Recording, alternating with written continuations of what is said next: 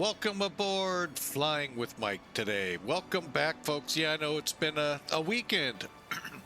Last flight was with Clipper Pan Am out of Shanghai. Today, we're going to do something a little special.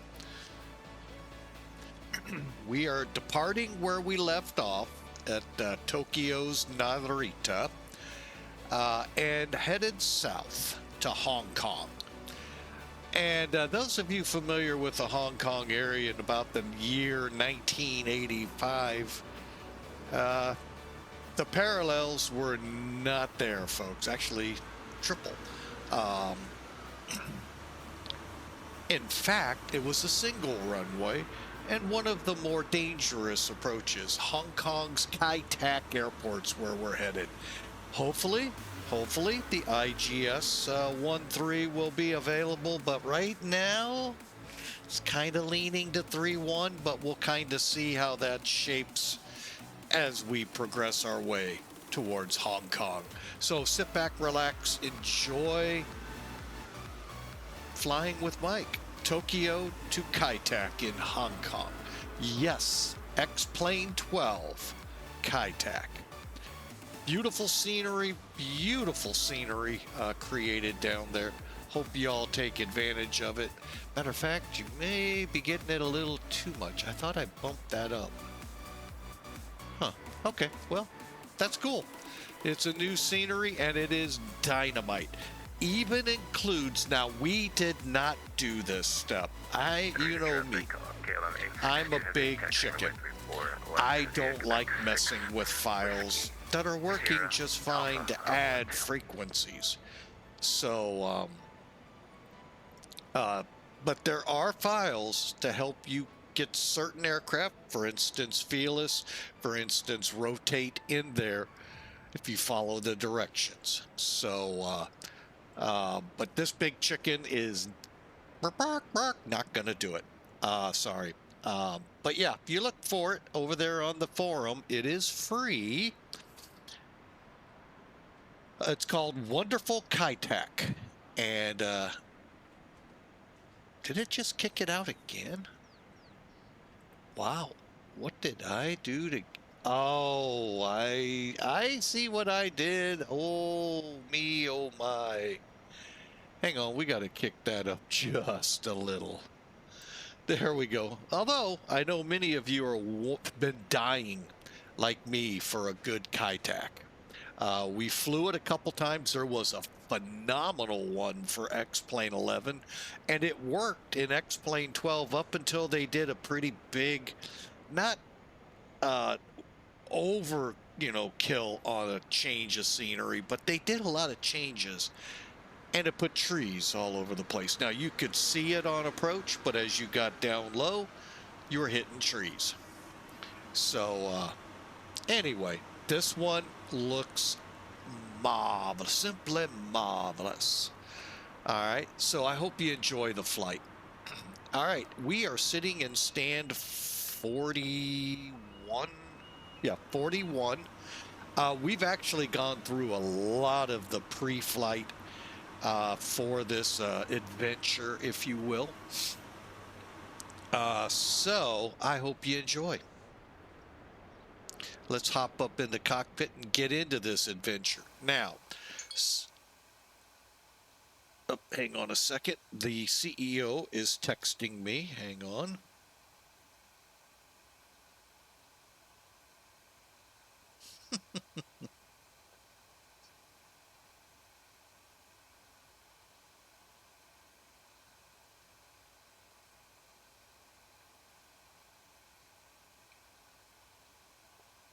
All right, sorry about that. It is Martin Luther King Day here in the United States, so the little one's home from daycare, and the wife and daughter, her mother, are off, and they're off in the very frigid day here in St. Louis to do some activities with her.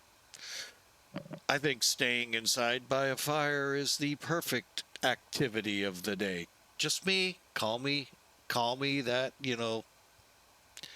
sane one.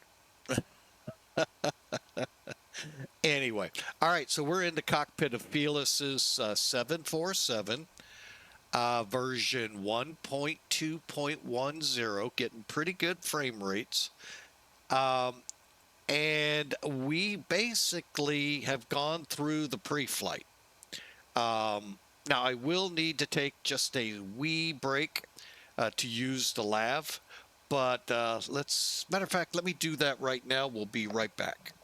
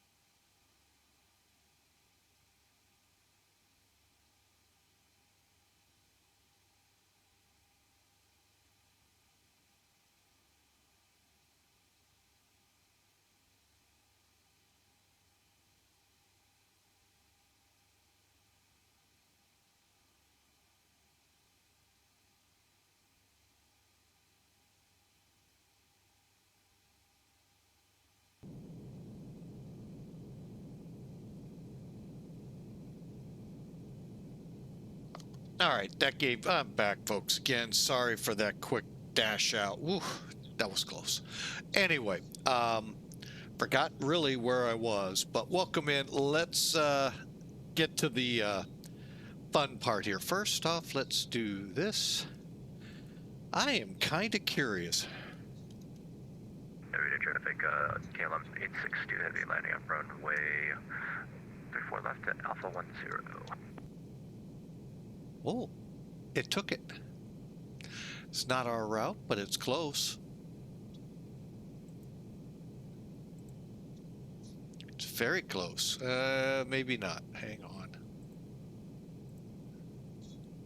Oh, it took a different route. Okay. A little different, but we get eventually on it around here, so it'll look weird. That's okay.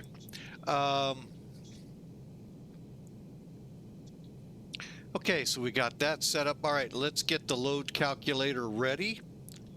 We're going to pull away from it. Ooh, we got more traffic here. Hang on. Always like looking. And we got an Emirates. How about that? Model matching right on. Not. All right, so let's bring Sim Toolkit in here, brief this flight out. Oh, now VATSIM's working. Go figure. Now it works. It wasn't working a day or two ago. Oh, man.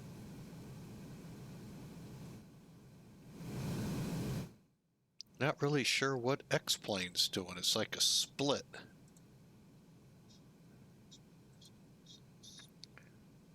like left and right, only in one ear. Not sure what's up with that. Not sure how to correct that, so we'll work with it and see if it gets any better or worse and different when we fire up and go from there. All right, bear with me just one more second here.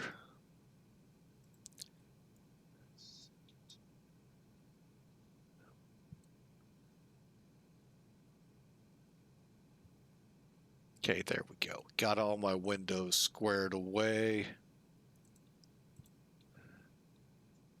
Might as well take advantage when you can.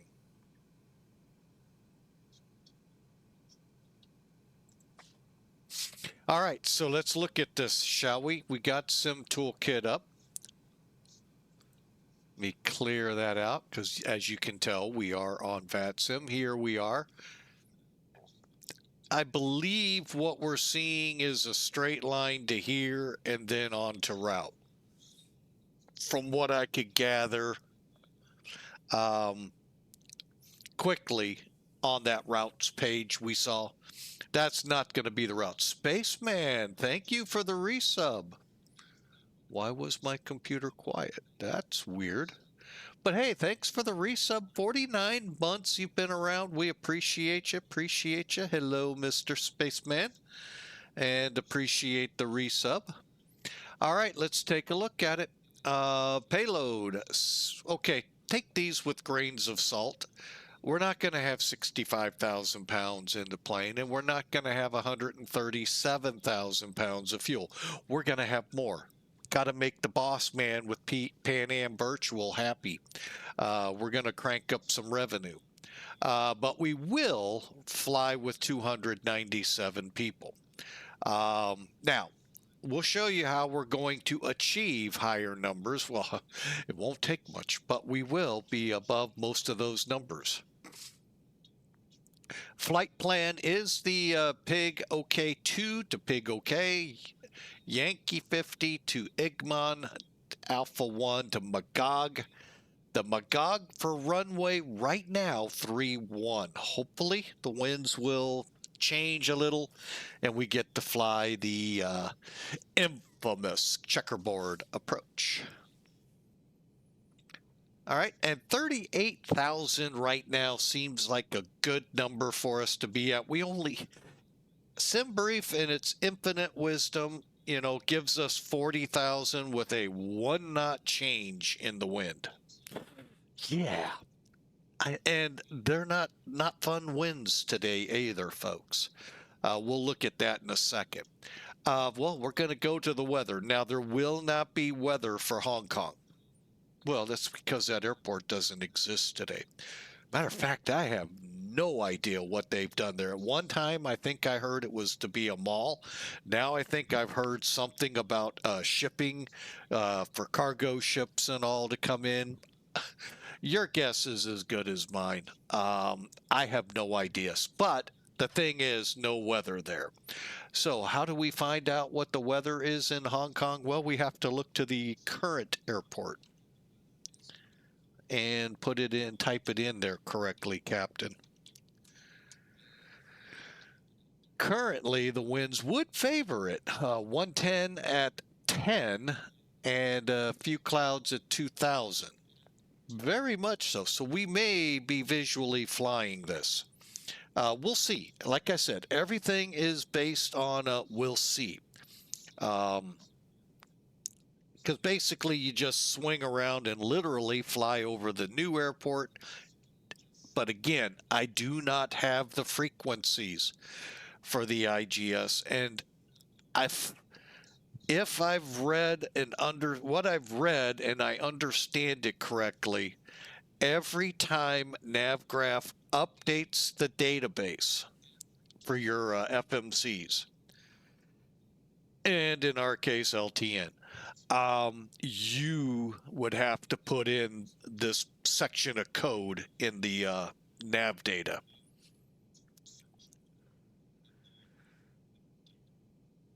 Again, I know the other sim has it, I believe, functioning in some capacity. Either maybe they've made it a default airport. I don't know. I mean, not default in that it comes with it. I mean, somehow default where the frequencies don't change. I don't know. Um, so that's another reason I haven't put that portion of the file in here. So we'll get her there. Don't worry. That we can do. Used to be I had to file to the old airport and then put fixes in to run it down the line and then back to the airport. So this is better, I hope. We'll see. Anyway, that's why no weather here. So, but here in Tokyo, north wind at 4, unlimited visibility, no sky conditions. Well, yeah, it's just after midnight and the guy doesn't want to stick his head out the window. I'm kidding. It's 6 degrees though in Tokyo at 43 degrees. Don't know why, it's not bad outside.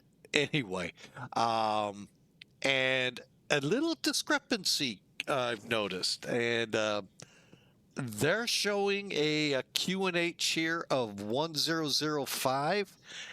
If you go to the X-plane map, no, that's still a heck of a drop in 12 hours. Because I'm running about 12-ish hours early.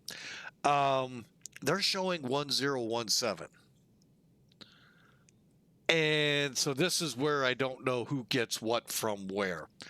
And so we're going to go with this number because if VATSIM comes up, that's what they go by. All right. Now, we were going to talk about the winds. So I'm going to bring in SimBrief here, go to our flight plan. And basically, you all know this quite well. Now, one bad thing, and I think it's VAMSys that did this, Spaceman maybe might be able to shed light later to me. The wind charts aren't available. However, you could come up here. Is it this one? It's this one. Find the winds, and it could tell you what you're at, and then you pick an altitude. See if I go down. See there, you can already tell they're cooking, folks. They are outright cooking from the west, and they aren't using grease. So, and they're not much better at 32 because I thought about it. So, but at 38, I mean, they're still not great, but we can, get around it. Let me get in here, undo that. All right, but here is another place. This right here, average wind. West is 270, so we're out of the west at 101 knots. Told you about this Friday out of Shanghai. Incredible winds going west to east. Help you out big time. We got in 50 minutes early. Not so the other way. They're very unforgiving the other way. So that's what we have as an obstacle, and that's probably why I won't bump up 2,000 feet. All right, so we'll just hang at 38 and see what, how things fare out. Oh, and if you want to see down here in Hong Kong, yeah, looks pretty decent, doesn't it? All right, so let's get to work, shall we? Oh, what a day. Oh, by the way, yes, I did remember. We are in beta 3. I can already hear X-Plane guys going, oh God, now what? Now what's going to happen? When beta 2 released, just about everybody, I'm not going to say everybody, but a lot of people crashed the desktop when they hit fly now off the updater. I did. And it took about a day to get the plugins checked and the right ones in, the right ones out. So beta 3 is a little more forgiving. That tells me we're, they've, my big question that I asked last week, I think it was, what's going to happen when this goes to release with that beta 2? Well, beta 3 is giving us a little hint at that. They did the shock and awe, if you will, beta 2. Now we're getting, how it's going to tell us. And little easier, especially since it's still working, than crashing the desktop and not working. So, but I've been told by several people now it was something needed. So, and we needed to go in, X-Plane needed to do things, and we, the user, needed to do things. And get kind of, sort of, maybe on the same page. We'll see. But anyway, that was then. Today is today. And we are going to start loading this airplane. All right, again, we're going to the load keyword calculator. Take it for granted. Calculator. The refuel and payload does the actual load. Okay, this calculates it. All right, first thing on the agenda, we are flying, hang on, 1,712 miles. Now, it only updates in 50s on the distance. Now, it's not the same on all of them. So let's get up here to 17. I'm going to go ahead and put 18 in. With such a wind like that, every bit of padding we can do is best. Okay, we got a tailwind, so we are, or I'm sorry, a headwind, minus 87. Let's take her up to 90. Our alternate today is Gwangju. Those of you who fly FedEx VAs, that's a hub for FedEx. If you didn't know that. They still hit Hong Kong per se, but they kind of moved a lot of it a little easier to get in and out of up in Gwangju. Now, I don't know weather-wise whether you get the same deal or not, but traffic-wise, oh yeah, Hong Kong International, big-time traffic.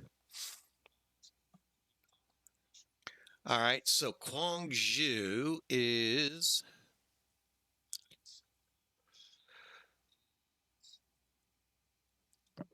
156 miles away. So we also get 50s here, but we'll take it up to 200. Put my normal 10% in and at least 30 for taxi.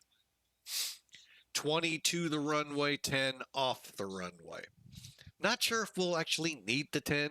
Unless they got to come out and get me with the boats because I ran off the road. No, I'm with the boss here. I can't say that.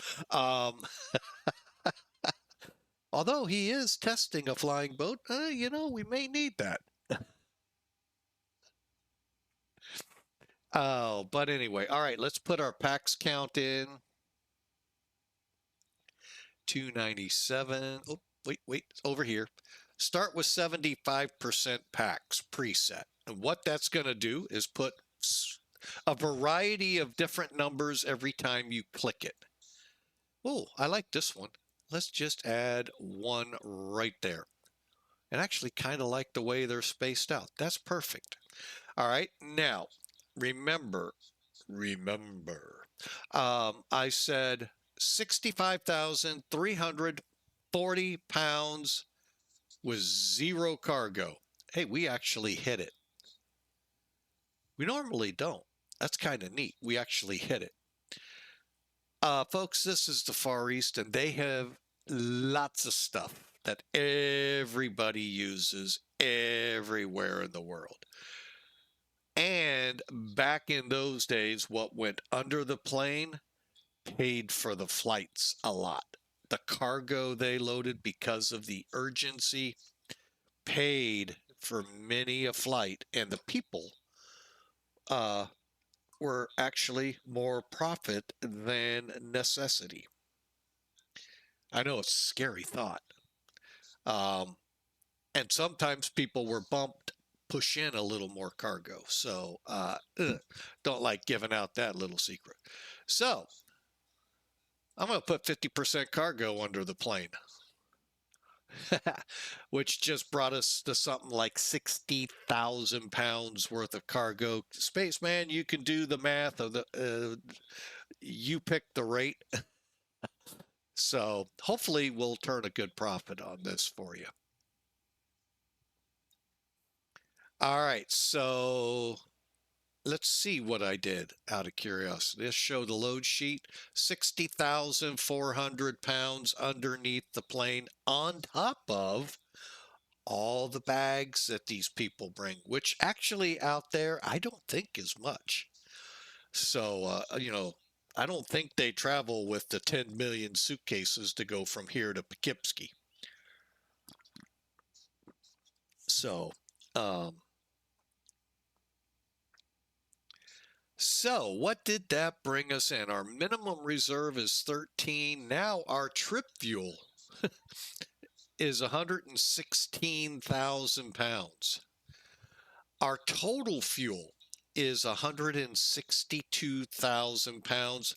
Granted, we were I should have done this. Well, actually, I could. Hang on. 0.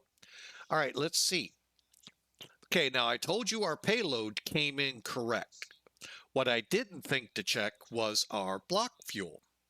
Block fuel SimBrief put in was 137,110 pounds.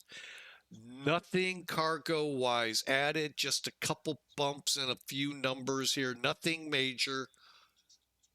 And we're at 150,000 pounds of fuel. That is 13,000 pounds more than SimBrief without cargo. And you see the goose egg here for cargo. I bump in 50% and we're up to 162. So we're pushing a lot more fuel to get through, and I might actually get a little more, but 1850. All right, and what I'm doing is, oh no, it actually takes it, never mind, it takes it all into account because you give the wins, the alternate, and the contingencies all right here. So theoretically, we should be turning a profit on this one. We'll see. I don't know how VAMSIS works in what the aircraft actually flies with, but in the real world, yeah, they probably were turning a profit on this one, and a pretty significant one. All right, and then there's your CGs. Now, we have the calculations made. Now, hit the little home button. Now we can refuel, throw 128,650 pounds in the tanks, and that will take a while. I will do it instantly. Poof. I Dream of Jeannie just nodded her head and it just happened. And now we'll go to the payload page, click data sheet, and you can see we have 297 peeps to load aboard, 60,000 pounds of envelopes, and we're going to currently say we have a crew of 16. I don't know if that updated or not. We're going to go ahead and board and load real time. I believe the crew will stay the same, but the passengers, you'll see when it reaches 297, we're ready to go. When this hits 60,400, it too is ready to go, and the cargo doors will close on top of it. I love it. And one less step we have to do. All right, now let's get back to the fun stuff, shall we?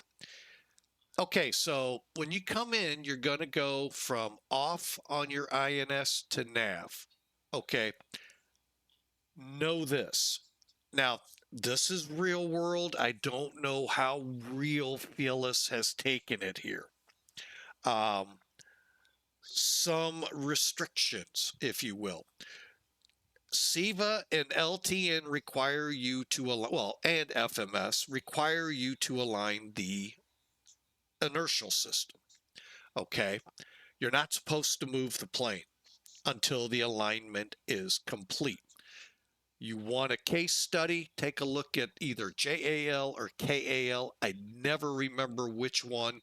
One of the AL aircraft, and it's not American, 007, that got shot down over Soviet Union territory.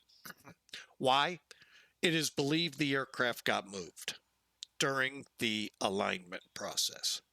KAL. Thank you, spaceman. Like I said, I always get them mixed up. Granted, they're 700 miles apart. But anyway, very tragic. Another thing that many of the airlines won't do is even load people or fuel during the alignment. No chance of that plane shifting. It turned into a real scary time there for a few months.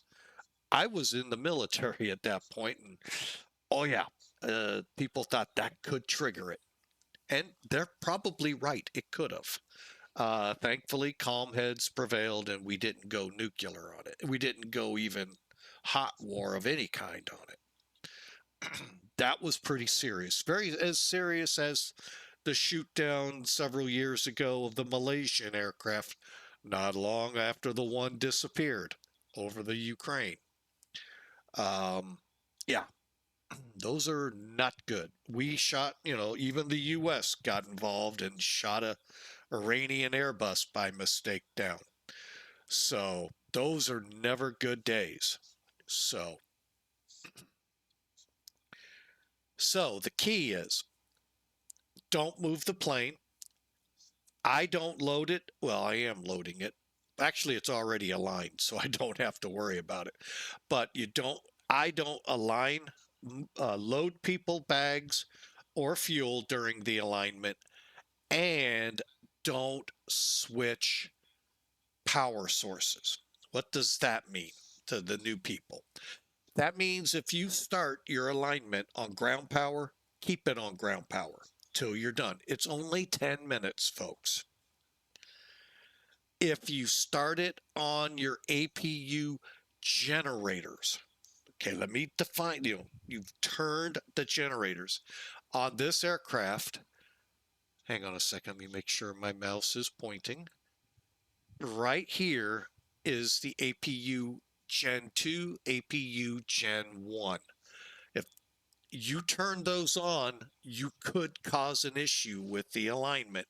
So it is recommended stay on ground power. If you're on it, 10 minutes later, once it's done, you can then bring the APU gens on. Now, this is not like Airbus. Airbus, you got to be really careful with. They'll automatically engage. So it's recommended probably don't touch them. Don't touch the APU unless you do it prior to the alignment. Now, you could turn the APU switch off. Yes, you could turn that gen switch off. But just don't start it. Now, since like I said, are done, we're going to go ahead, kick the APU on.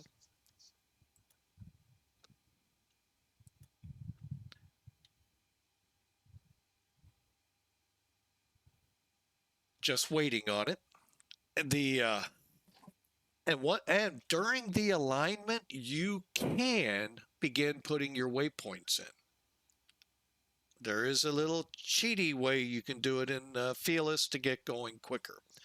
There are 40 fixes currently on this route, and it does not have a couple of other stipulations I'll talk about in a second. All right, looks like the APU is now available, so we'll close the top.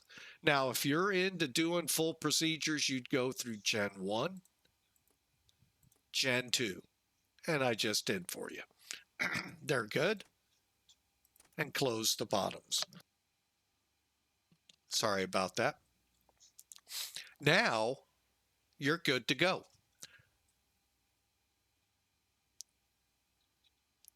However, you can't get rid of the external power that easy. As I've read through the Felis notes, as I understand it, you can't get rid of the external power as easy as before. By the way, we're halfway there. If you come here, you can't disconnect because it's jetway power. If you ever looked at the jetways that connect the planes, there's cords and hoses that go in. That's your ground power and your ground air sources. And to help warm the plane so that not big, but guzzling engine in the back end of the plane isn't sucking fuel down.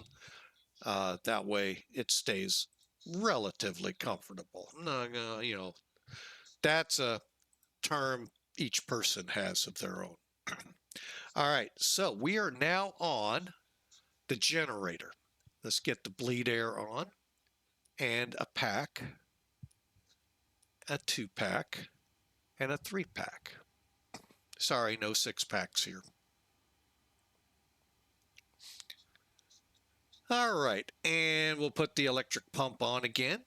It does turn off when you go from source to source. And we're now ready to turn our attention. I've got all of this taken care of.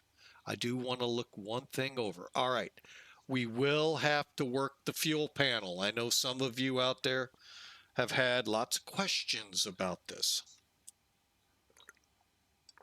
Running into issues where 2 and 3 are empty, 1 and 4 are going, but yet, you know, you've had to use your cross feeds. How do you keep from having to, from that happening? We'll show you. All right, and we won't be doing it until after takeoff. I'll tell you that much right now. All right, now we talked about this INS.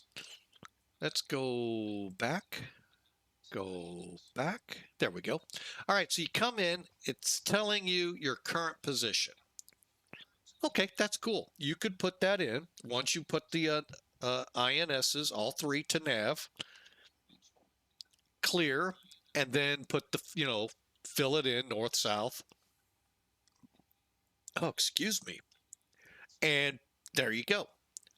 Now, here is something to file in the back of your mind. You have 3 different types of navigation systems on this plane. SIVA. SIVA is a very draconian, I'm going to use that word and probably people go, it's not that bad. Yeah, it is. It is 9 fixes only. Not 9 fixes in this box, 9 in this one, 9 in the one below. 9 total fixes. As you progress down the line, you add coordinates in of your flight ahead. Trans-Asia flights, I'm here to tell you, they stink. You've got to, don't plan to sleep while you're flying from Hong Kong to Amsterdam. Just don't plan to sleep because you got to be putting fixes in. All right. I know many of you did. I did, but it was because I was on SIVA Rocks. The spaceman says, you're crazy. It's very draconian. Sorry, folks, it is. You can only put 9 fixes in, and they can only be lat-long coordinates. You cannot fly RNAV approaches unless you have those fixes. Lat-long. And there's a few other things to it that why I call it draconian. LTN moves us out of the draconian age and starts getting us closer to the modern age. It isn't modern, but it's getting us there. The FMCs with the nav displays and all, now you're getting into the modern days. That's after LTN. LTN allows 98 fixes to be put into this one unit, and I can pass it along to all the other 2. which I believe you can do in SIVA in some way. But you can only do 9, and there's no way to add beyond 9. 2, you can do RNAV approaches. I'm waiting for it. People are saying, no, you can't. Yes, you can.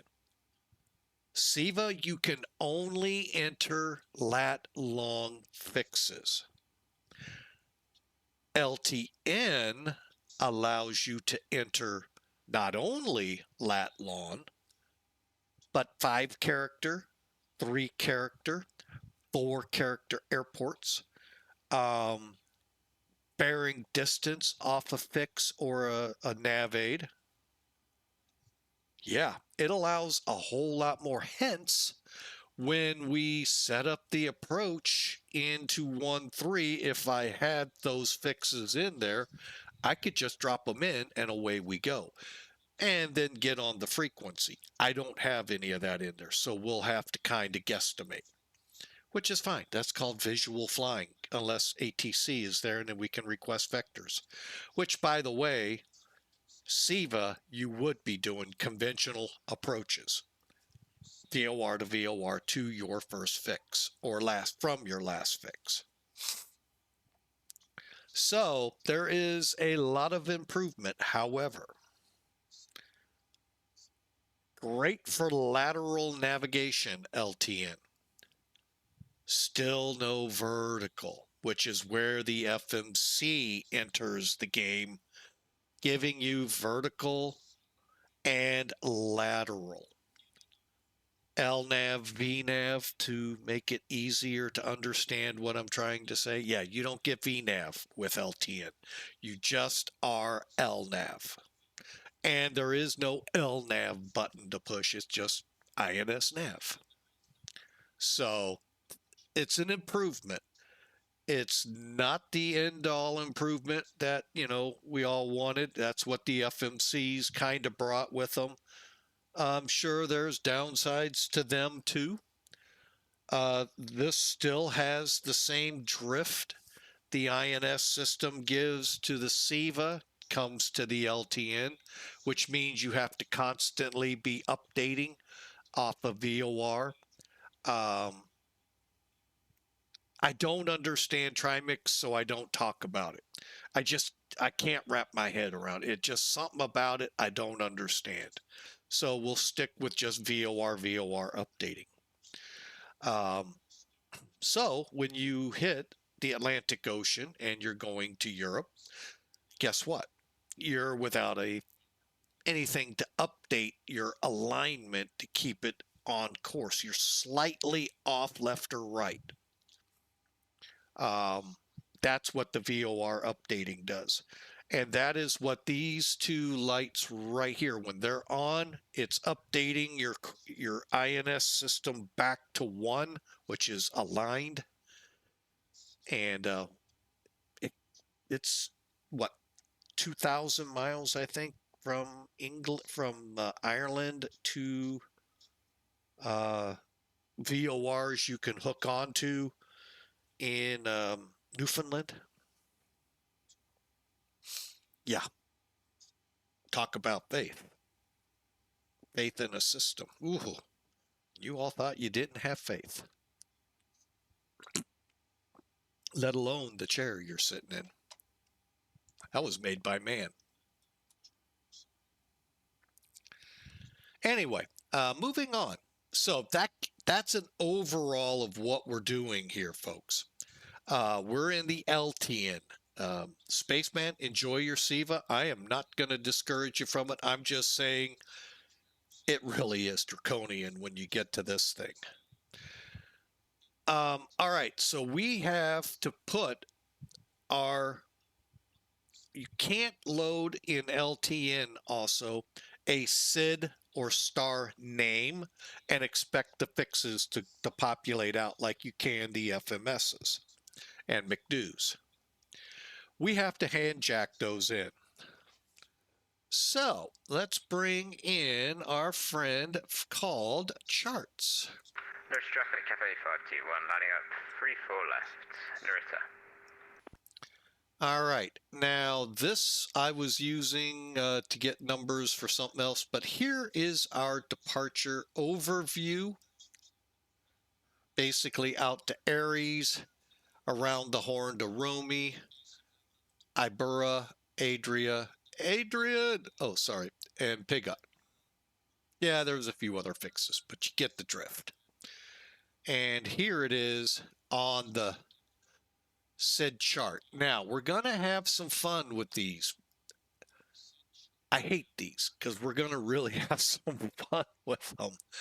All right, so let's enter. Actually, you know what? Clear. Clear. And we're going to put in Aries. That one I can do. A. Where are we at? Romeo, Romeo. Where art thou?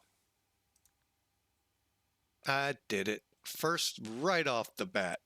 Okay. AN button here, alphanumeric. Alpha, I think we all know is alphabetical, is your ABCD. And if you have kids, let them continue on. And then numeric are not only the numbers over here, which, by the way, very similar to making you think you just clicked I like I did.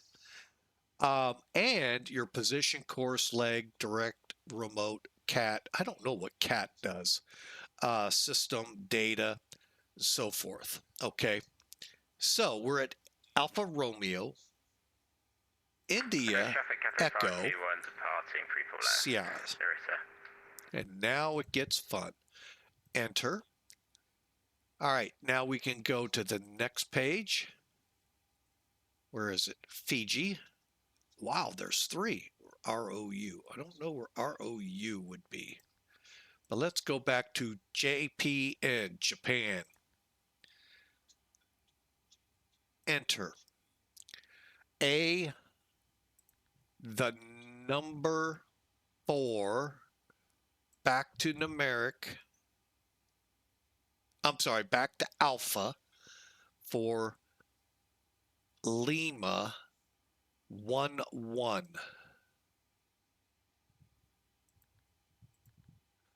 Enter. That is wild to me. Enter. Same thing, alpha 4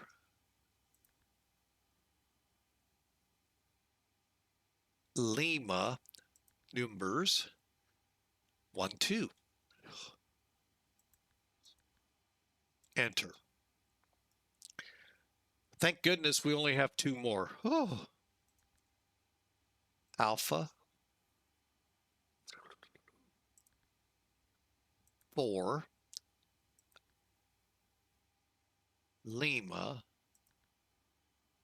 1, 3, is it? Yeah. And then enter, enter, alpha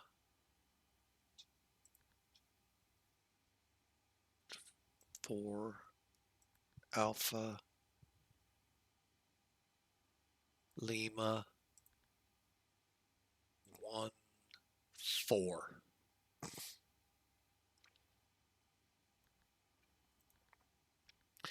Phew, thank goodness we're back to decent ones. Rooney.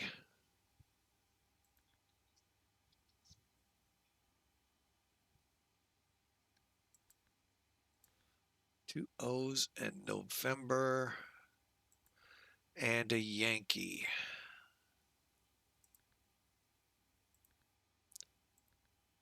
K. Ibera. So that'll be India, Bravo, Uniform, Romeo Alpha.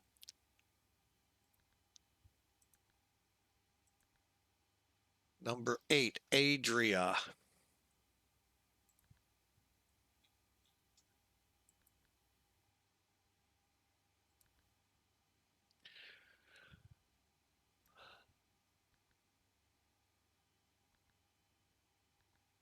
And finally, Russo, or Rosa.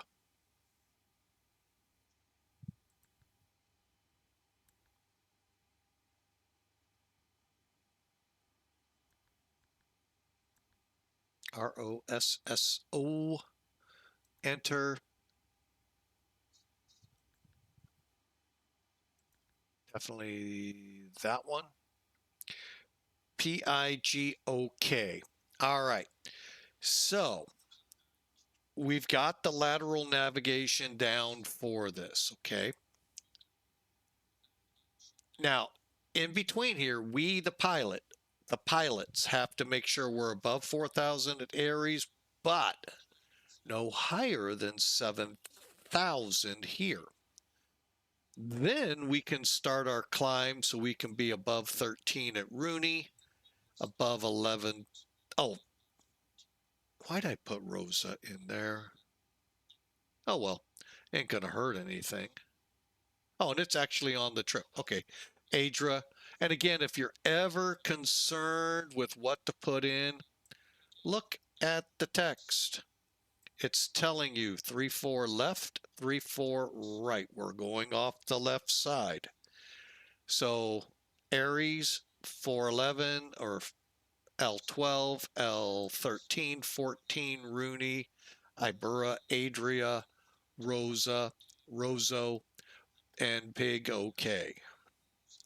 Key at or above 20,000 by here. You're in charge of that, folks. So it's your job. That's you, the pilot. You get to do that pilot thing, as Goose said in a famous movie.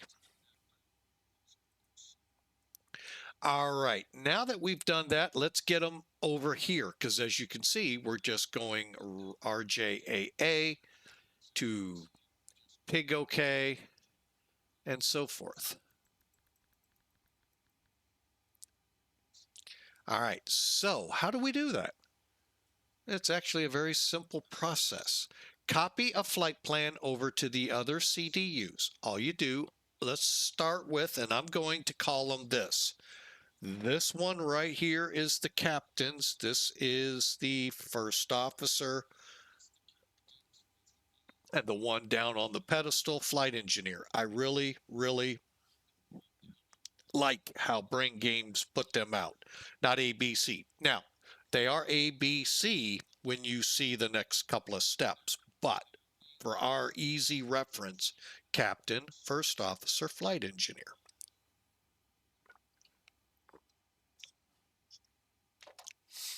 Okay, so they said click remote. This will be the master, the captain one. Click the up arrow, enter. Now come over here, and I know it's very hard, so I kind of cheat and use the other one. We'll make this the slave. Same with this one down here. That son is a mother trucker at this time.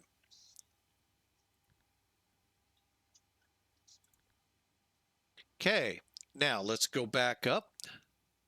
Let's hit enter. B and C, B and the one below is C, are ready. Enter. We start transferring now 46, 47 fixes, all of them over there. Now, as we get closer to Hong Kong, say about an hour, hour and a half, we'll recheck weather at the main airport today, see how it is, and then judge which runway to go on. Currently, we're lined up for 3-1. And that's basically going to take us, I think, to the initial, and then we shoot the ILS in. I think. I haven't really verified off the PDF chart I have.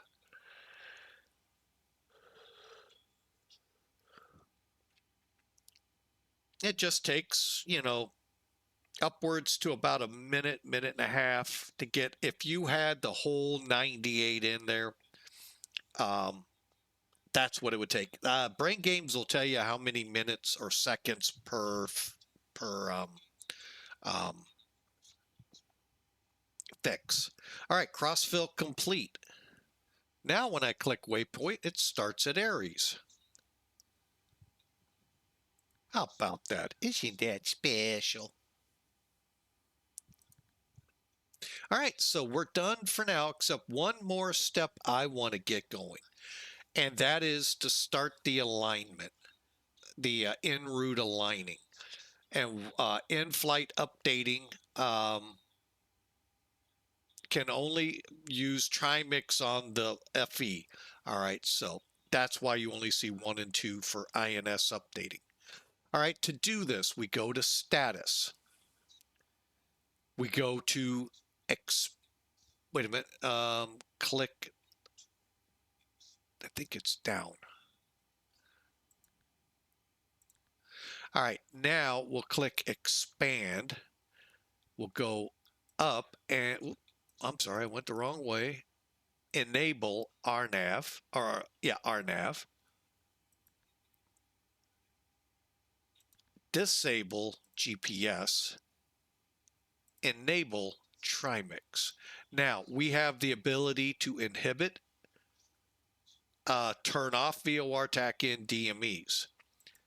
Now the key here for an update, you gotta be in the strongest portion of the signal. Many of these signals will reach out nearly 200 miles. But until you get to about 180, 160, they won't pop the green light. They may get lower. So it's a fun game. And expand.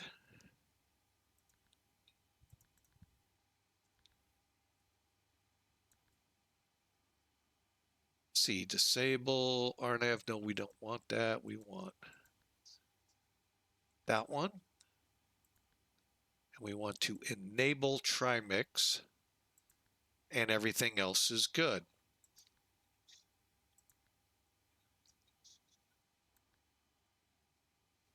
Then we'll come down here, do the same thing. I don't know why it says I can enable it when it can't. Oh, I know why. Enable. Now you notice I can't do anything with VORs, TAC-INs, or DMEs.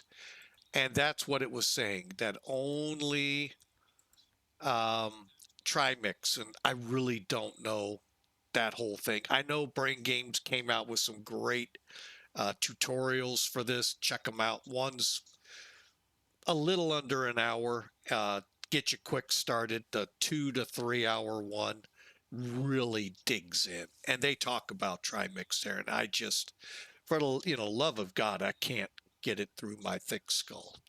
But that's all we need to do. We're about ready to go. Let's head back over here. Oh, once you have a quick align feature, and that's exactly what it will do.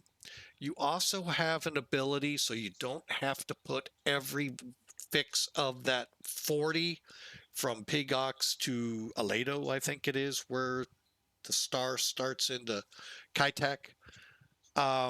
It'll put the big ones in, and then you just have to pop the littler ones. And that's go in, you'll come in obviously here, and just look, be careful, make sure you choose the right one.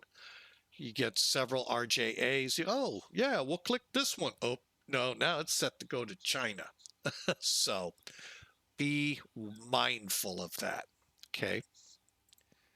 All right. And finally, we'll look at our payload. We're done, ready to go.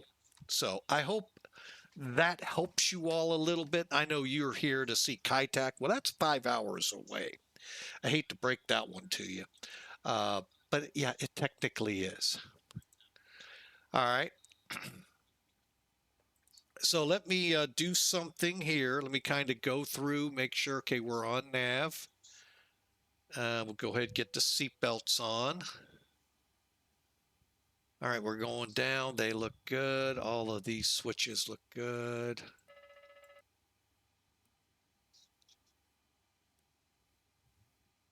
Okay.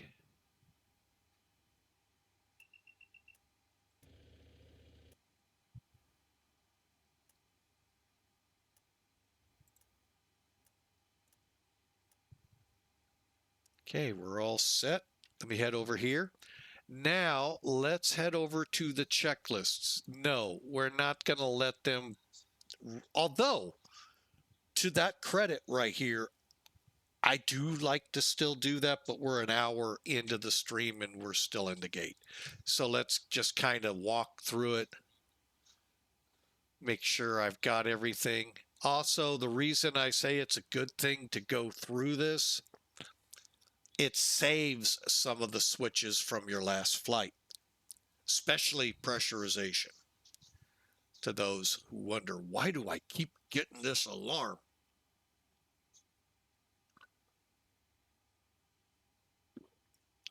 It's a good thing. Don't get me wrong.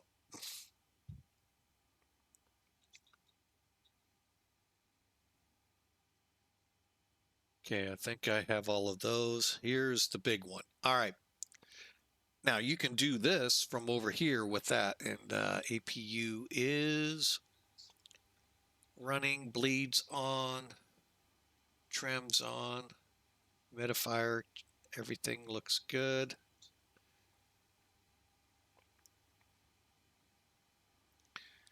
All right. Sorry, I got to read it over here. Fuel panel set, pressurization control set, bleed controls not on. See? You would have a very tough time getting started here. EPR computer.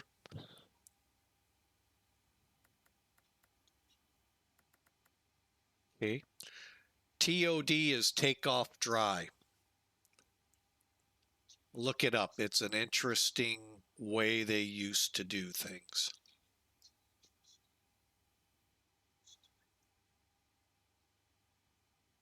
All right, hydraulic panel set, and we're set. Let's go back to status and waypoints. All right, 22.8, all set radio-wise. Standby, standby, okay. All right, and ADPs are off next after start.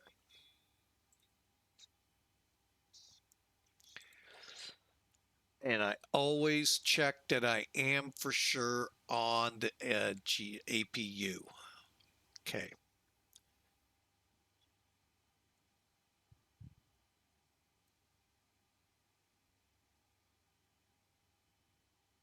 Why? Because as soon as that jetway goes, ground power disconnected. that's why, and you would go dead.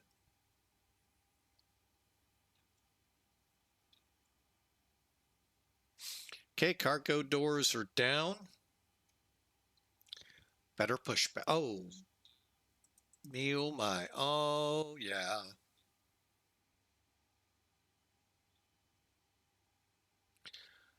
Okay, getting VAMSys fired up.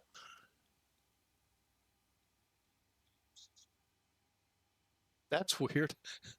Wonder what that's all about. UDP must be the plugin. Huh. Interesting. Start. All right, we are ready to go. ACAR's up and running. Clipper 21, pushing back. Let me do it this way. Tokyo traffic, Clipper 21 heavy, pushing back, stand 41 to face towards, taxi to 31.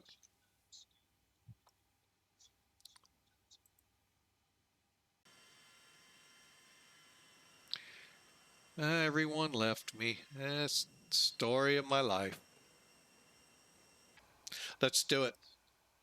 Better push back. Ground to cockpit. Please show me where you want to go.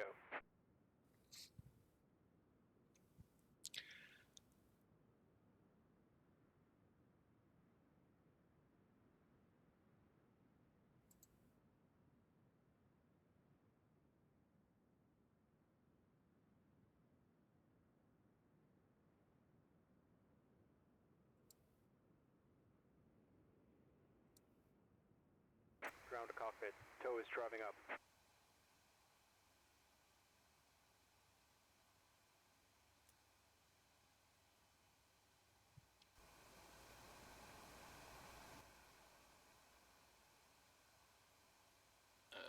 gentlemen, this is your captain speaking. On behalf of the entire crew, welcome aboard the Boeing 747 class. Okay, all doors We and will depart hatches are shortly closed. after we have our Ready to clearance and connect. the cabin crew is finished with their preparations.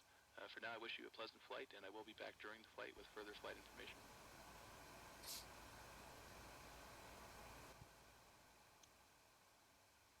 Cockpit to ground. Remove the chocks.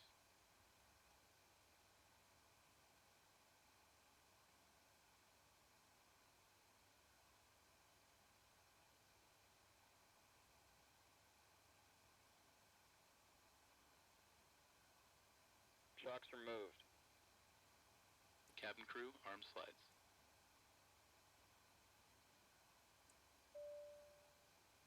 All doors are closed and armed. Ladies and gentlemen, this is your chief flight attendant. So connected and bypassed and in service. Release parking I brake. wish you welcome aboard. Please take... Okay, you ready? Push them back. Parking brake released. Starting pushback. And you may start engines.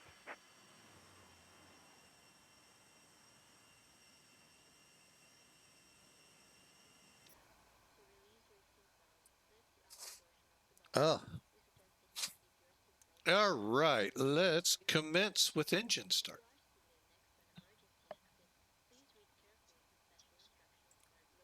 Ready to start the engines. Ready for engine start.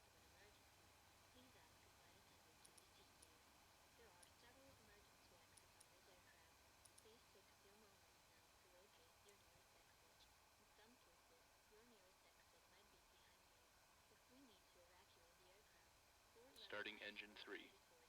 Starter valve open.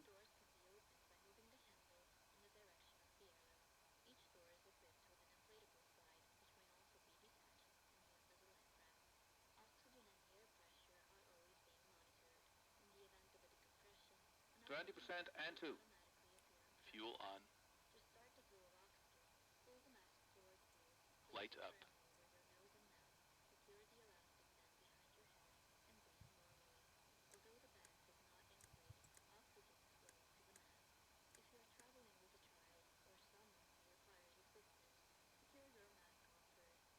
Starter off.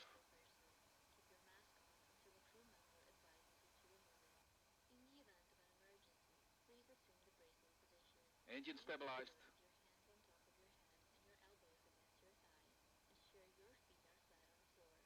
Starting engine 2. Starter valve open.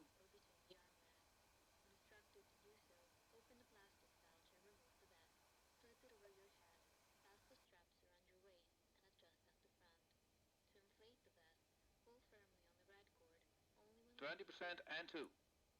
Fuel on. Light up.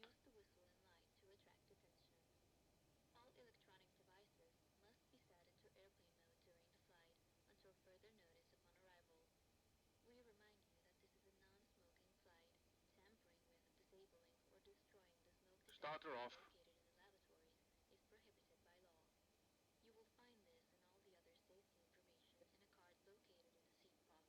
Engine stabilized. All right. Starting engine 4. Starter valve open. Operation complete. Set parking brake.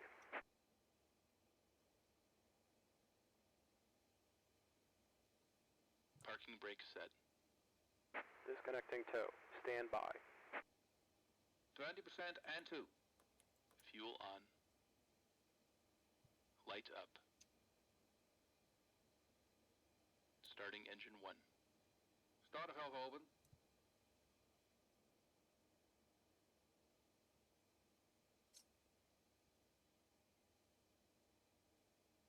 Starter off. 20% and 2. Fuel on. Engine stabilized. Light up. All right, we got all 4 going. We're just waiting for number 1 to stabilize.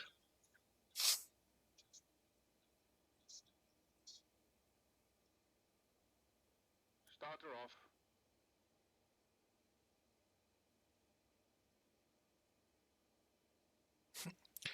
Oh, Disconnect man. and bike capstan has been removed. Hand signal on the left.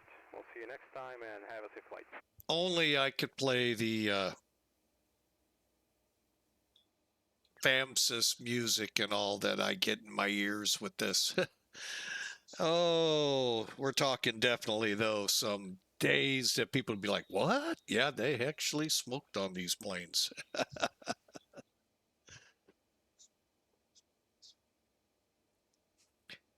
Great feature, though. Great feature there, Spaceman. All right, we got them all going. Let's get over here. Get them on the gens. Okay, on the bus. Now you see the APU has been deselected. We'll turn the bleed off and stop the APU. And then start bringing in the air. Now, I am going to run the checklists from here out as best we can. Oh, wait, before we go much further, hang on. Let's plan flaps 20. Okay, takeoff runway here at Navigraph, I think is 13,100. Okay, and these are 100s. Whoops, wrong one.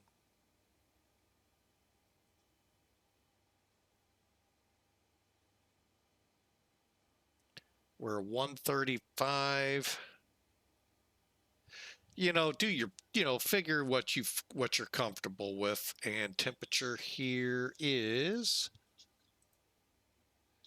4 degrees Celsius.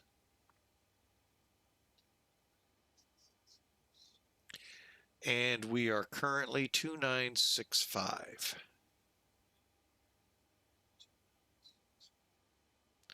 Winds 2704.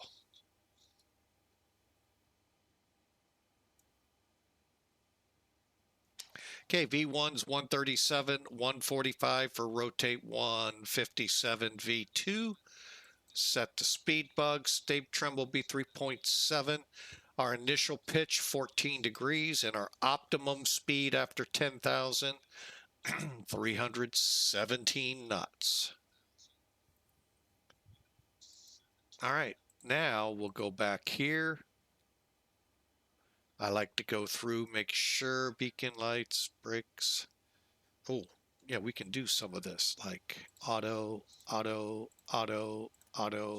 close. All right, we're good here.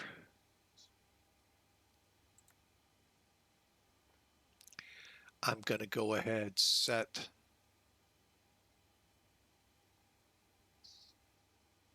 Okay, and here we go.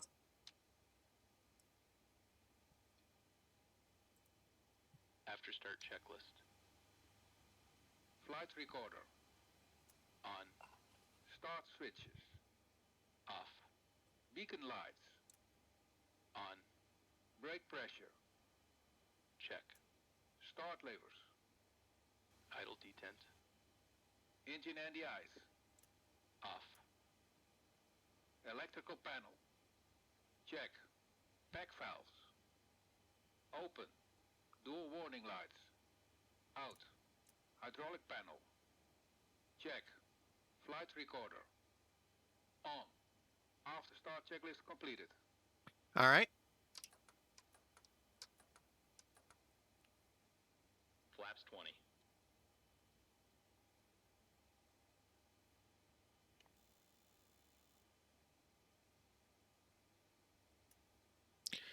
All right, and now what I like to do, bring in the yokes. Do my quick check.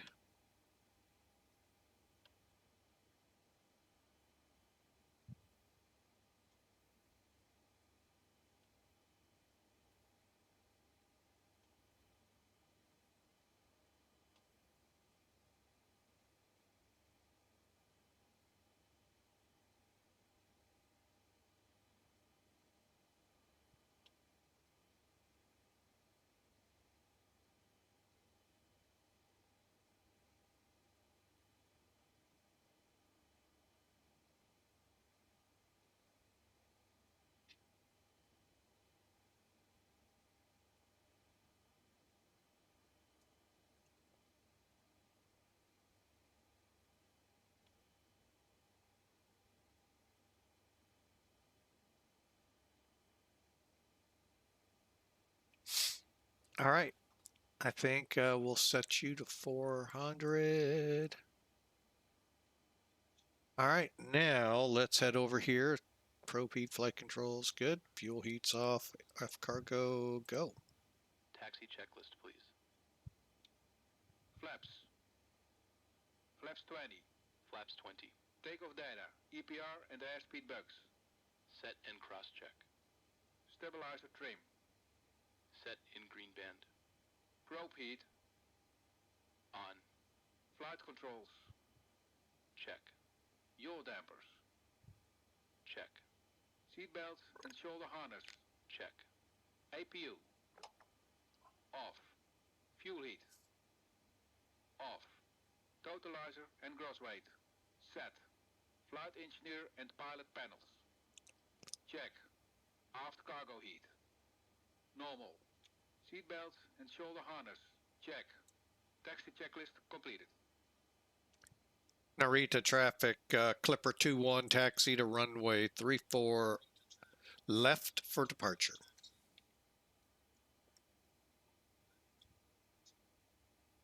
Parking brake released.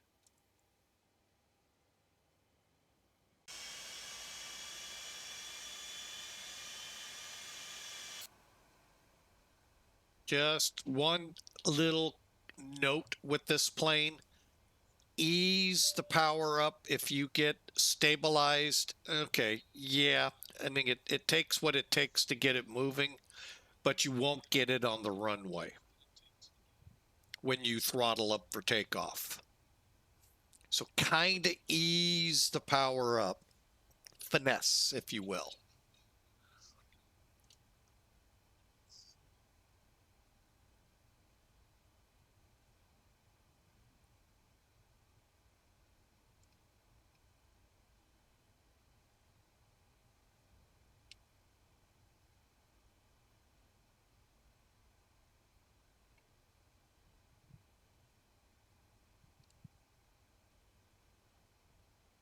And of course, for the most part, you have to pass up your line you're turning for just because of how high up you are. It's just the way perspective is in the plane.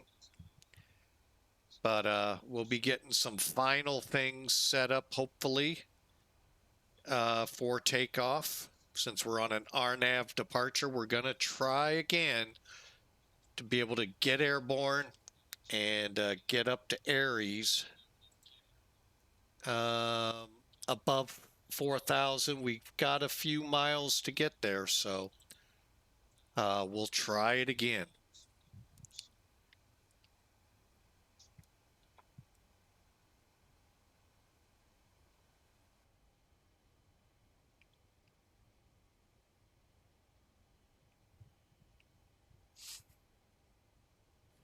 And just realize, just because your nose goes over that yellow line on the other end of the taxiway does not mean your nose gear is. It's literally right below you.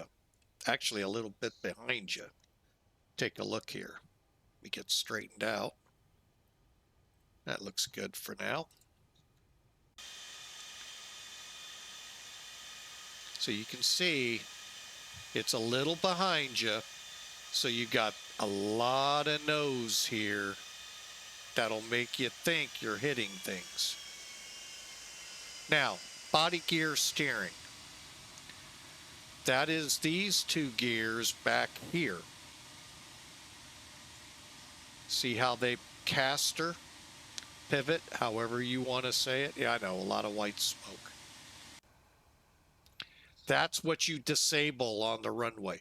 Very helpful for turning this big pig on the ground. When this airplane came out, airports were built for 707 DC-8 type aircraft, not these behemoths called 747s. And to help save wear and tear on the tires, plus help them around the turns by kicking those over. Think of a hook and ladder truck. You ever seen that fire truck with a, it looks like a semi tractor, then a big ladder with a guy that steers it in the back? That's in essence what that is doing there. It's automatically turning to help make the aircraft turn tighter. Try running one of those things down some streets of the big cities where they park inches of literally what looks like inches apart from each other on a road and a car can barely fit through. That's how they get down. Is that guy in the back is steering the rear so they can fit through. And he can do some fun things from back there. Let's just get real. If you can watch some of the videos out there of them, there's some fun things they do.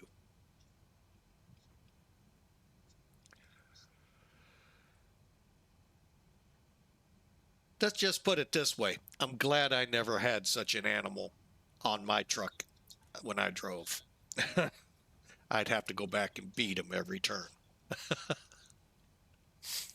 All right, we're getting down here, so let's get down here. We'll go to EPR.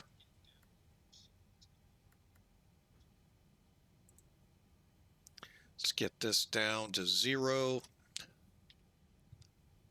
And let's go ahead, start down. Okay, I got one more step. A little quick switch right under the word ignition. You can turn them all on with one click. Cabin ready. Cabin crew, take your seats. We got a... Cabin crew, take your seats. Oh, did it twice. Wow.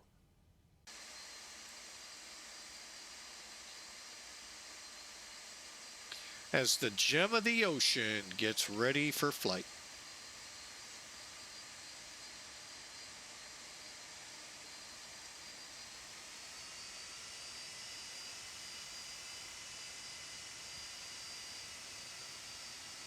Now the nice thing about Narita was built after this plane, so the airport was built to help it out a lot.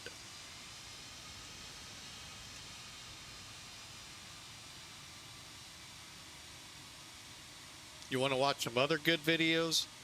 I don't know if they're still out there or not, but pilots learning, first-time pilots, when this plane came out, that were being spun up from the airlines they were with, learning how to taxi this thing. Remember, you're going from a story to 2 stories at the most in the air to nearly 3 stories in the air, trying to then taxiing a behemoth around these airports. It was some interesting ways they taught them. So some good, it was, to me at least, fun to watch. I'd like to have tried it. All right, let's do a couple things with the INS.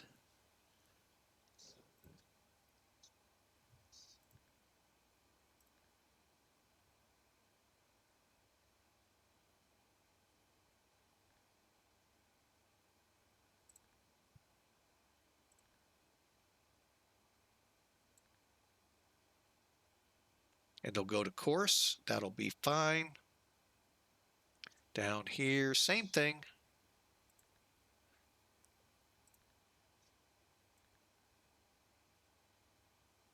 And I'll keep it on course too. And we'll just, I still haven't determined what's my best. Where am I on here? Here we go. Before takeoff checklist. Icing considerations. Check. Cabin alert. Check. Transponder. Check. Ignition. Flight start. Body gear steering. Damn. Good. That's where I want to hang up at. All right. Parking brake off. We are departing.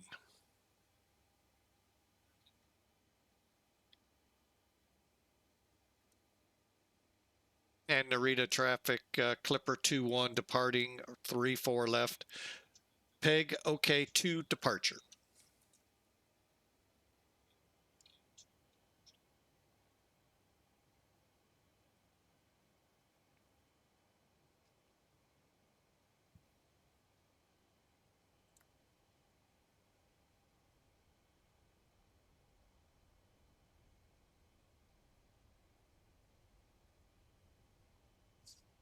All right. Get our strobers on.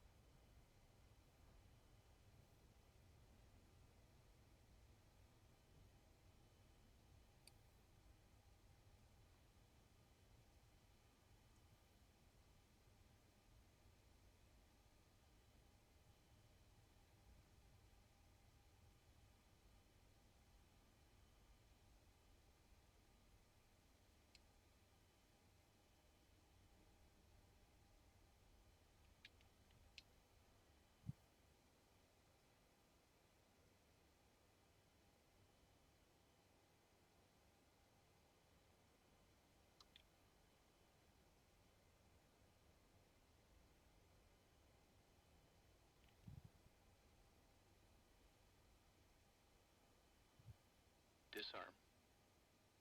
Back valves. This. Closed. Pressurization mode selector. Auto. Fuel boost pumps. On. Cross feed valves. Check. Before takeoff checklist completed. Stabilized.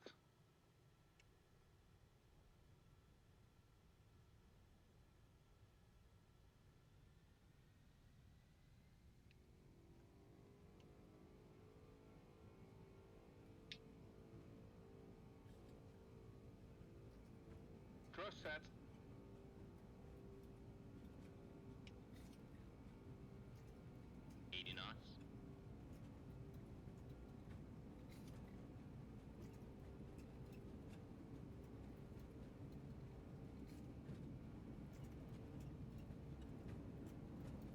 V1. Rotate.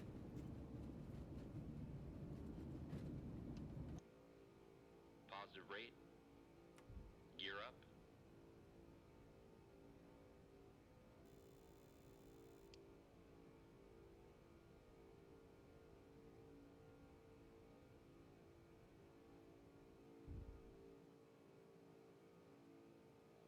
Gears up.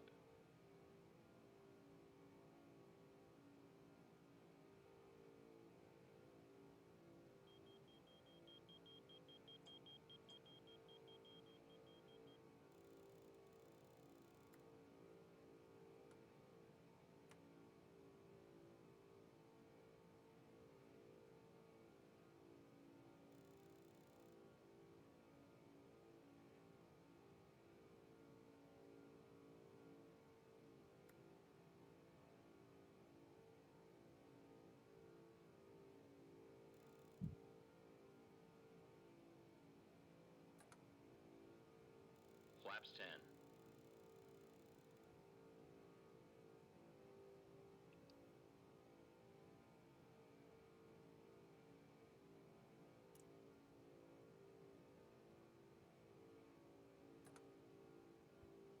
Flaps 5.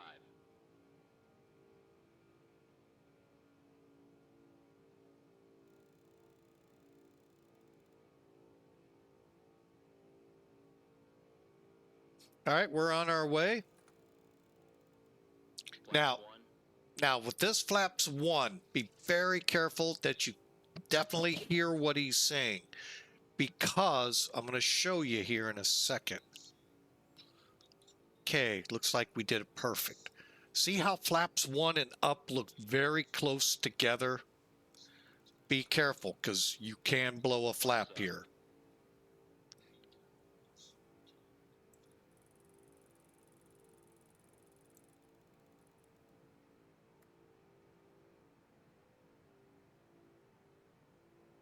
Also, make sure to turn altitude to select, so that way you get altitude select here.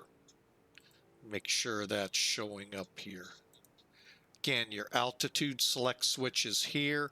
You want it to say altitude select. Otherwise, you'll blow through it. And radar contact, continue flight level 380. Actually, I'm going to go ahead and take the level off.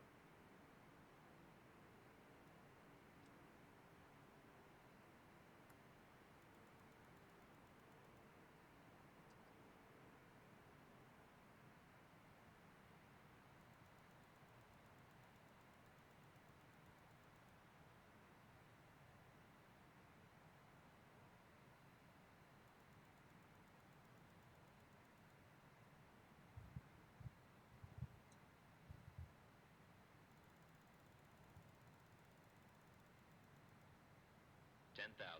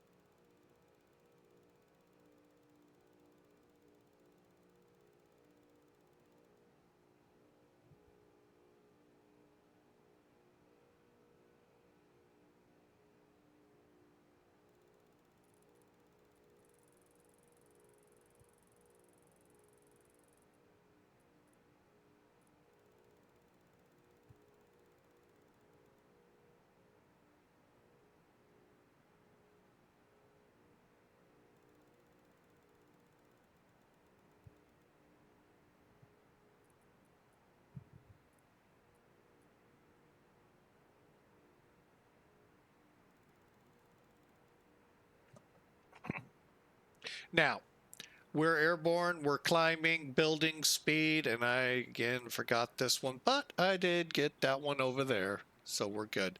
317, I think it said real quick. Yeah.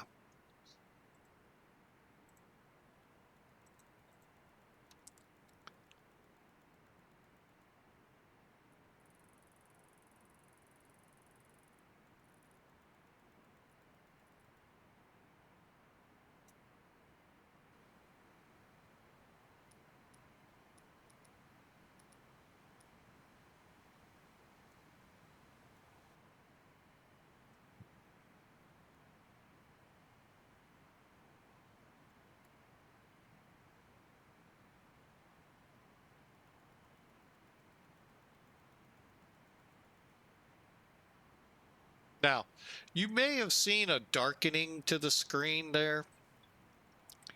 That's because the pack valves weren't opened yet.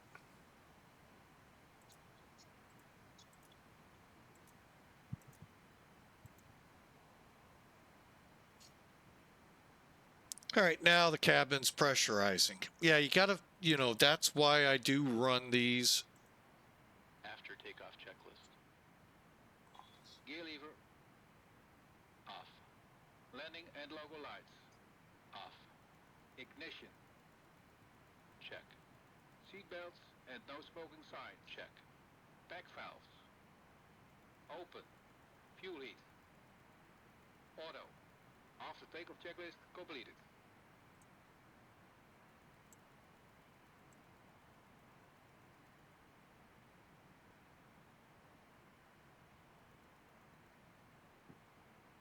All right, so we are on our way.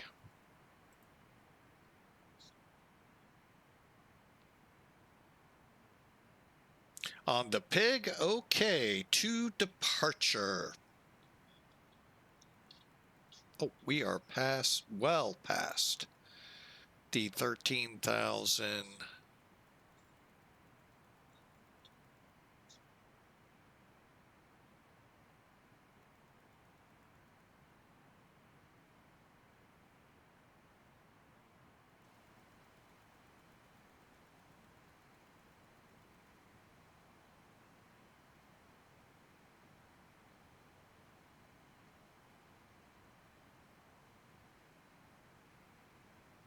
Okay, we're set for 39,000 for the altitude in the cabin, which will be a little over 6,000 feet pressurization in the cabin. So we are on our way, and about halfway through the departure, and we're on track, on time, for the most part.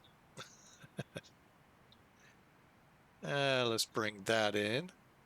Currently shows us 3 hours, 50 minutes out. Now, this technically is a 5-hour flight, give or take winds. Today, the winds will probably push us pretty good, but we'll see.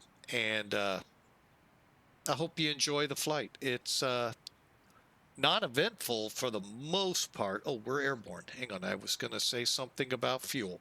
All right. So, first off, turn all of your cross feeds on. Now, turn your outer wings off. Now, you're all going, wait a minute. Where are they getting their fuel from? The two inner ones. They're fueling all 4 engines right now. Now, as we get to say 34,000 pounds in each, then we'll turn the pumps back on, turn those 2 middle cross feeds off, and we'll then maintain that spread. So if this time I remember to open the reserve tanks, they'll drain into 1 and 4, bringing their levels up. I forgot to into Tokyo.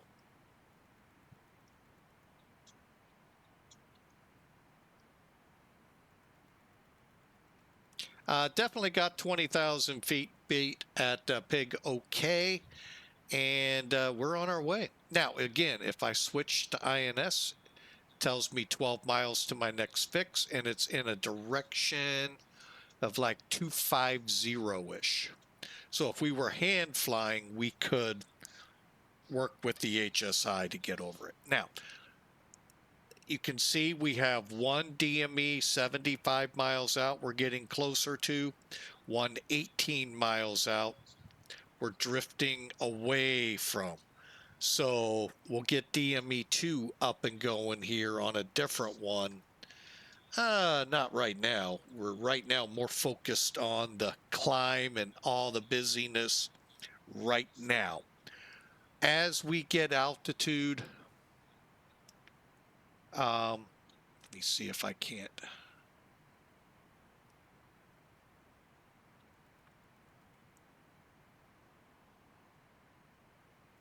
As we gain our altitude and all, then we can begin shifting more. Right now, we're on track. We're dead. We're aligned. We're in good shape.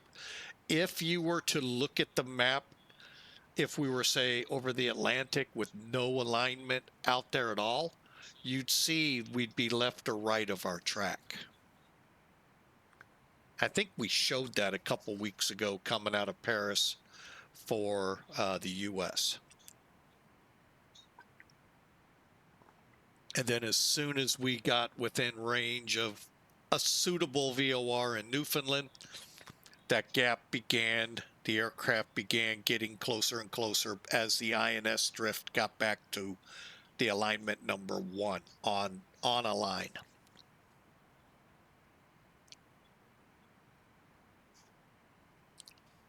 Little different flying these days than back in the old days. But some would say that's when flying was flying. Today it's managing, not flying. I mean, truth to both. They also crashed a lot more back then. So, you know, I can remember years where we probably had 2 or 3 major U.S. crashes in different parts of the country. Now, 1 or 2. We've had a spike, but overall, the numbers are way down from what they were. And even then, 2 or 3 in a year? So, I mean, respectively, it is really safer to fly than drive. How many car crashes do we hear a day in your city? Yeah, that's if they report them, and most news places won't, except during rush hour. And even then, maybe not.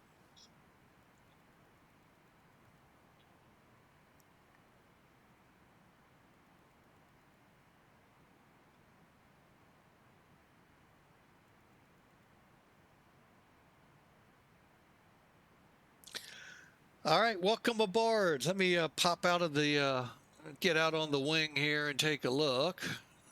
Okay.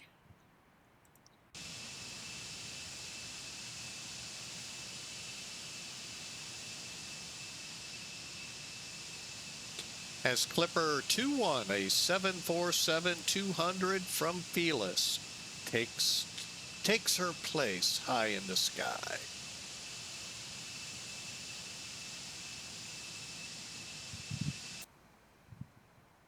All right, we are beginning to close in on 8.5, so I'm going to get ready to put us in mock indicated climb.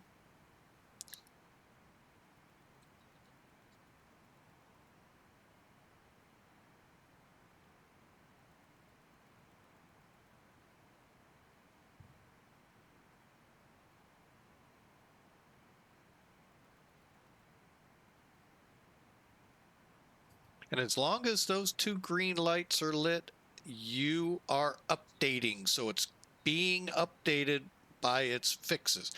Now, you can use VORs in your track. I try to catch them off the corners. So, you get that track where they're, coming in from different angles. To me, that seems, oh, we jumped over 8.5 pretty quick.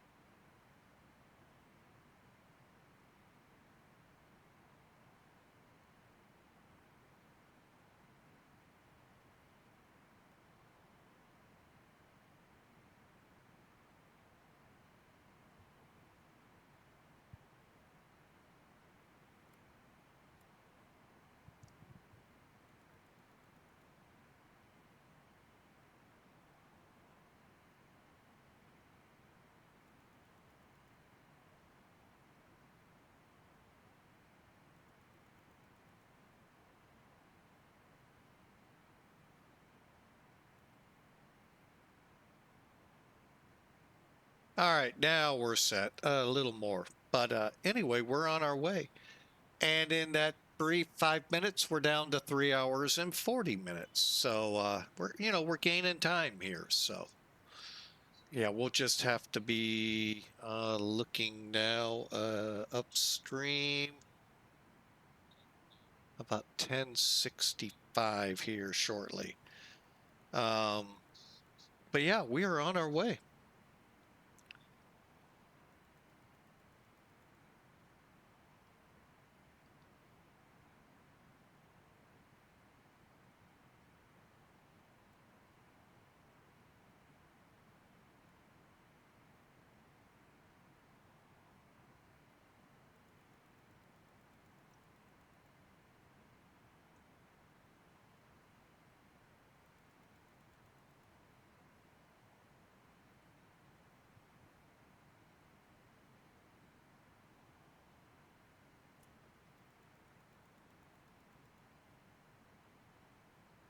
And there you have it. Got about 3.5 hours, call it 4 hours to Saitek.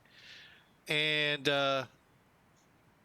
hopefully we'll just go ahead and shoot the 1-3 approach. We'll see how ATC, oh, did I forget? I sure did. I think it got it for me, though. Cool.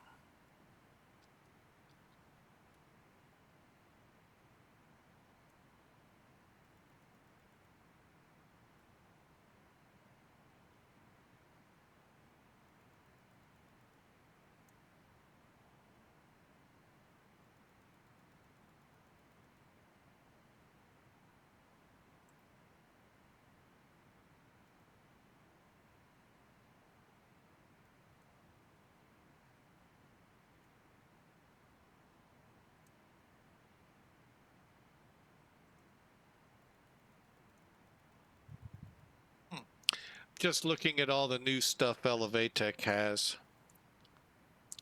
All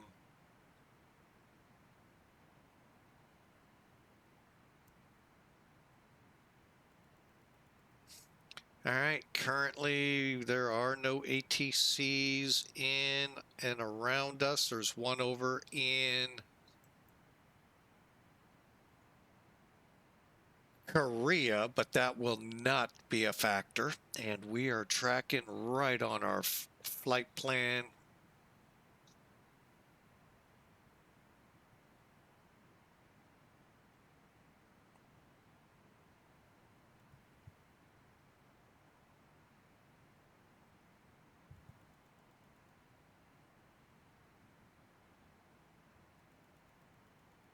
Okay, so still looking at pretty decent weather in and around Hong Kong in the middle of the night there. Those of you interested in the scenery, hang on.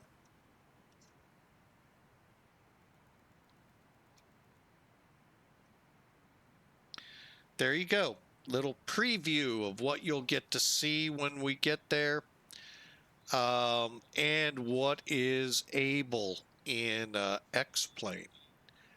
The wonderful Saitek jets over Kowloon. Yeah, it's a good looking. I've looked at it. The image that's for this flight, if you saw it in the beginning, if you're on our Discord, head to the Let's Go Fly. You'll see it again. Fantastic looking scenery. Although one thing that concerns me, I don't know if it's about the scenery or not. Everything's on top of each other. And I think that's a Far East thing. Fuji coming in. Look over here. For a second there, I thought it was showing signs of something rumbling under it, but it's another mountain behind it. Oh, but there's Fuji.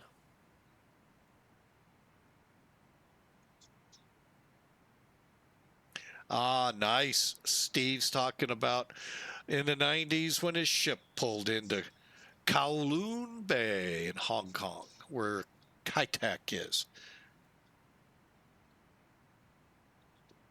Oh, I could just imagine what that looked like. I'm here to tell you, if you ever get a chance, take a look at some videos of Saitek. It is an amazing approach.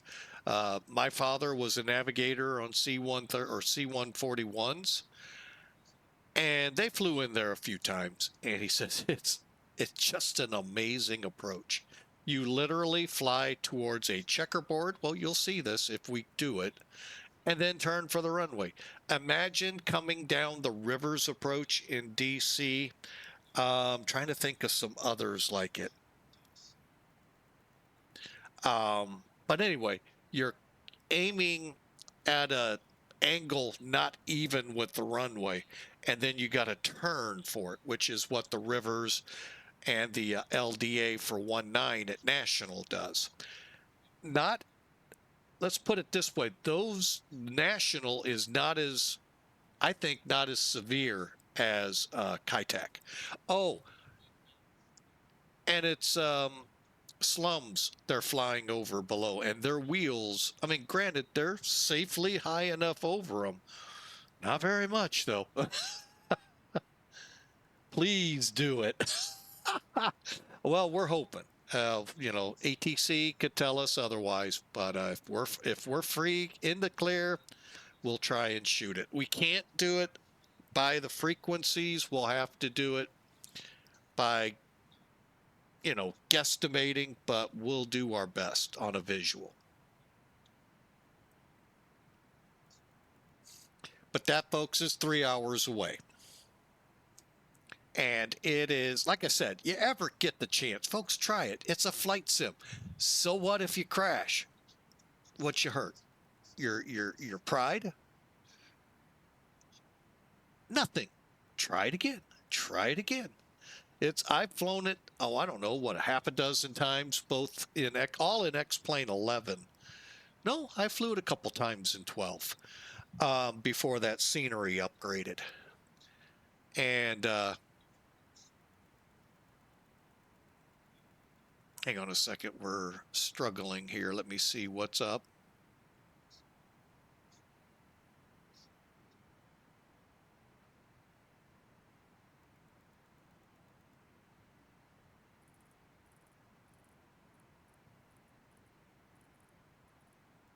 I may have to take it over.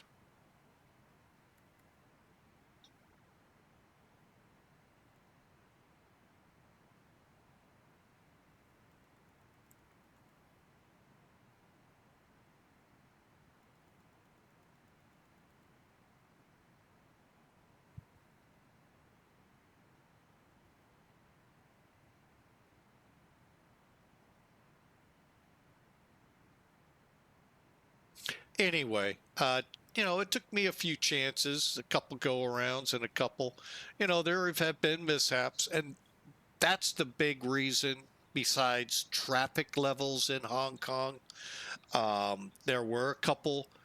Thankfully, I don't know of many crashes that occurred there. It's odd. You would think there could be.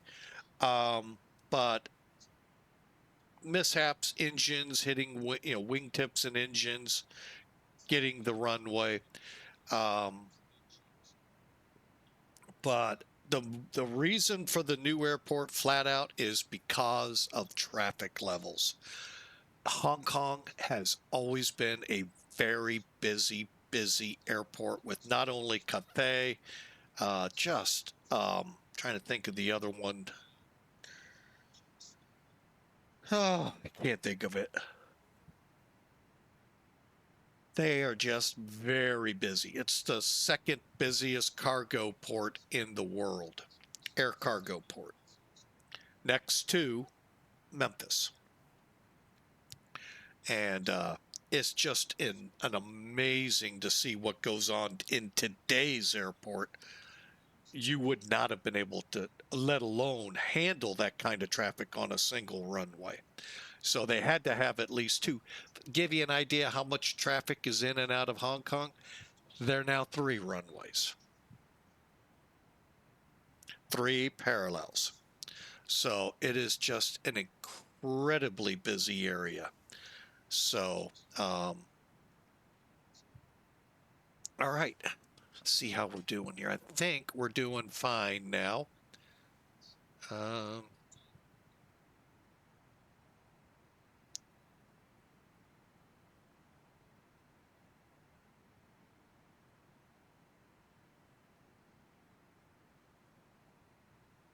Yeah, bump it up to the stops on the EPR and see if that helps us in the climb.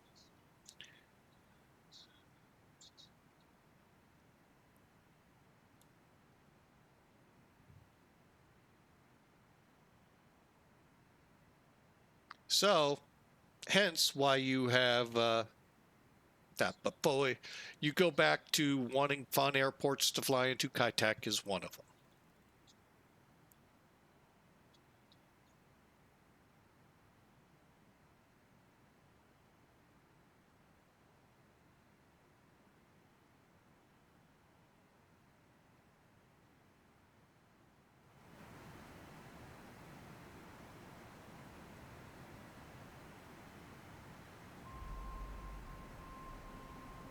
So let's just kind of ease into this week. Again, in the U.S., it is a big federal holiday, Martin Luther King Day.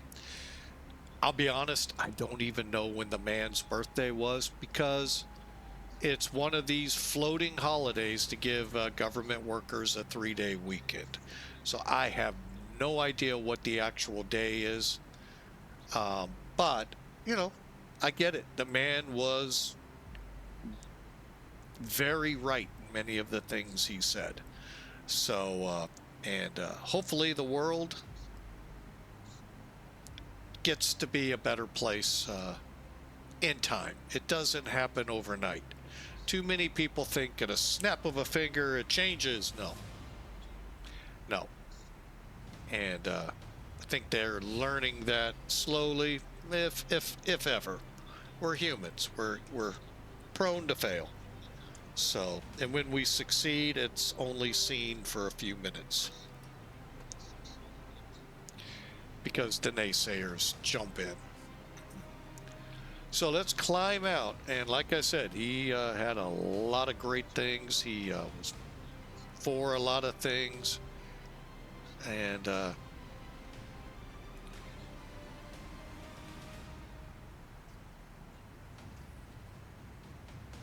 I just hope y'all enjoy the day.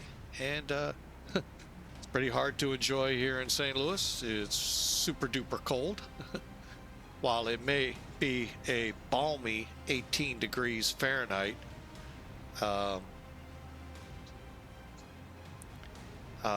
wind chill's putting it at 0, if not below.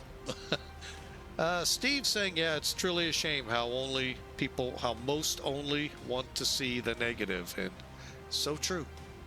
So true.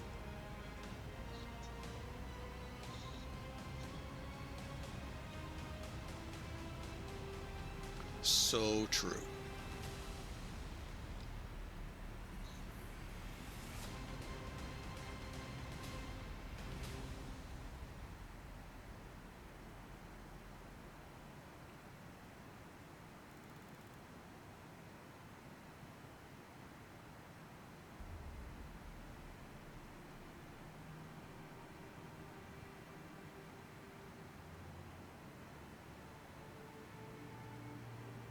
All right, now you can start seeing, if you look at the ETA or ETE in the upper part of the screen, the winds playing their factor. Remember, we were about 345 in the lower altitudes. We're back up to 4. Yeah, welcome to that 100-knot headwind. Actually, it's more of a crosswind in our case, but it's still hitting us pretty hard off the, forward part of the aircraft. Forward quartering wind. Ground speed 358 at 36.7.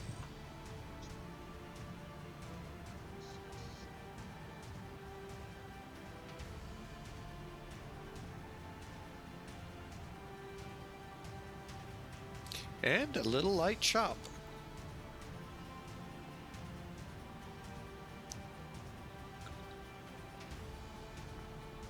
Now, this will be the only flight today.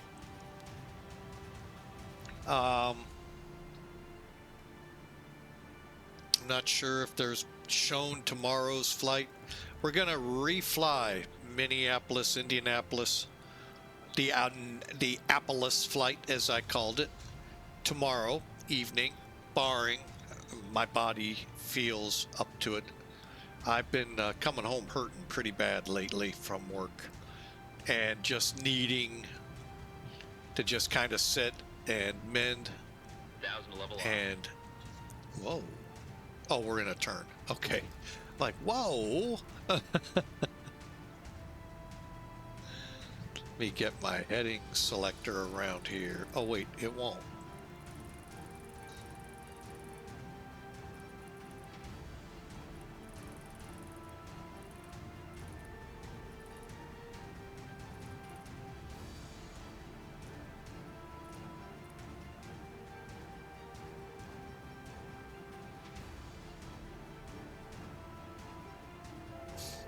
All right, now that we're starting to top out here, I am gonna lower us just a smidge to try to get us back up to 8.5.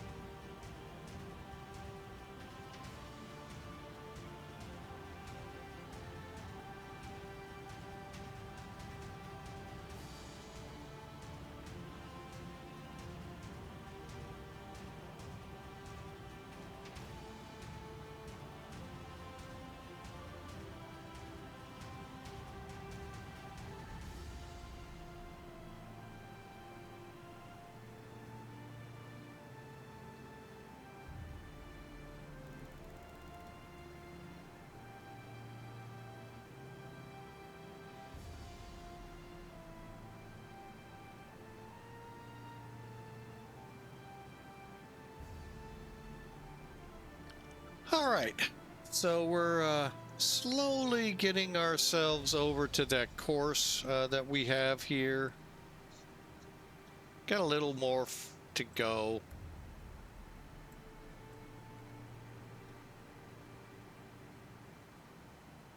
But again, we're not following this course. It actually is incorrect. So,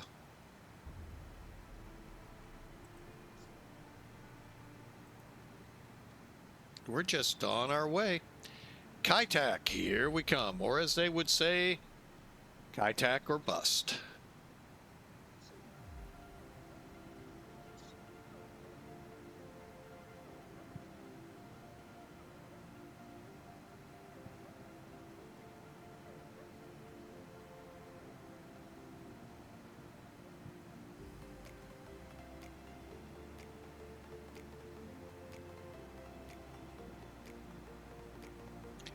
Yep. Give it a try there, Saitek with an MD-11.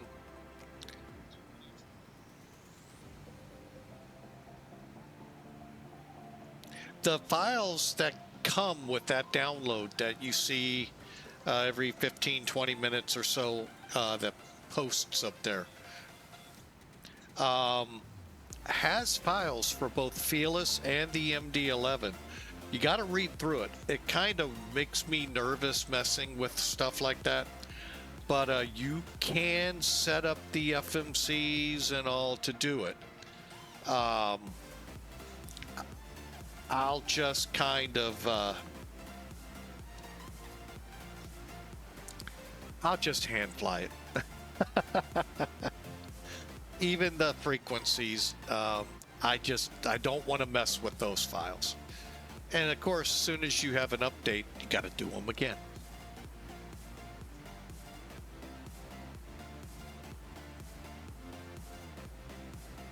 And before you have the heart attack, Saitek is not in Navigraph charts.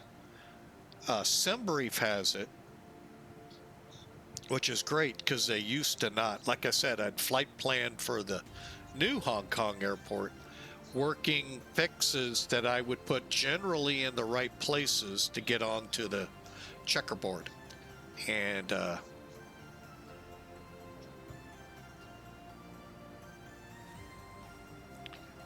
then my route would then go over the runway and basically, like a missed approach, divert to the new airport, which the pilots really didn't have back then.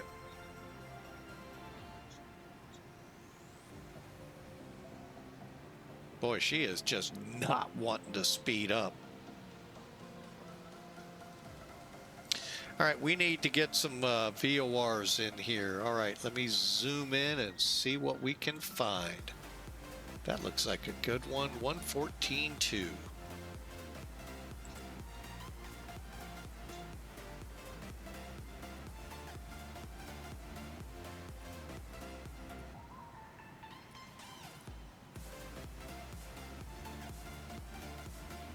Okay, that's one. 12.9.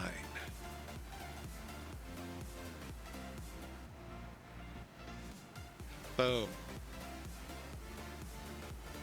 They're both kind of sort of out ahead of us.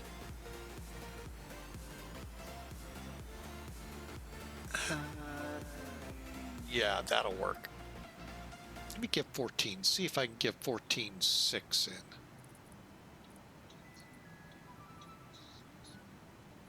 That'll work. That'll give us a little more time before we have to look.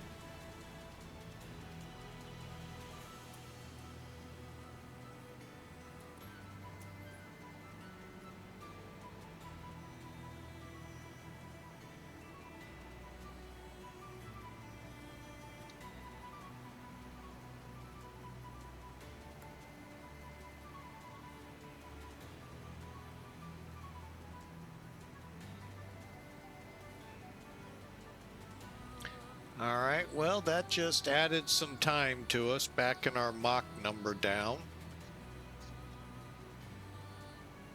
But if that's what it takes to keep us rolling right now, fine. We'll burn off some weight and hope for the best then.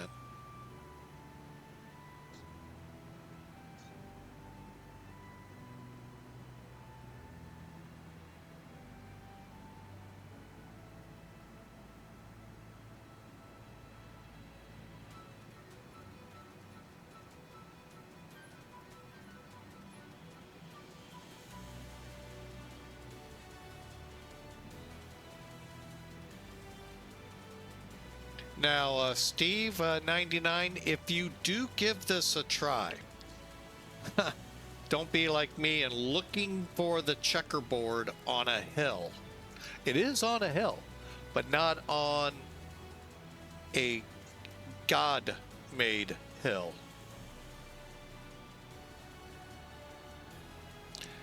I was actually looking on the side of the hills, mountains, whatever you want to call them, to the north-ish of the runway. Oh no, it's not there. I did not know that. I thought it was. Every time my dad explained it, that's where my focus point went. So if you ever watched me fly it, that's why I didn't. I think Old Sceneries did that, not this one. So if you by chance go to our Discord channel, look in general, scroll up a little bit, and you'll see a question I posed over the weekend. You can kind of, sort of see it. And it's not as far away from the airport as you, which now makes more sense. So, anyway.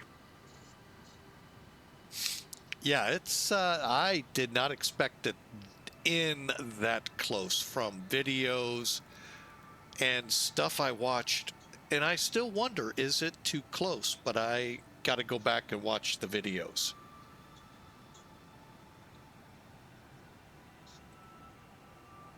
Okay, hang on. I think we may have to restart. Sim Toolkit. Does appear we have an issue. Let's see what's going on.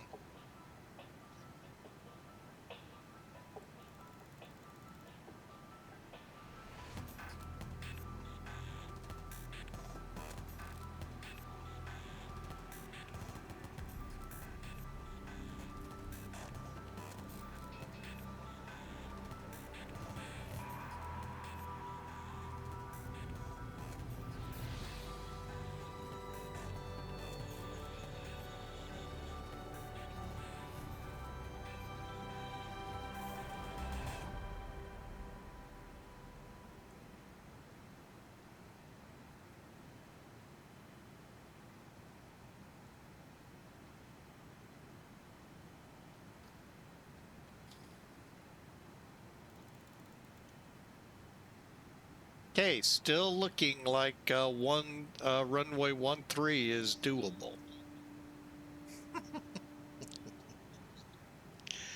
Oh, me, my, mo. I'm half tempted to descend here.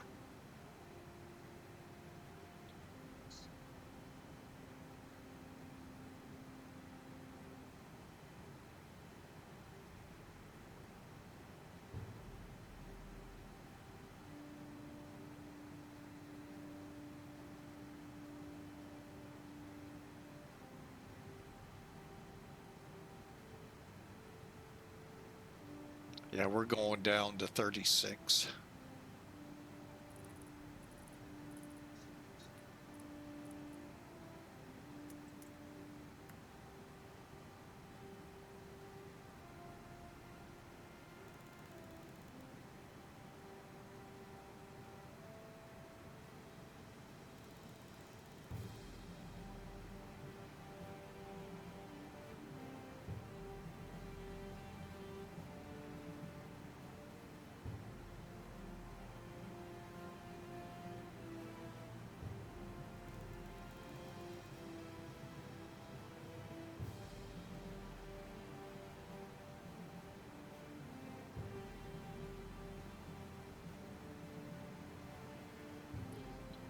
Captain has turned off the fasten seatbelt signs.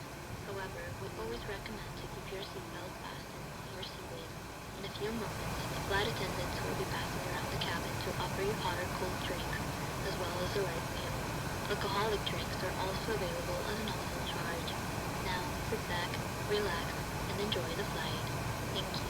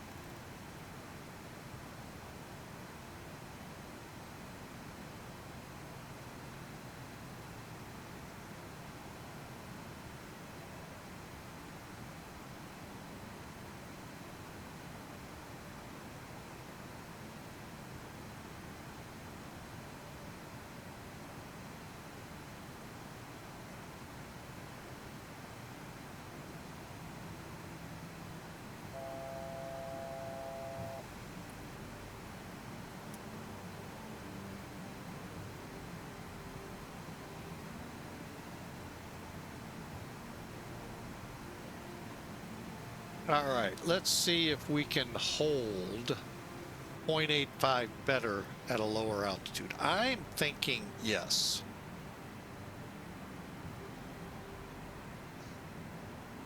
"62 miles to our next fix.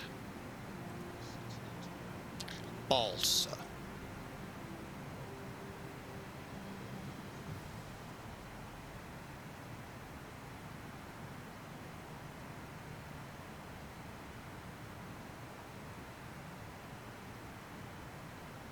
We check our fuel.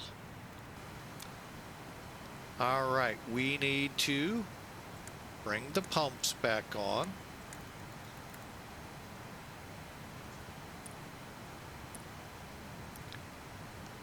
All right, we're still a good 4,000 pounds separation, so that's good when nearly 4,000 comes in. So we're good. We're back to tank. Technically, I could shut off one of the other cross feeds, but I'm going to keep that full pipe full of fuel.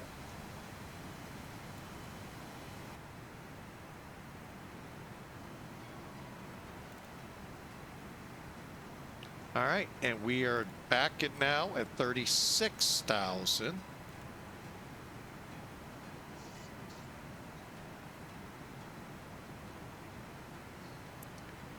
And we're at 3 hours and 45 minutes, which isn't much change. Ground speed, did we pick? Yeah, we got a little bit, 371. All right, we'll go with this for now. Maybe in an hour or two, we'll punch up to 3.8.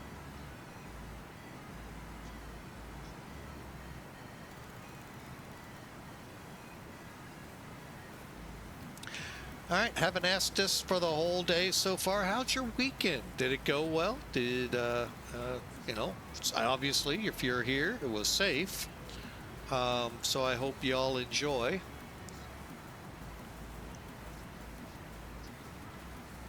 And we're glad you're back. We had a pretty decent weekend here, too. One of my daughter's birthdays occurred, so that was fun.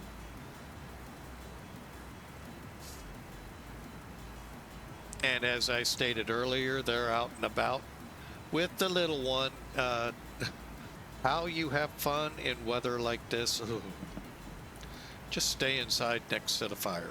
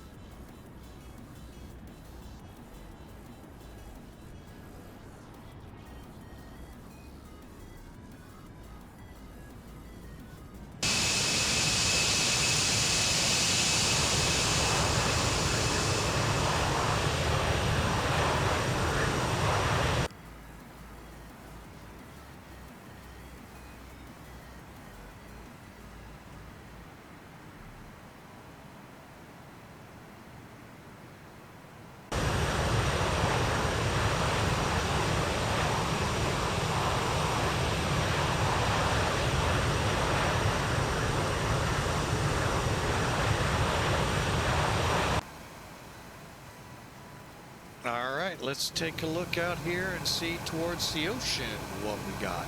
Well, just a lot of clouds. Kind of, sort of, like it is here where I live in St. Louis. So,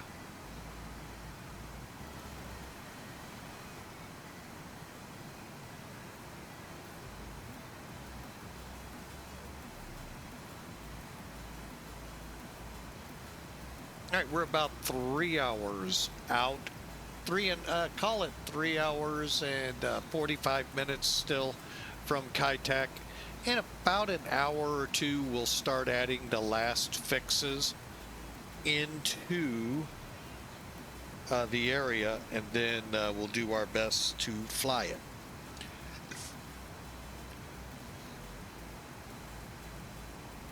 All right, well, I am going to take and step away from the mic here for a few minutes and stretch my chicken legs, and we'll be right back with you.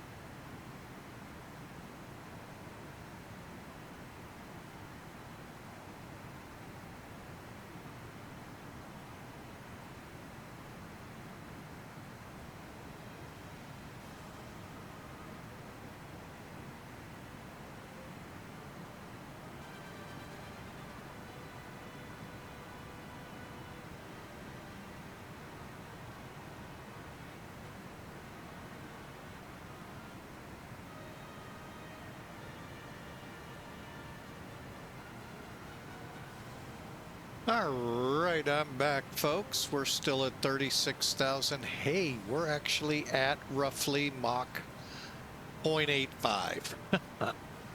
We'll hang here for about an hour or so, burn off some weight, burn off some fuel, and maybe head up. I think we're going to hang at 36.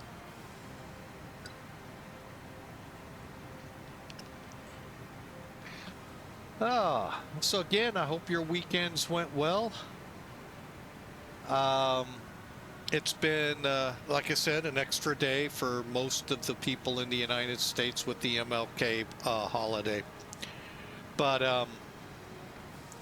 I hope you do have a great Monday and a great start to your work weeks. I know many of you tuning in now way out east in Europe. Your day's ending, and I hope you're enjoying. We're going to spice it up a little.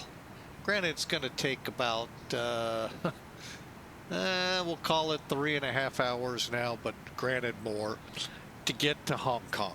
And you're going, oh, that's a boring airport. Not Saitek.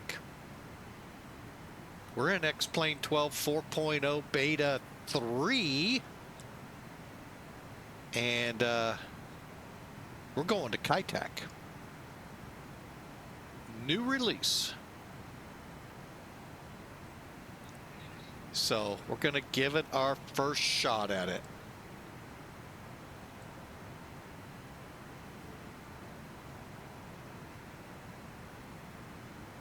And the cool thing is there's no extra files to download or update or this or that. It is strictly off X-Plane 12.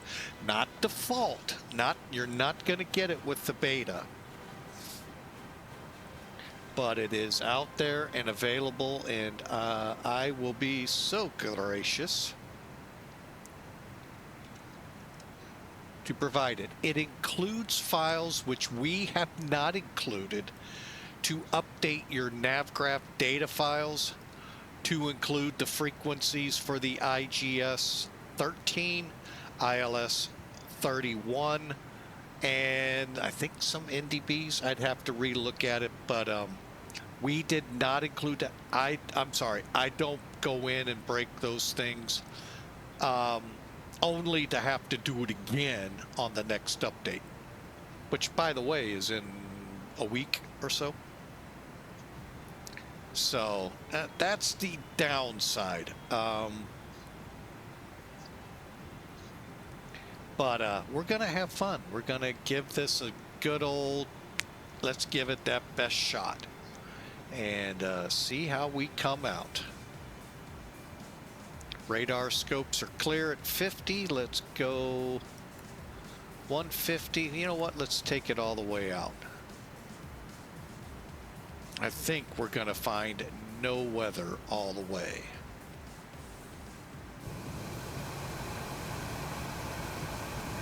Other than the headline, as it was Friday, going from Shanghai to Tokyo. Wind is the weather. Yeah, we got clouds. Okay, clouds are everywhere, but not 100-knot winds. Currently battling 100-knot quartering wind, right quartering front wind, and yeah, it's a bear. Currently ground speeded at 3.6. Well, here, you know what? Let's really have some fun. Here's your ground speed. Here's your true airspeed without the wind. That tell you something? Now, let's reverse this to Friday. True airspeed, right about the same. Close to 600.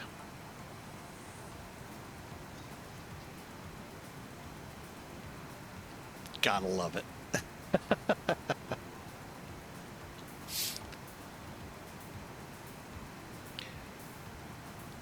So, unfortunately, that is what we battled today.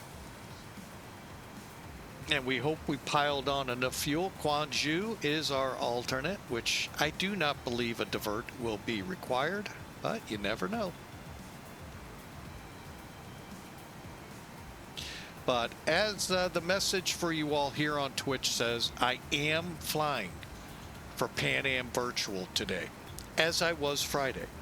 And we would, if you are looking to fly one of the vintage airlines, oh yeah, there's a couple ways to do it through others, but this one is strictly Pan Am and TWA. Now, we do have a little cargo spreaded through it to help out at the DCS side of the house, which I'm not part of. So please don't ask me, but you know, if you want to talk about DCS, our illustrious CAO spaceman would love to hear from you to add to those ranks. But I'm here to talk to you strictly about Pan Am. I run the Pan Am side of the house. Another streamer runs the TWA side of the house. I know, if you all look at the history, that's like, what? Yeah, but it works. And we've got a lot of routes. We're beginning to build up a third Pan Am schedule. I'm going to leave that for the CEO to release when he's ready to. But currently we're running a 1960s, I don't remember the year, and a 1985 for Pan Am. 1960s gives us DC-6 and 707s, 85 727s, Airbuses for those of you that have the A300s. We haven't put those in yet, but I do know they're out there. And the Queen of the Skies, 747-200. Something tells me they're home.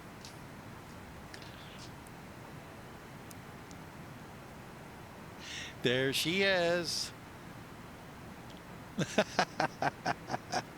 So, hey, check us out, would you please, at VAMSIS, that's Victor Alpha Mike Sierra Yankee Sierra .io India Oscar /register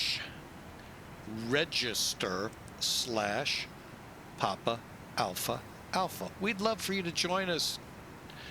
Come in, have some fun. Like I said, the CEO is cooking up something in that kitchen of his to really kick things off. So check us out. We'd love to see you. VAMSIS.io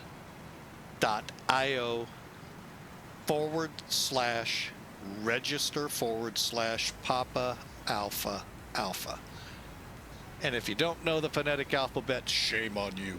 No, PAA. That's the ICAO call for Pan Am.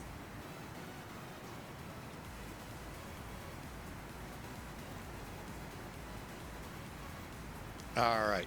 I'm going to be right back. I'm going to go say hello to one of the grandbabies. Be right back.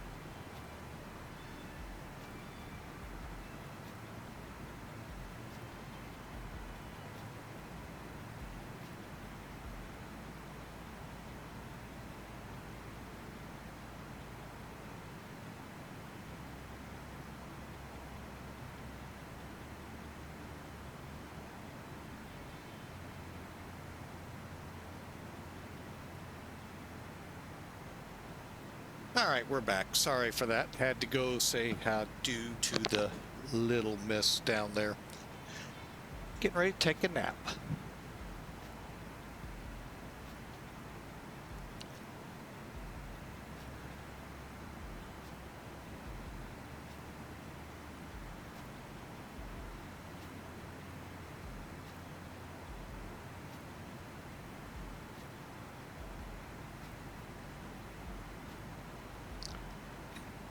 And just seeing what other streamers are embarking on.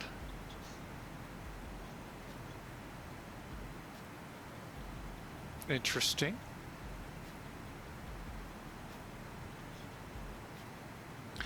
All right. So, yeah, we are en route, headed for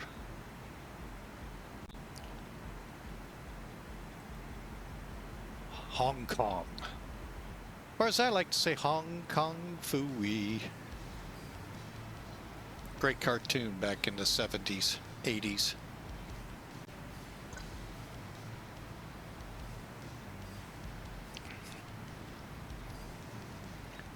Of course, when you have 100-knot headwinds, you want to keep an eyeball on that fuel.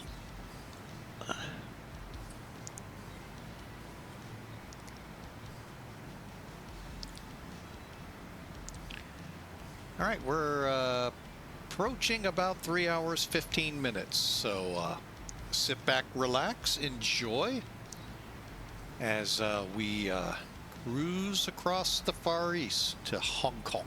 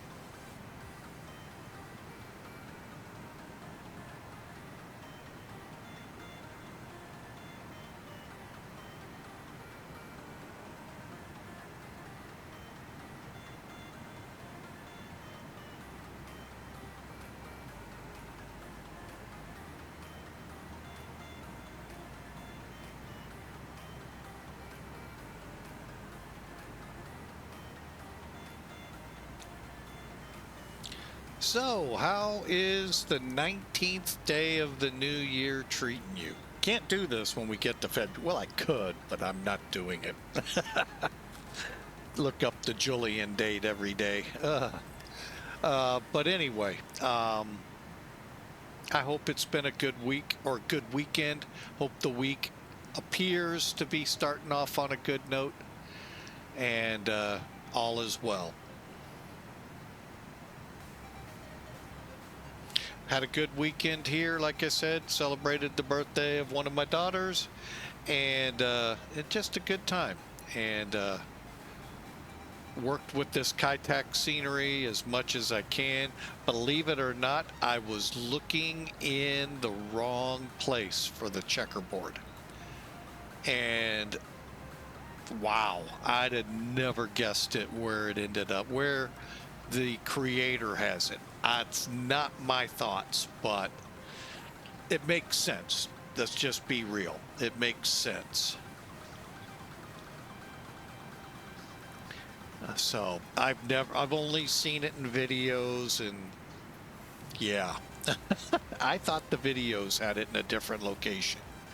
But again, I have never ever flown in Hong Kong, let alone anywhere but the Bahamas and outside the country. Oh, and northern Canada.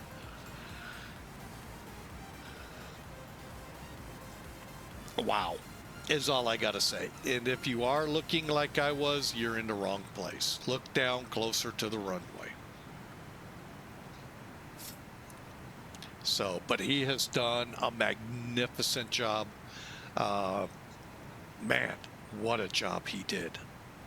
And if you're daring enough to put it into, the nav databases in, hey, glad to hear it. I'm just not as daring.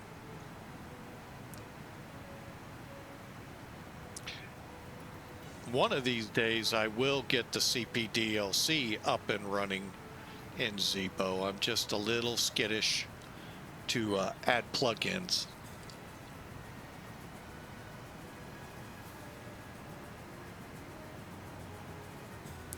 So, I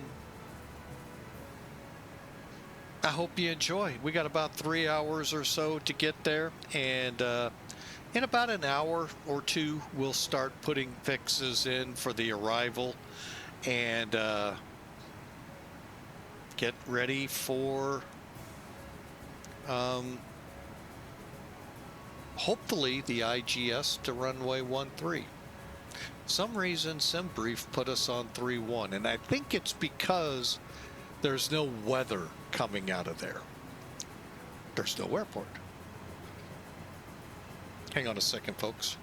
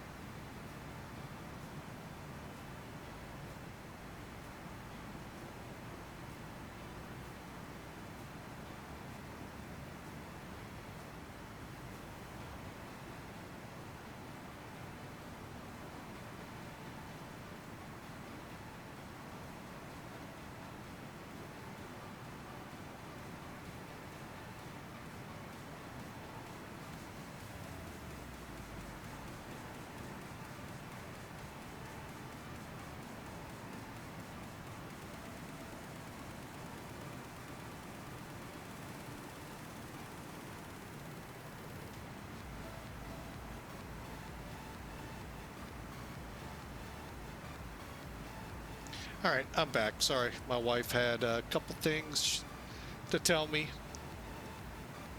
And, all right, we're back with you for the remainder here. We'll be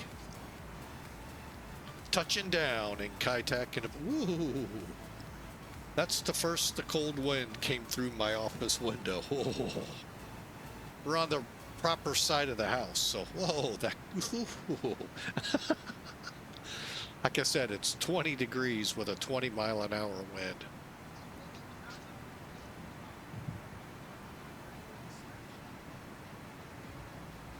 So,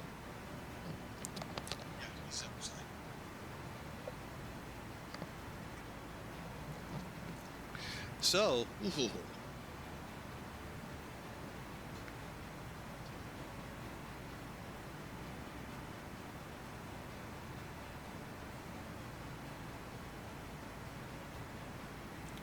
But it was a sad day yesterday. The Christmas decorations had to come down. If it was up to me, they'd be year-round, but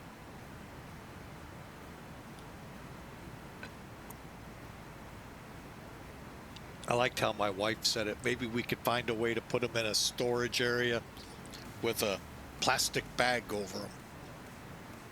Only problem is bringing it out of the basement and up here, the big tree. That's the big problem.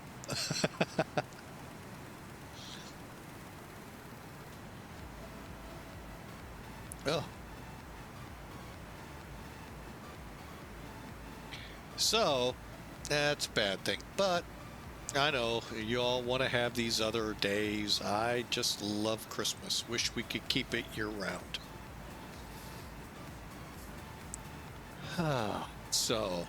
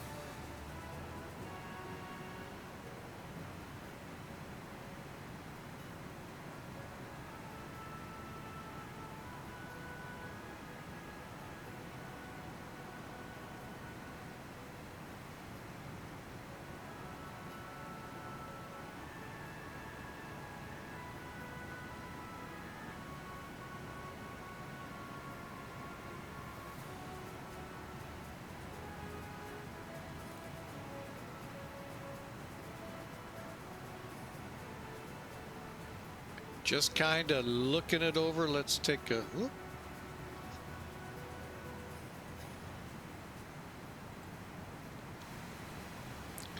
Okay, fuel's still looking good. That's at least 1, 2, 3, 4 hours of fuel roughly in each tank. Plenty.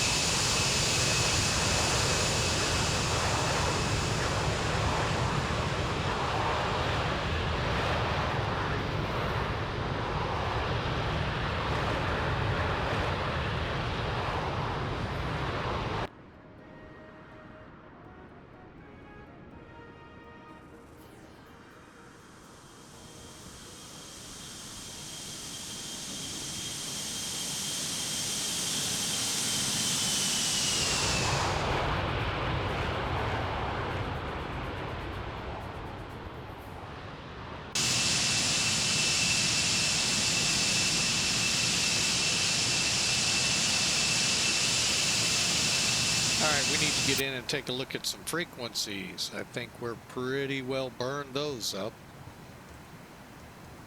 How about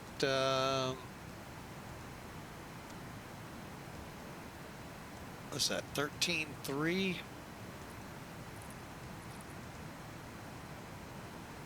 All right, and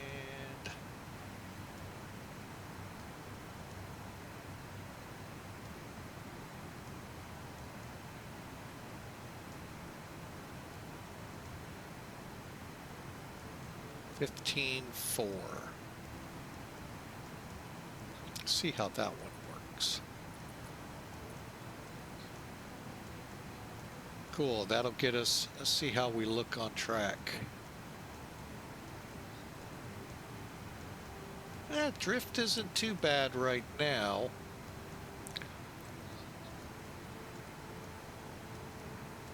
Got to be a little more attentive to that. Okay, now the one at HGC or KC, which is straight ahead of us by 26 miles. A lot of times I like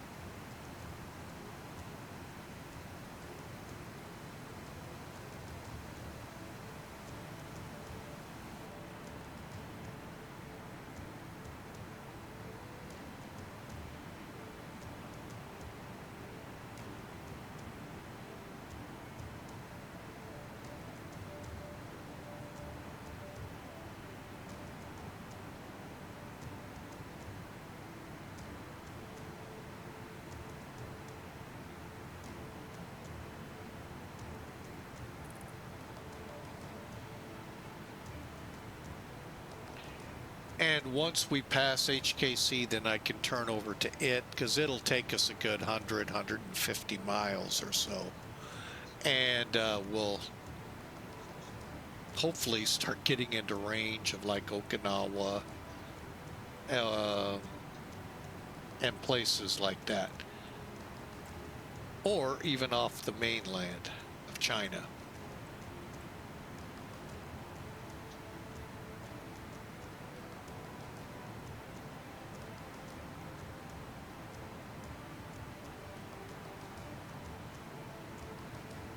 All right, so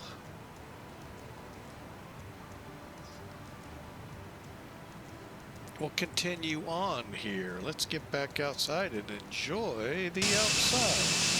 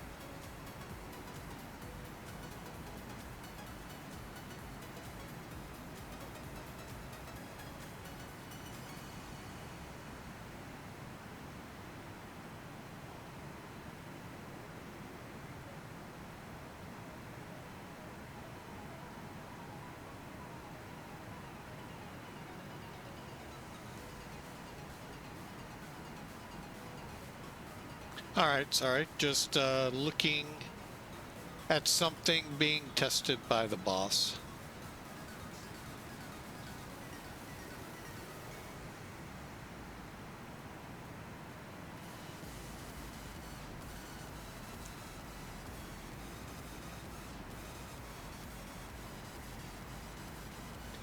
All right, we'll just kind of cruise along. We'll cruise along and enjoy the music. Sorry, I accidentally hit the mute button real quick. And we'll be there in about, call it 2 hours, 50 minutes or so. So enjoy the flight.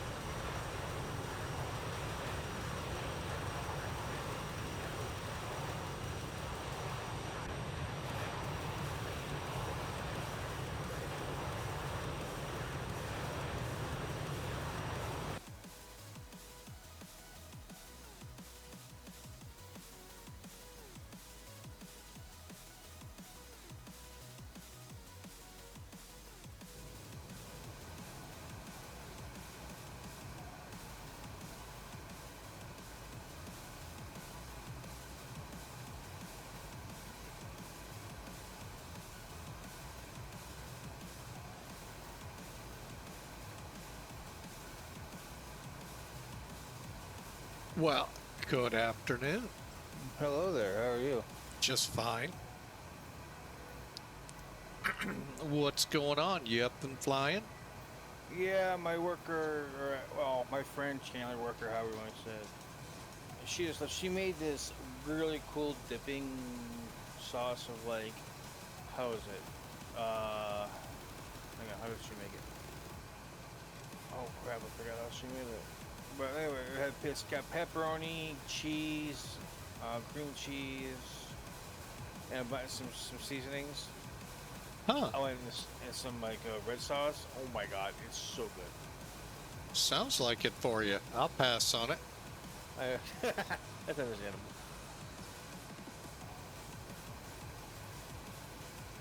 So, I've been playing around with FS Economy for the past couple days. Oh, cool. Made any money? A little bit. A little bit. Not for the bank account, for the FS account. No, not yeah. But yeah. Have you doubled yet into the betas? No, I haven't. Wait, the betas isn't like the beta for X-Plane 12? Not really. Why? What? Am I missing anything? No, they've the big crash to desktop is now moved on to beta 3. Oh no. Why, have you crashed already or what? No. It's more to how people will like it. Oh, gotcha. It was kind of the crash course to get your stuff fixed. Get your caca fixed, gotcha. Yep, because there were a lot of plugins not needed. I get it. At least now it tells you what needs, and or tell developers what they need. I don't know. I don't know the whole. They don't get into that with me. Yeah, I did get it. So are you along to see the infamous Saitek approach? I might as well be. Let's go. Let's do this. Well, how far out are we? I had to turn it off there for a second. 2 hours and 30 minutes out. All right. Well, I'm here for the long haul. I got nothing else going today unless some miraculous intervention. The new Saitek scenery. New Saitek scenery? Oh yeah. Okay. And I think if you're in 3 or X-Plane 12 for what is it, 3.3, it should work for you if you wanted to give it a shot. Okay. Flying the in essence it's an LDA, but it's more to it because I think it's a full-blown ILS, and then you turn for the runway. I think I don't have the frequencies in because you got to update Navigraph data stuff, and I don't really want to play with that. Right. So, but anyway, yeah, it's pretty good scenery if you haven't seen it yet on the on my Discord. I'll have to look at it. You know me, I'm Mr. United States of America and beyond, or not beyond. So. Yeah, sometimes stretching those little chicken legs get you some interesting and some really my fun. Chicken legs out of this. No. And maybe the bridge will go up behind you. Okay, sir. Okay, sir. But yeah, if you want to check it out, there's the link going to you and everyone in the link in the Discord. Okay. Right. Wait, we're in the chat. Yeah. Right. Me see. Well, it would help if I actually open up the right thing. Let's see. No third party required. Design for X-Plane 2.3. Okay. Excuse me.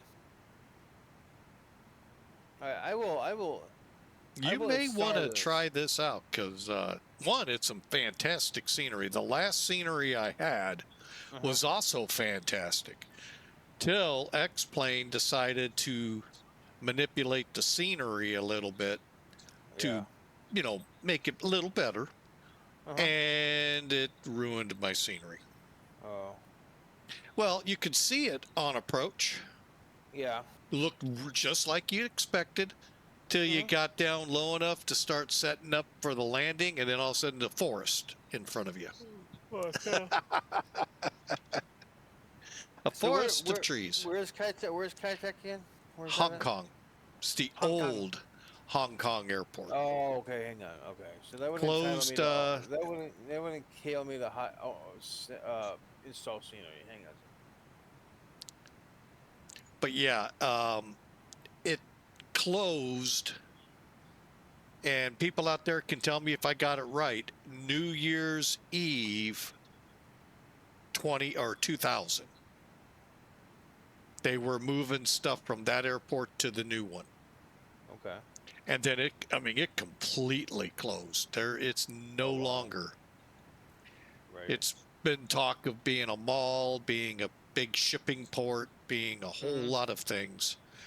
I can't tell looking at Google if they ever did anything with the land other than tear up the airport. Oh well. Sorry, all of a sudden I got the yawns. I slept very well last night. All of a sudden I got the yawns. Wow. Yeah, I see how you are. Well, I mean, you're Auto, no, hit the eject button.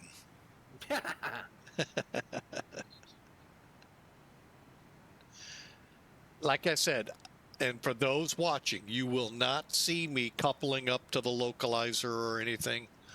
I just don't want to mess with Navigraph files. Yeah, I know you can re-download the latest and it's fine then, but I just don't want to. And it does have ways to help you set up Felis, which we're in, and rotate to get in there. So, but yeah, it's from what I have seen already, it is just really amazing. I need to find some. What's that one? 13.1. How we doing first?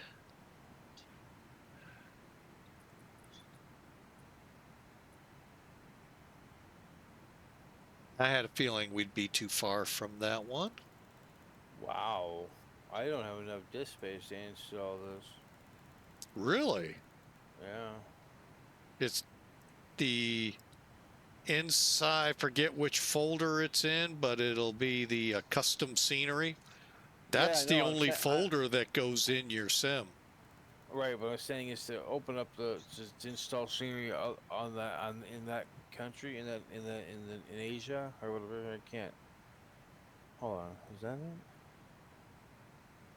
Man, why can't I? All right, let's try 15.5.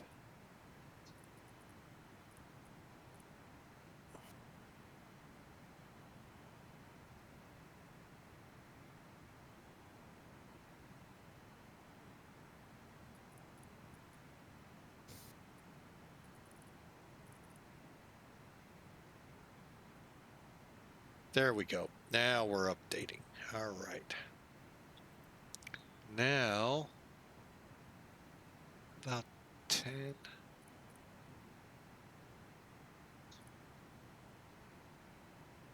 Good. We're getting a good update here. Wow. I'm like, whoa. Hopefully Naha will work.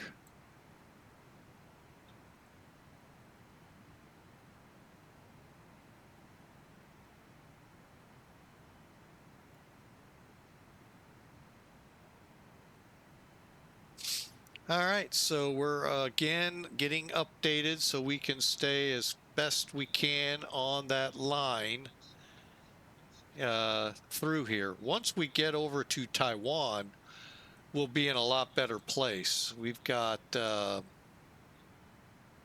possibly HSN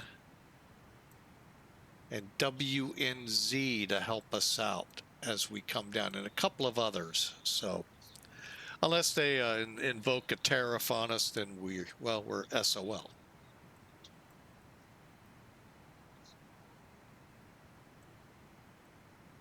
I'll be right back. I'm gonna switch audio sources. I'll be right back.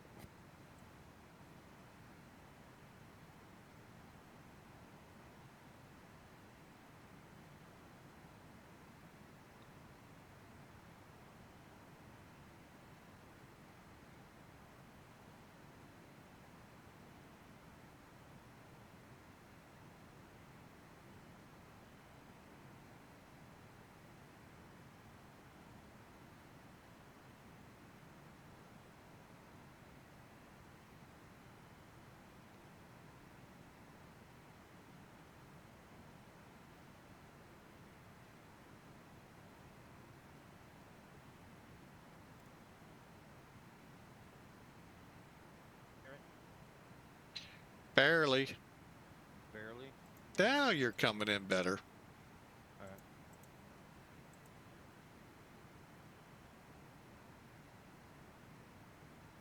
Mic's turned all the way up. Let me turn the microphone up a little bit. Oh, you can hear me fine, can't you? Mm-hmm. All right, cool.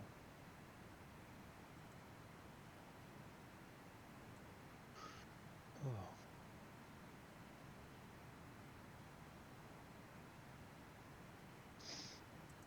It's how cold is it there, Mike? In your neck Give of it the to you in just a second. We're just getting a short put out to help let people know where we're Oh, yeah. headed.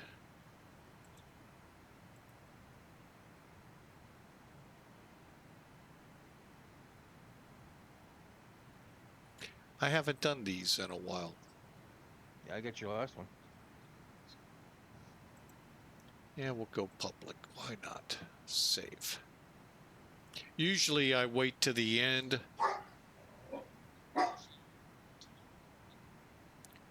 He's happy his window's open now. There's no Christmas tree to block him.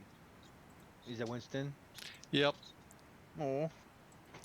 As my wife calls him, the neighborhood watchdog. Anyway, the question was? How cold is it in your neck of the woods? 20 degrees. Outside? As in like... Outside. Wind chill near 0. Okay. Hold on, let me get back to my computer. I'm getting something to drink. I will tell you, it is currently... Hang on. 85 degrees and sunny. Yeah, not quite. 3 below, but it feels like a 21 below. Woo! And traffic's at a standstill, folks. The bridge is stuck halfway up. You're dang right. I'm not gonna argue with this anymore. No, I'm kidding. Well, it's down this time of year, yeah, because there's no boat traffic. Dude, during the summer, that thing goes up and down at least twice an hour.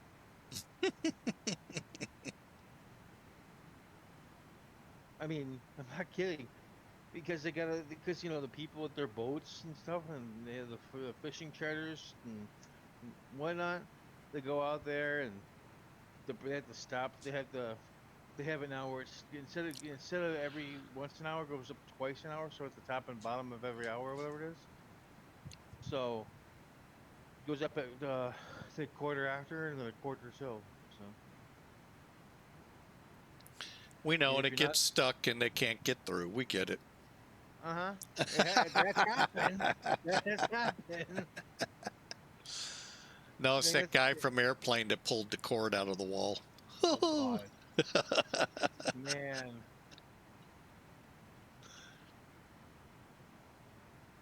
All right, let's look. Go ahead, sorry. No, go ahead. Oh, I was going to say that the bridge tender job is actually open. Go for it. Yeah, right. I'm not living. You literally have to live up there your entire time.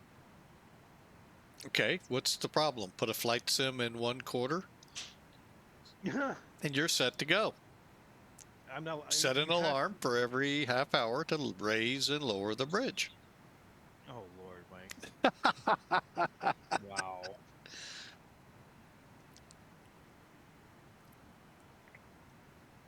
Priorities, man. Priorities. Yeah, priorities. Yeah, okay. my job where I'm working and work as a bridge vendor. Dude, no. Never know what it pays. That's true, but I would no. I'm afraid I'd do something stupid where it would get stuck.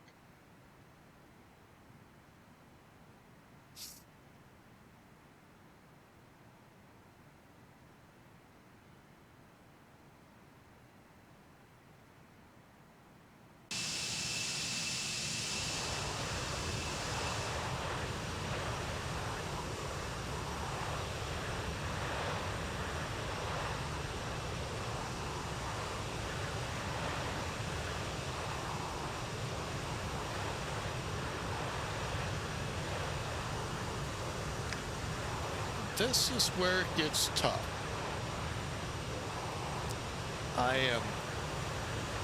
All my VORs are pretty far off at this point. So hopefully we're pretty good on the drift for the INS and we stay, for the most part, where I'm supposed to stay.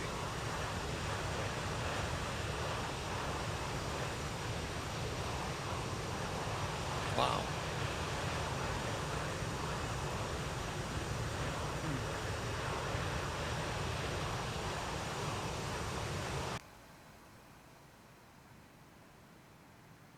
Well, we're still updating, so I'm not touching anything. Well, that one's going to go out soon.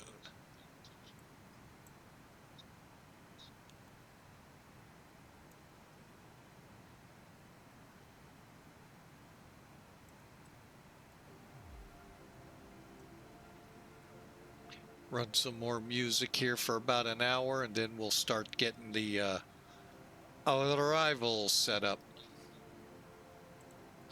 All right, so we need to try 1310. Cool, that'll stay for a little bit.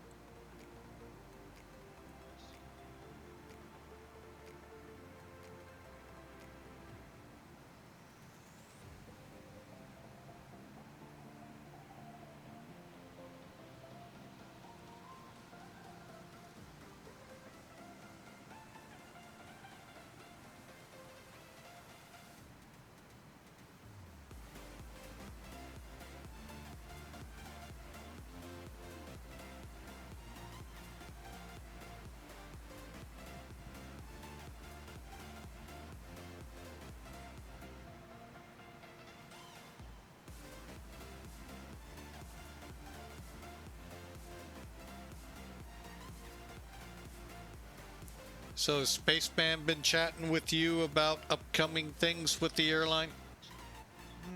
Not really. I mean, he did say there was an event he wanted me to do, but then he figured something out where it was screwed up. But why? What's going on? Oh, no. I'm not going to do it over the wave, so... I didn't know if you've been in the loop or not. Apparently not. So... Well, he'll get to me whenever he can. Oh, I know. Yeah, like out of the blue, he resubbed today, and all of a sudden, well, yesterday and the day before, we've been back and forth over a couple things. Huh. Pan Am related. Oh, well, yeah, it's probably Pan Am. TWA is, yeah, who knows. Well, he's working on TWA too.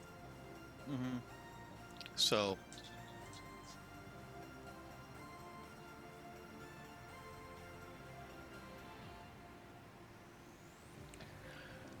Okay, anyway, I was going to show you all what I've been working on here, trying to keep things on course.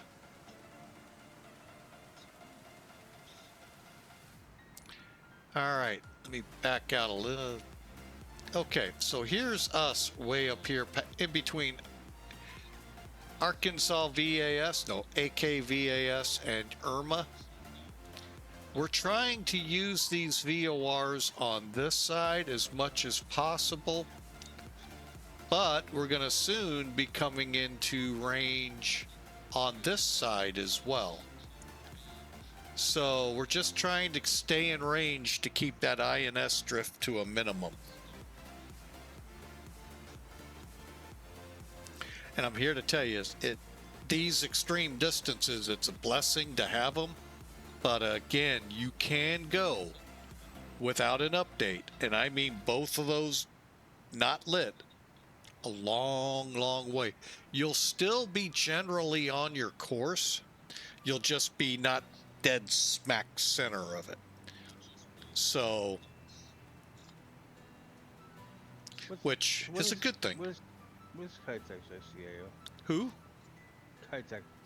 VHHX, if you have the scenery loaded. If you don't, it will not show. Apparently it's not loaded.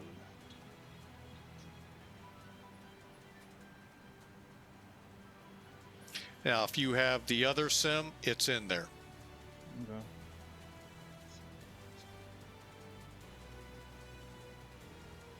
All right, we're 145, 133.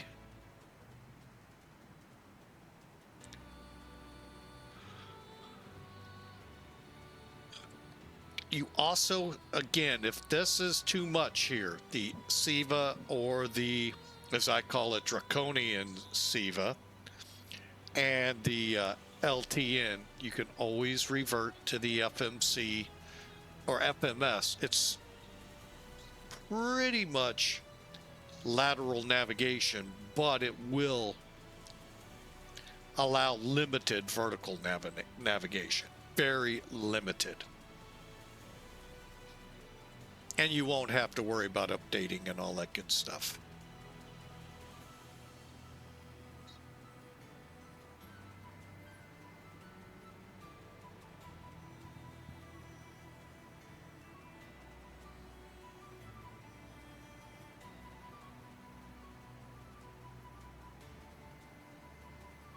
All right, we're starting to come into range of Okinawa, Kadena, and Naha.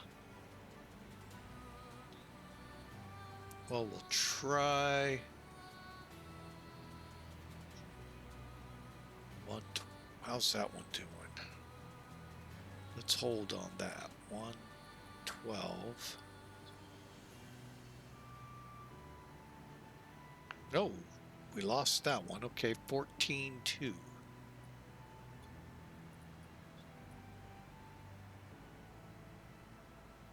Probably won't get that one. It's 184 miles. Oh, 16.7.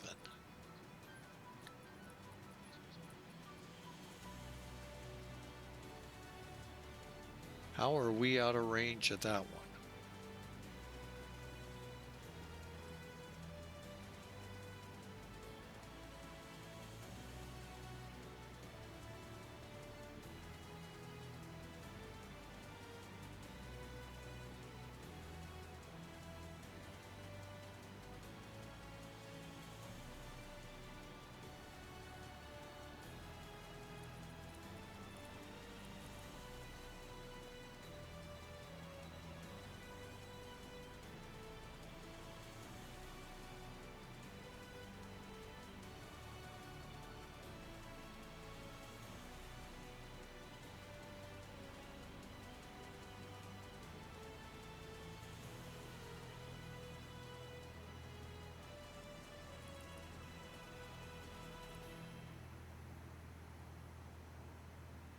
Okay, we'll have to rely on that.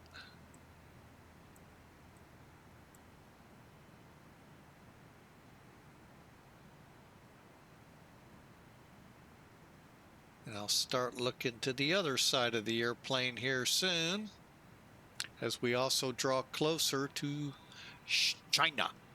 China.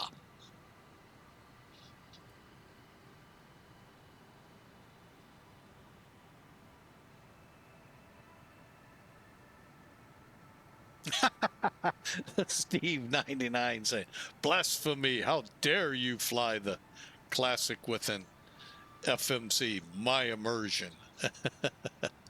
Well, I flew it for quite a bit, and it does help speed flights along, but you're right. I mean, if you're wanting full immersion, you want probably SIVA. Good luck. Good luck with that one.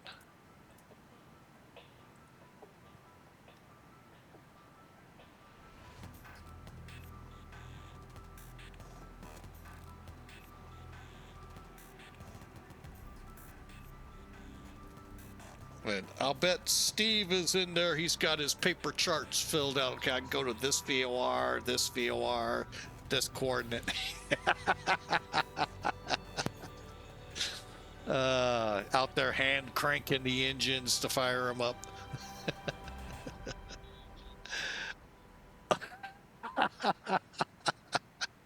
Yeah, I'm just teasing too. So.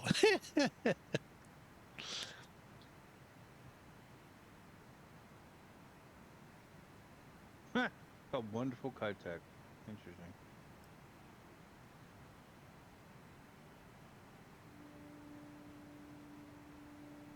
I had too much problems with it, and it was an older, way older version than probably, and it was for the other sim.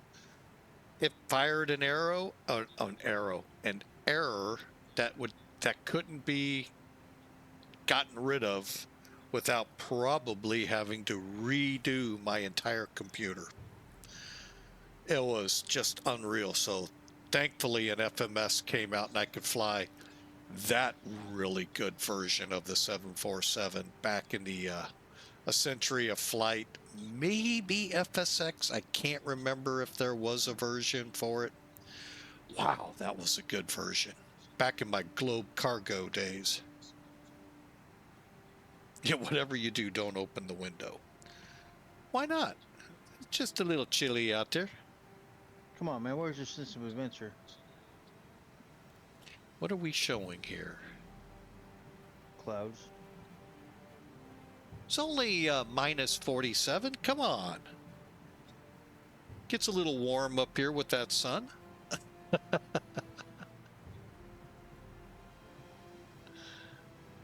You gotta update your PC soon. I am not gonna put this one to whatever we're up to now. Is it 11, 12, whatever it is?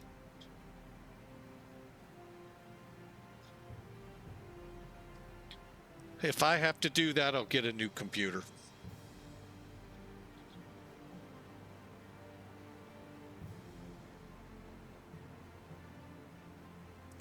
Oh, let's see what Steve was trying to say if I get to it in time. Hold on. He says, oh, I can't see it. Oh, that's whispers. Holy mackerel. He says charts everywhere is what he said. He's still banned? I'm banned. There, Steve, you're back. Blasphemy, no FMC, my immersion.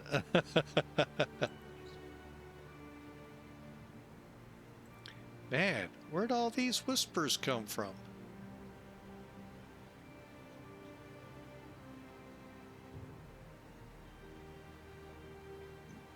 Wow.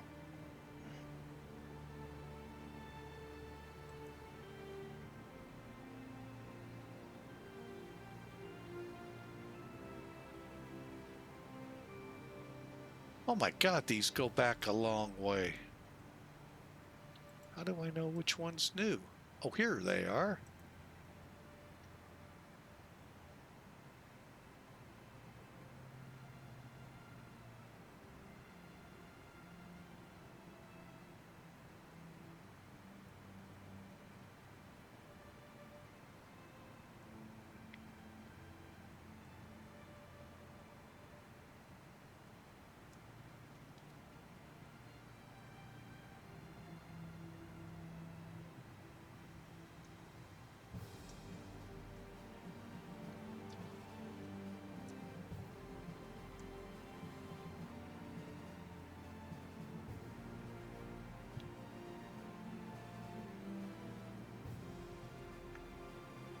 All right, got that taken care of.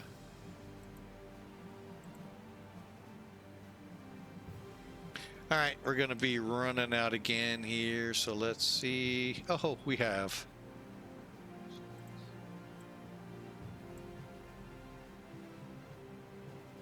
All right, let's try 16.5 again.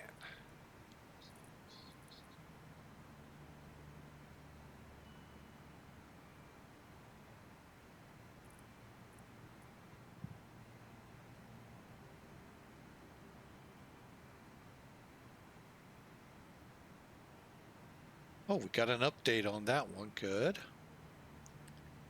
What's the other one here? 14.2.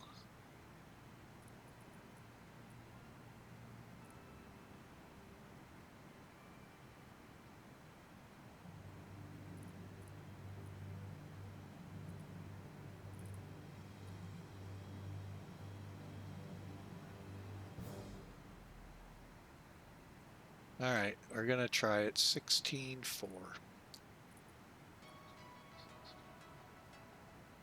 Up too far out.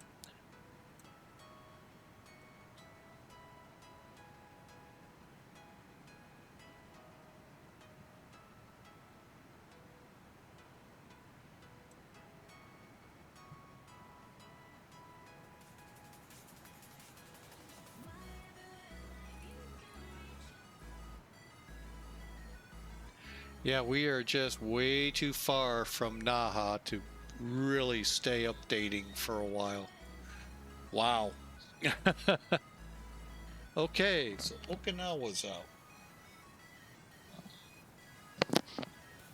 Now we can only hope for China for a little bit, then Taiwan.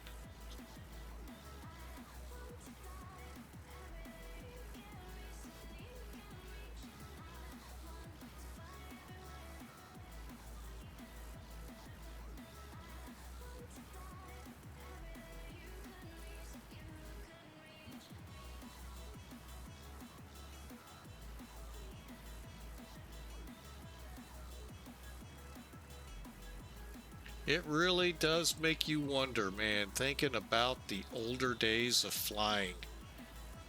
Amazing. Shooting stars to figure out where you're at and all that good fun stuff. Wow.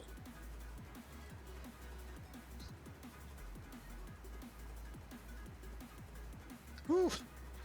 Hat off to those navigators.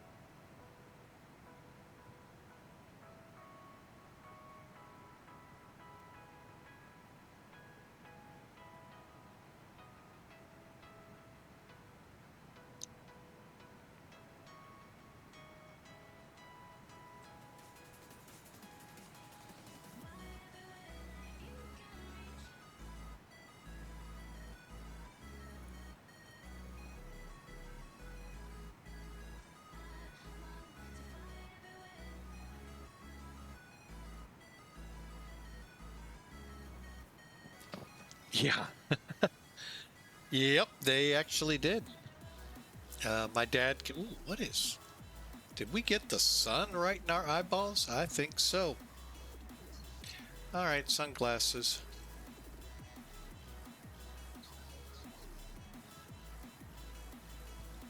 Handheld camera.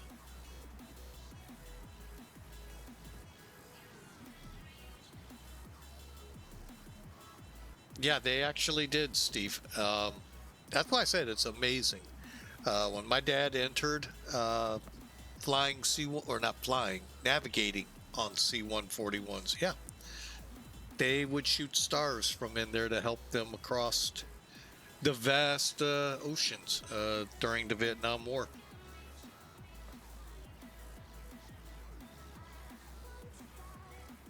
Not sure if INS was in yet or not in the early 60s. But yeah, he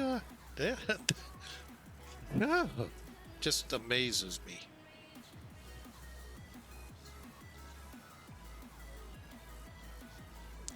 Yeah, I just don't think Naha's gonna tune in. So let's get the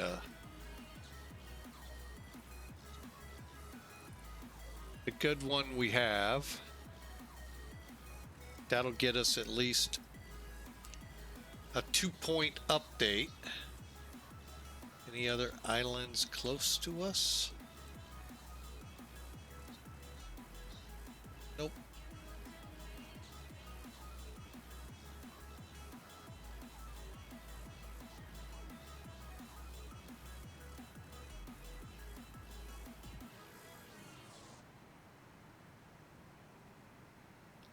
All right.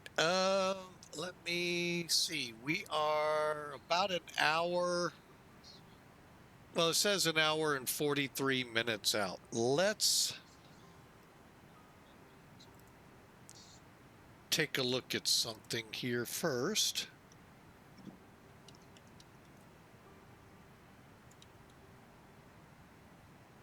Okay, the wind is of 1830.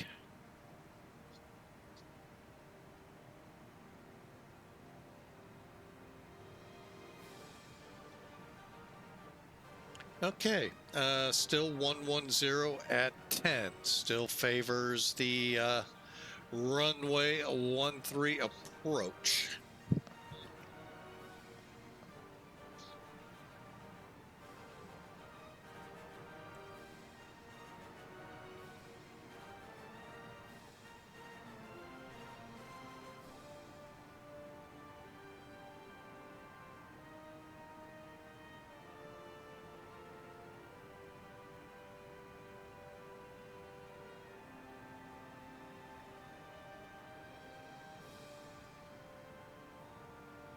All right, so the Magog 13 approach is Elato. Let me just see what we have.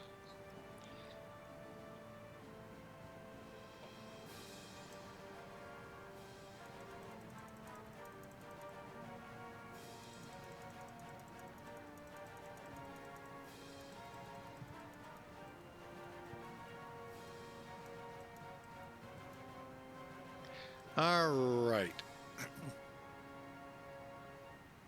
So we got Magog. We need CH. This could be fun. Do we have any coordinates to help me on this? 112.3. I hope that comes in like that. Nope. Clear. CH, because there are a gazillion of them. All right, 2213. Oh, here we go. Hang on.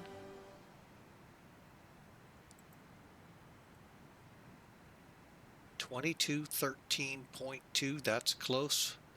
114.01.8. Perfect. Enter. All right. Now, after this, I don't know if golf is in there. Let's find out.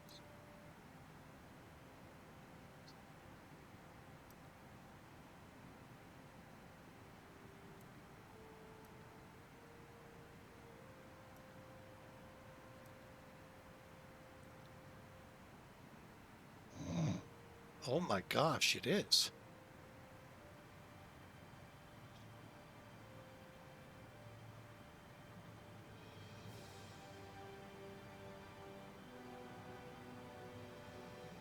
Okay.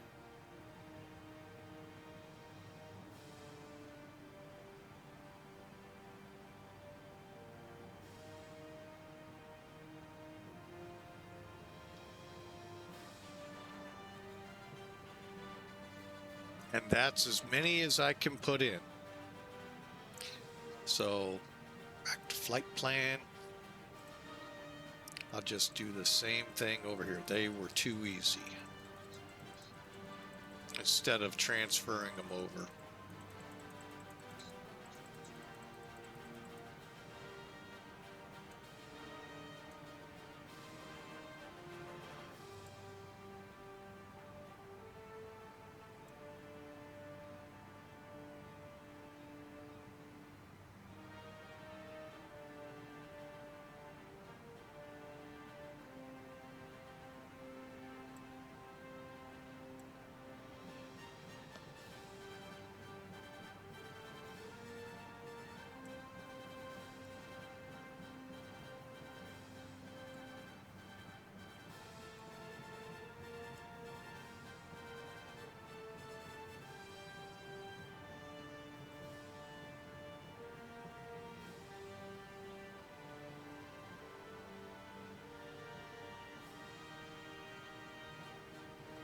Like I said, this isn't that difficult.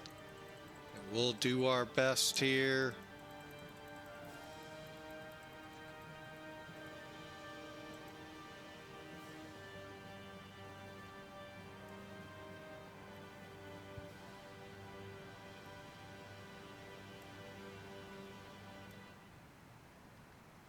Oops.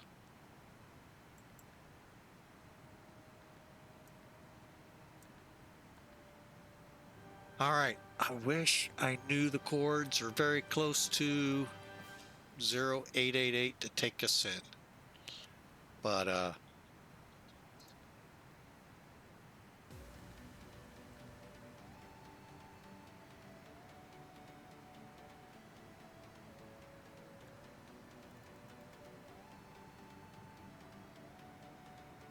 right. And I'm sure we're out of range already. Oh, I wish I had that in there. Oh, that'd be so much fun.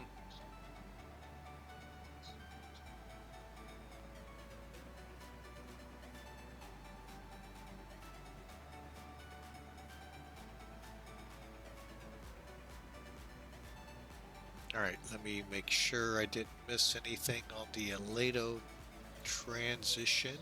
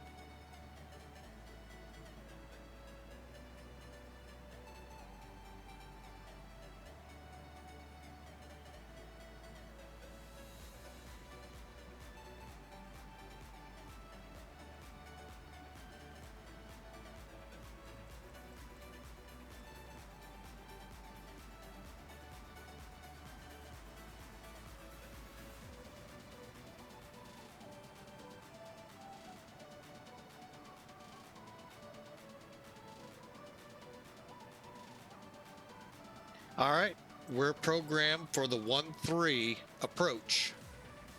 Saitek.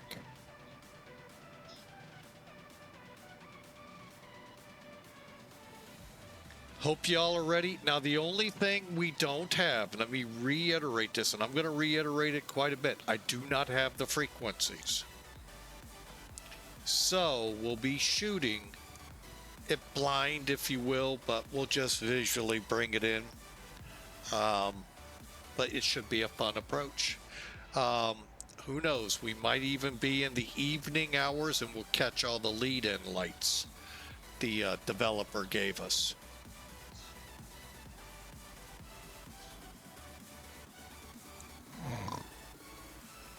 Wake up. How you know? How you know I was sleeping? Huh? How'd you know? I don't know. I wasn't snoring, was I? Yeah. I was? Yep. Oh God, sorry.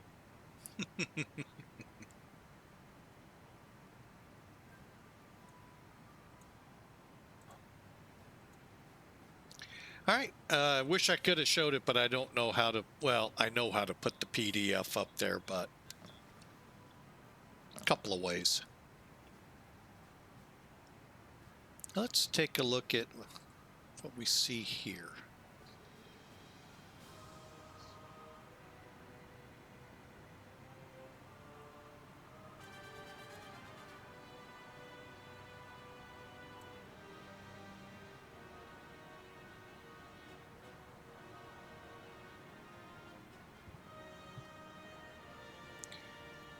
All right. right, we should be getting able to pick up Winju here soon.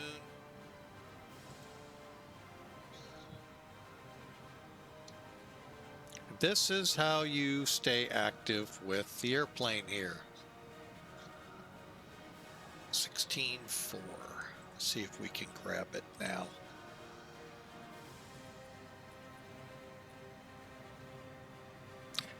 New. How about 109? Deuce. No. Eventually we'll be in range of APU there in Taiwan.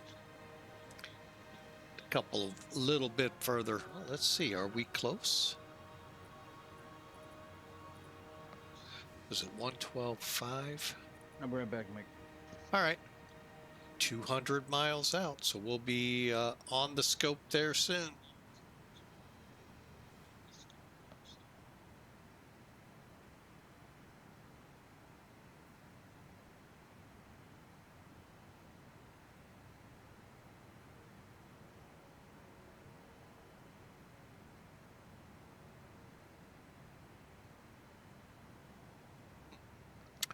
Really thought for sure we'd be able to pick up Wenchu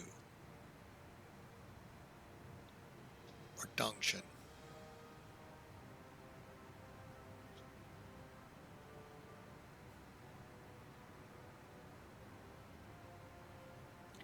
All right, so here we go. We're headed in, and hope you're enjoying. I think we just might get a twilight, maybe evening arrival into Hong Kong.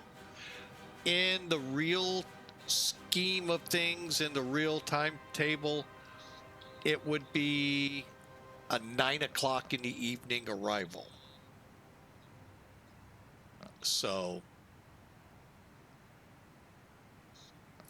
you definitely wouldn't get to see much. I'm hoping for a twilight. We'll see.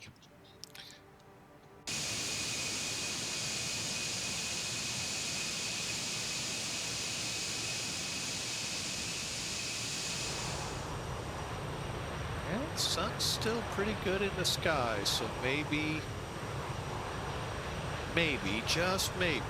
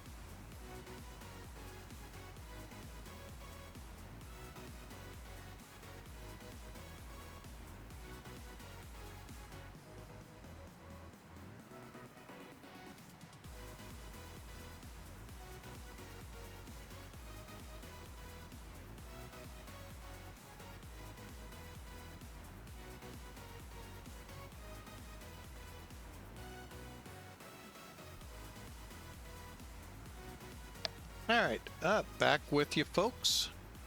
Had a couple chores to wrap up. About an hour and a half now, we'll be into Hong Kong and possibly updating off of APU. Yes, we are.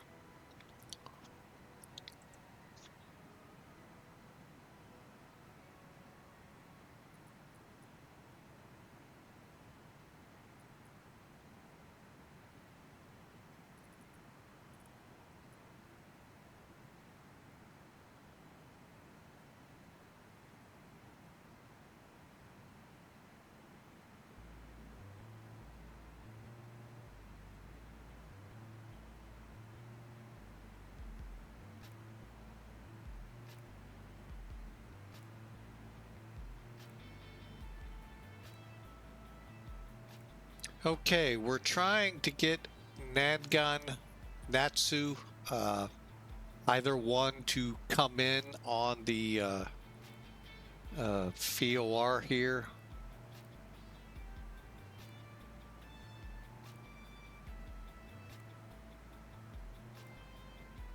I didn't realize we were that far off the mainland. Wow.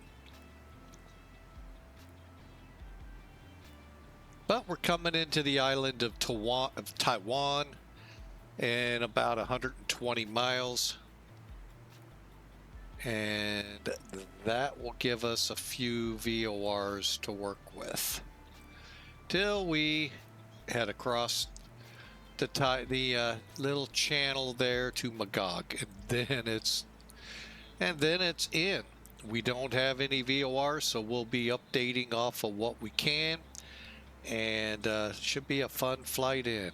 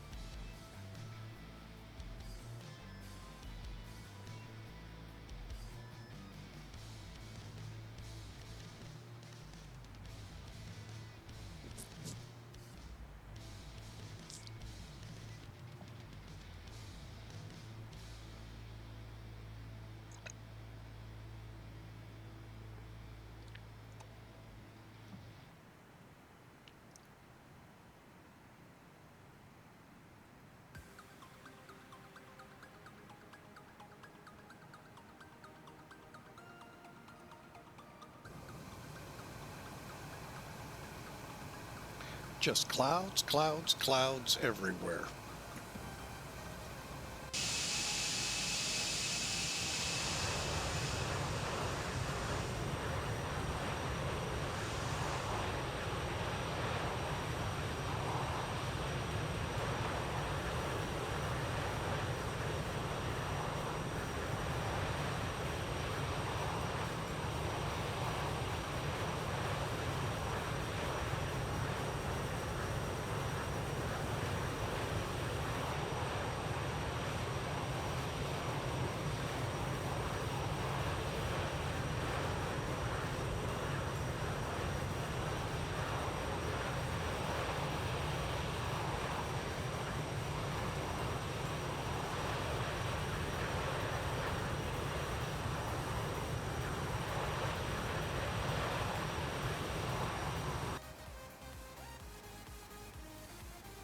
All right, fuel's still looking good. Pressurization looks good.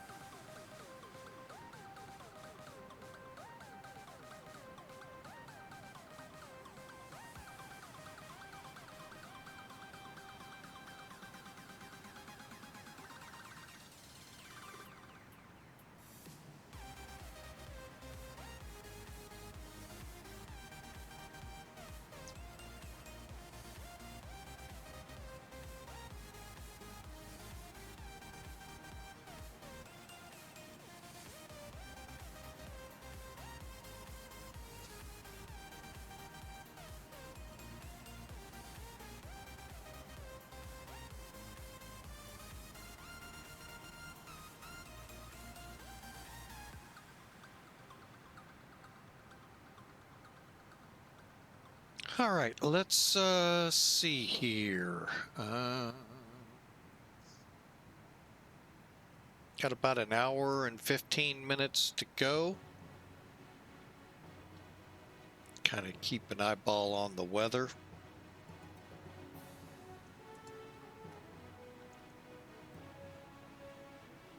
Yeah, we're definitely favoring 1-3, so. And I'm pretty sure why SimBrief chose runway 31. Quite frankly, there's no weather that comes out of there. I don't know why it doesn't revert to the airport nearby. Oh well.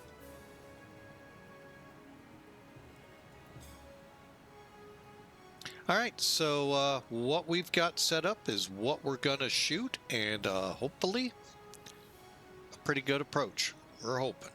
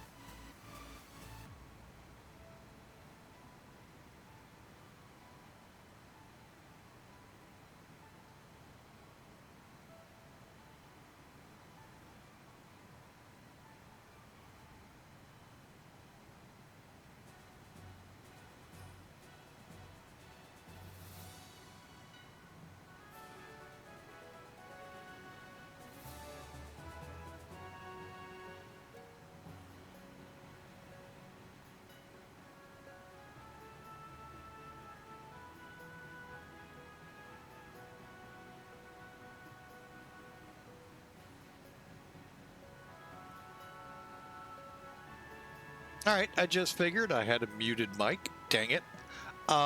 Anyway, we're talking about fuel management with about an hour to go on the flight. Real quick, if your number 2, number 3 fuel tanks are more than 4,000 or 5,000 pounds, whatever, I don't know what the conversion would be, then 1 and 4, what you want to do is turn all your, once you're airborne and established in your climb and you got the time, because remember, you're the only person in the plane, turn your cross feeds on. Turn your boost pumps, both switches, off on 1 and 4. That'll allow you to burn your 2 and 3 fuel tanks down.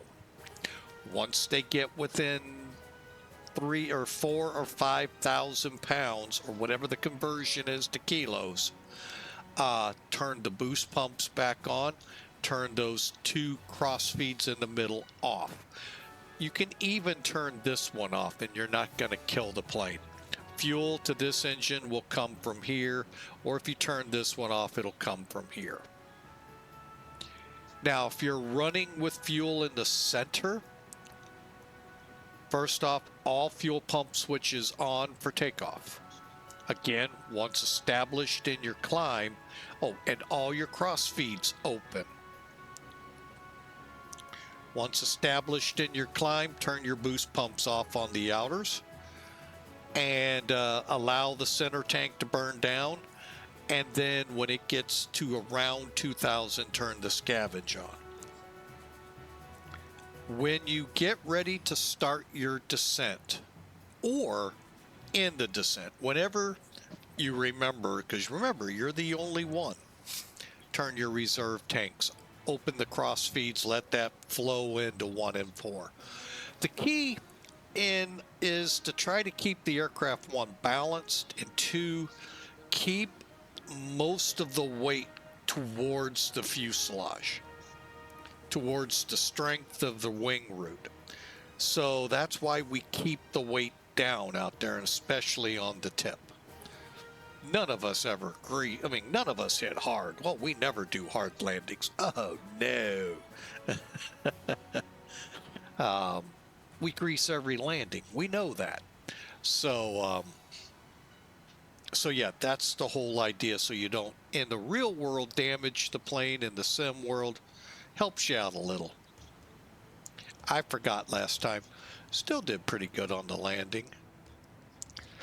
All right, so that's how you handle fuel management in this plane.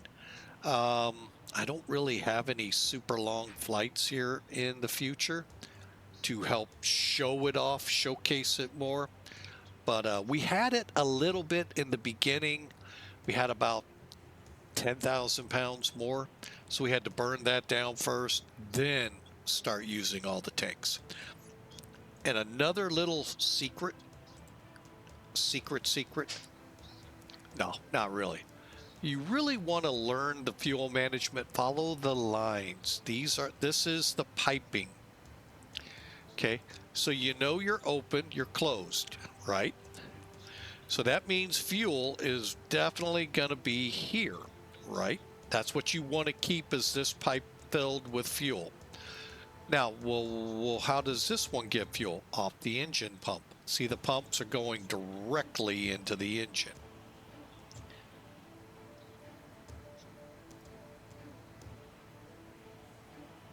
So if you follow it, you it also helps a little. But like I said, the nuance with the center tank gets people. Plus, when you have more in the center than out, or more in the 2 and 3, it kind of throws a little bit of a wrench, but you can tell they're going to get fuel from here if this one's open. Now, if I turn these right now, if I turn these pumps off, they're going to still get fuel. If I close this valve, it won't. So, again, just takes a little practice, just thinking of how the fluid is moving through the wing. The fluid is fuel.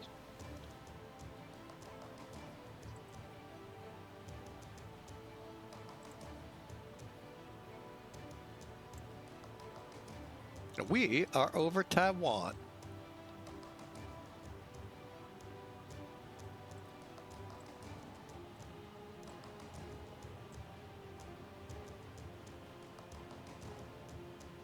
Still updating on both now.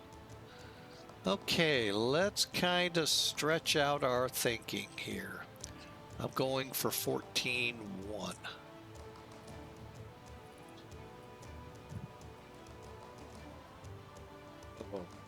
Okay, that'll get us a little ways. How far? Let's try 13.3.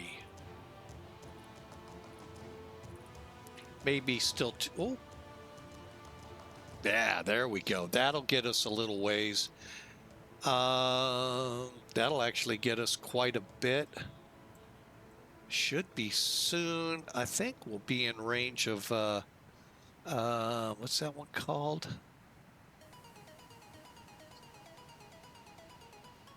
Magog, not Magog, which is our final fix, but so that's 15.2.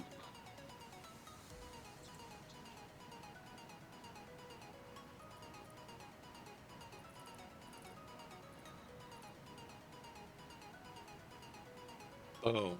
All right, so that'll help out a little.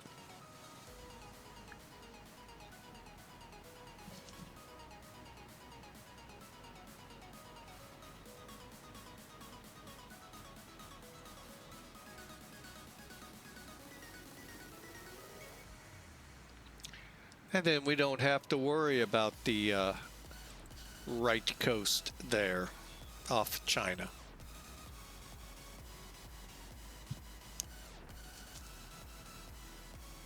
All right, so we're keeping her aligned. We did a pretty good job coming out of Japan through those pretty expansive areas where, yes, we have an island chain down towards Taiwan, but we were able to stay somewhat in range to be able to pick up the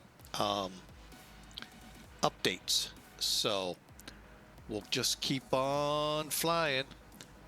We're now within about an hour of Hong Kong, and currently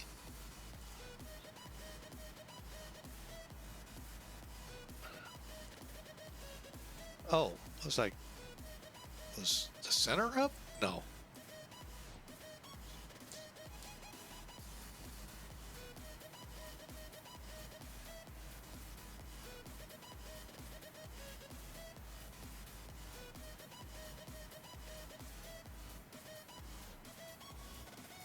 Hang on a second.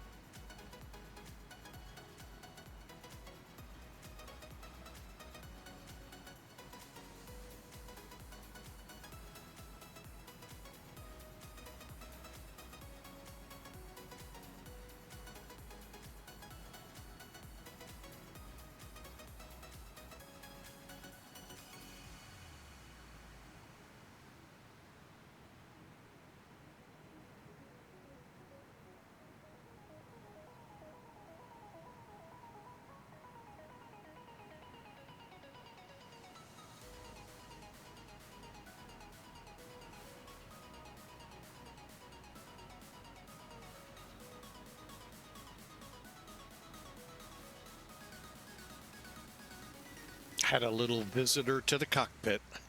The granddaughter. One of 3 granddaughters.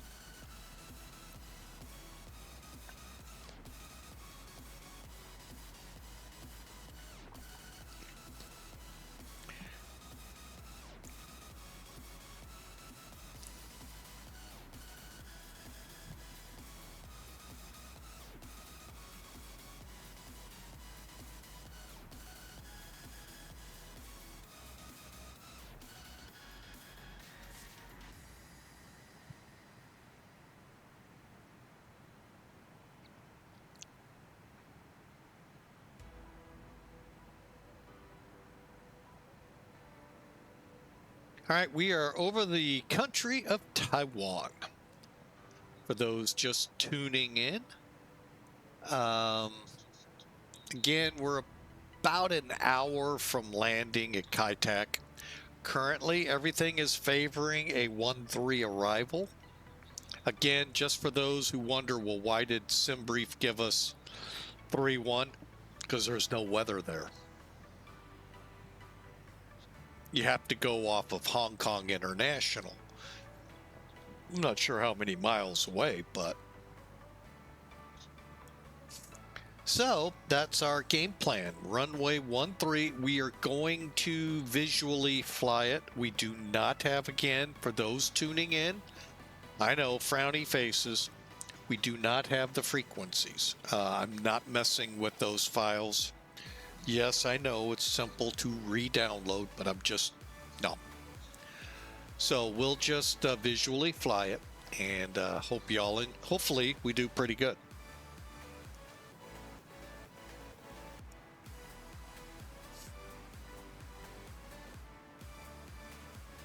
Now, I have flown this in different ways with this aircraft, the 707-120, and I mean, it works. I mean, not with this scenery. Let's get that squared. The scenery we had was actually X-Plane 11. Really good scenery. Problem is, X-Plane in one of the versions of bygone versions for 12 did something, updating some things in the scenery or something, and all of a sudden trees are where my airport is. You could see the airport as we came around on final, and then, like I said earlier, it was a forest as you got ready to touch down. Brownie face. All right, I am going to take a look one more time at my approach. Let's get our minimum set. I don't even know if it has that. Oh yeah, it does. 660 feet above ground.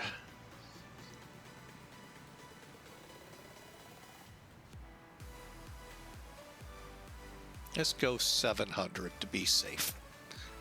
All right, so we're set with the radar altimeter at 700. Basically, this approach, you come into Chung Chao, 112.3, fly out 270 to Gulf. You're at 8,000, above 8,000 at the initial fix, which is CH, Chung Chao. Gulf, 7 miles ahead. 210 is as fast as we should be going, if not slower, and I'll explain here in a minute.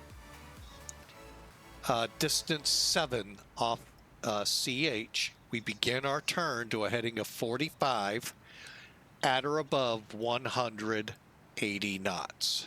So that's what we'll bring it down to 210, and then at Gulf slow to 180.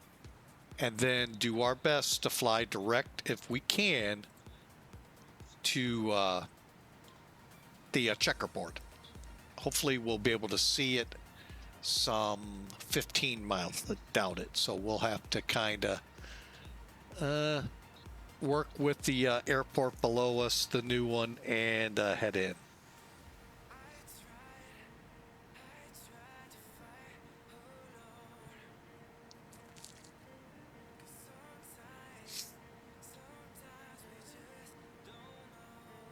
'At the checkerboard, we make the turn to 136 for the runway.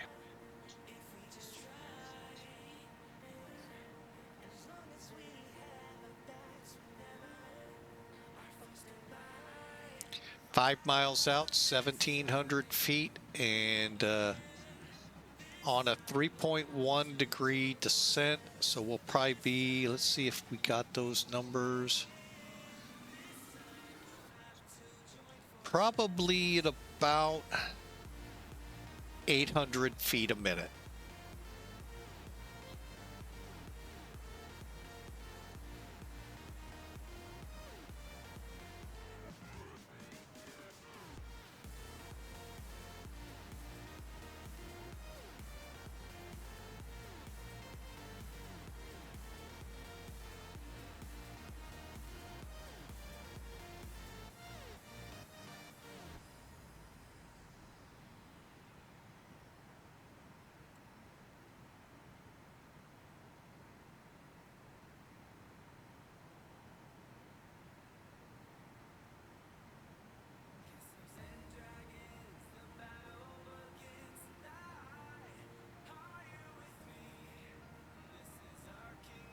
Okay, transition 9,000.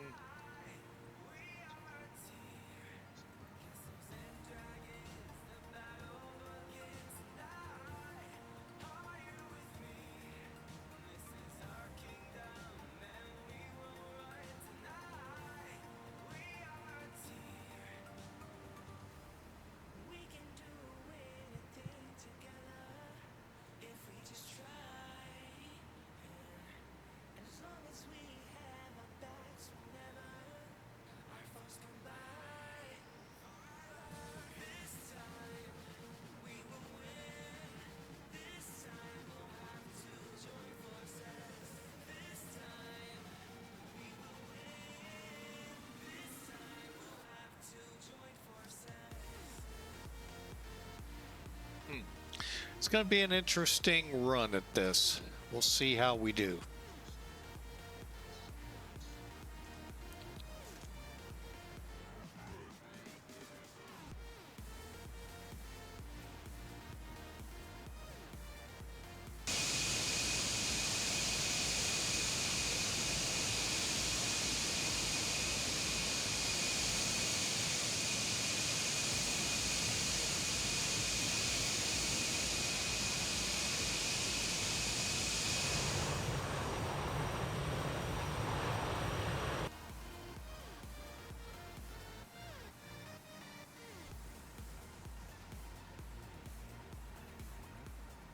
Okay, I hope y'all are ready for this.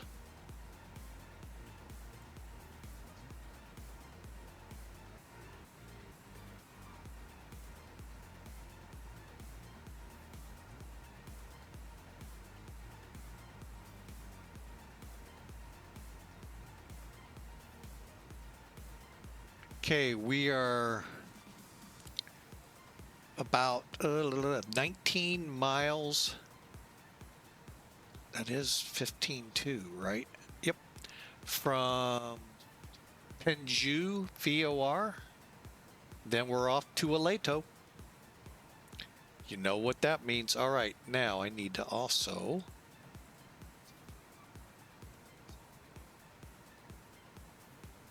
Okay, 15,000 and 6,000. Okay.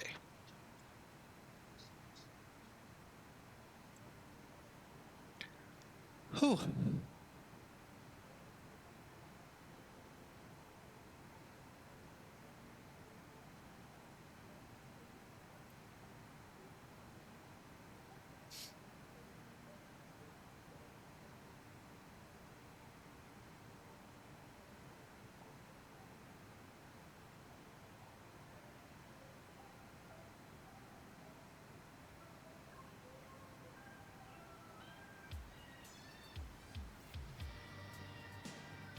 All right, so we need to be down at 6,000 from 36, so that's 90 miles. Let's call it 100.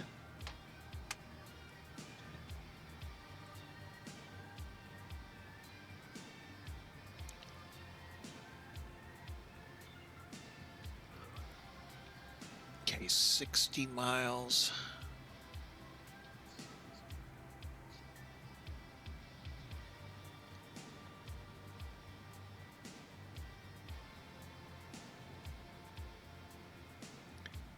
Elato.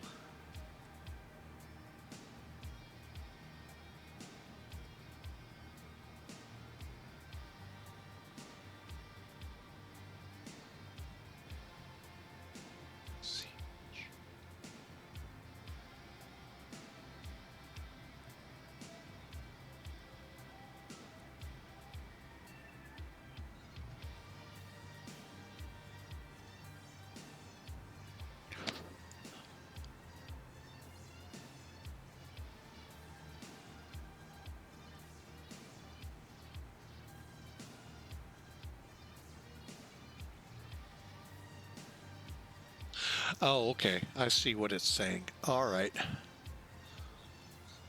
So by Magog, we need to be coming down. Whoa.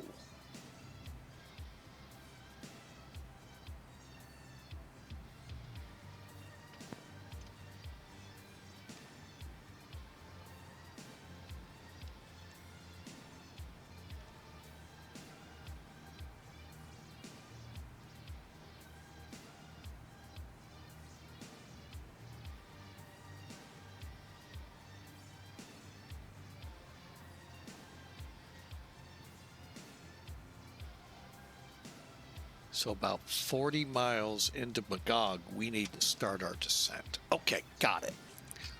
And then Alpha will begin our descent down to 6,000. And here we go.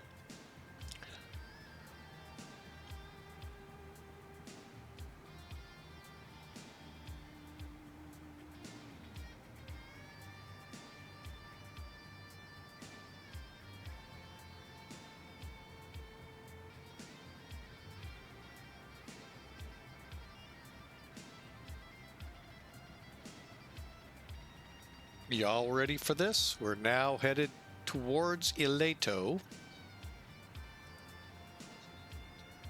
Got Caldo and Anpog.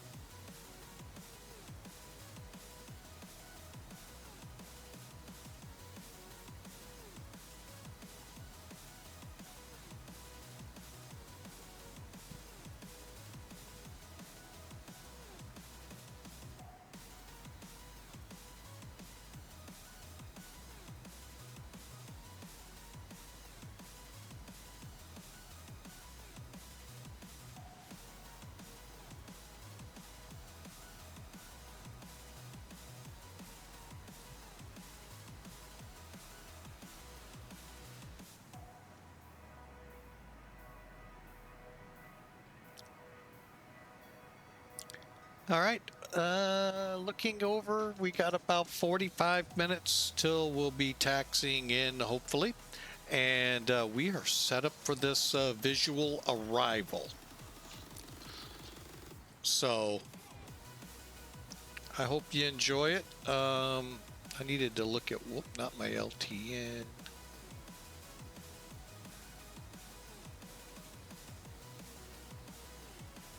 Okay, so we will descend to distance 15.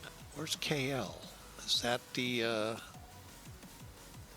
that's, okay, that's what would have been set up. Okay. All right, so we'll be at 4,500 feet overhead for Saitek when we're overhead Chaplacock.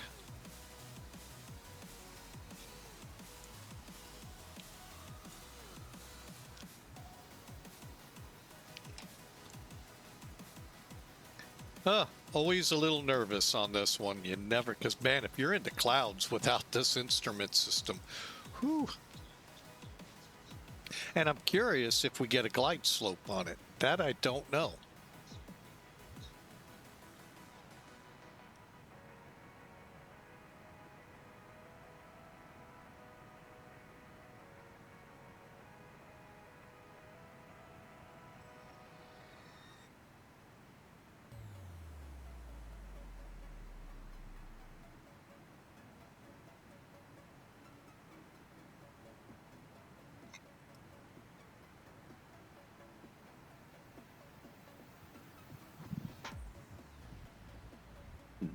No, excuse me, folks. All right. All right, updating is gonna get a little tricky here, I think. I don't know how far out Aledo is from...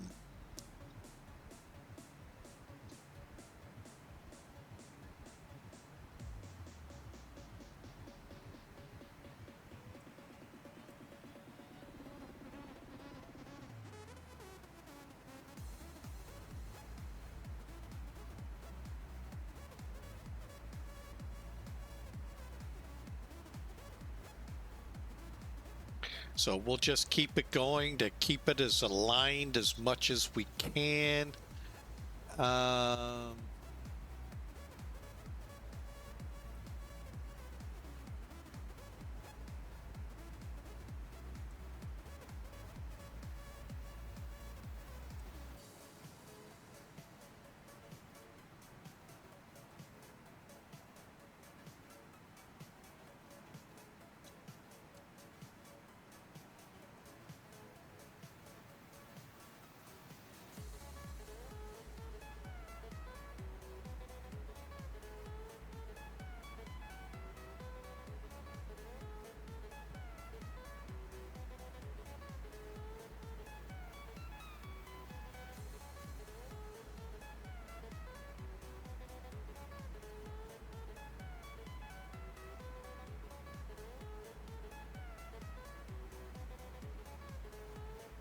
Okay.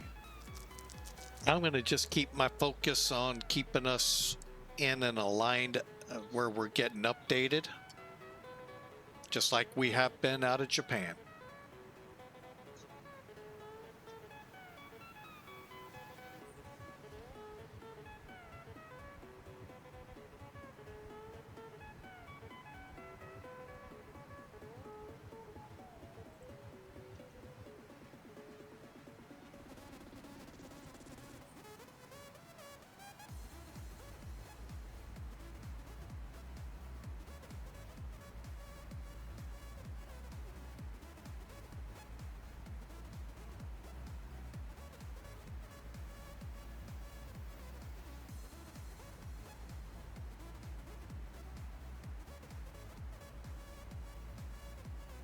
So again, hope everyone's had a great week or a great start to their week today, Monday. I go back to work tomorrow. Oh, it'll be a cold morning, but hopefully it warms up a little. For sure, looks like Wednesday I'll be able to do a little more outdoor with the getting the floor cleaner unit I use service better. Not on the fly quick because it's so cold outside. But you never know. And then Thursday, still kind of, well, we'll still be above freezing. Saturday is kind of a toss-up. I can't get a full read on my Saturday shift. But you know what? That's not today. So I'm not going to worry about it. Just like I'm not worried about tomorrow, Wednesday, or Thursday. I worry about today only. So those days ahead of me, they've got plenty of things to worry about than what I need to today. I'll get to them.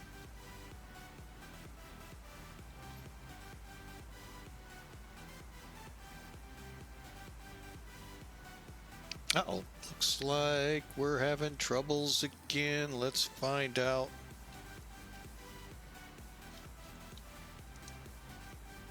Nope. Oh, there's the ET. My bad. All right, still as of 1930. I think that's over an hour old. 115 scattered at 2,000. So that's gonna be the well,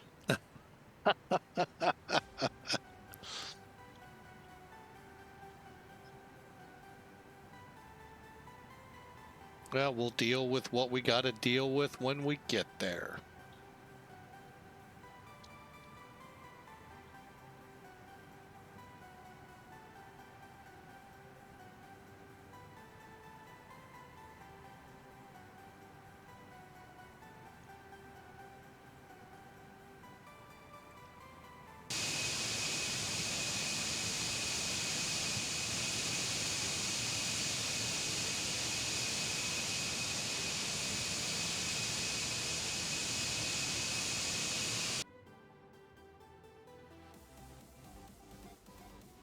Still on the fence if I like this flyby view or not.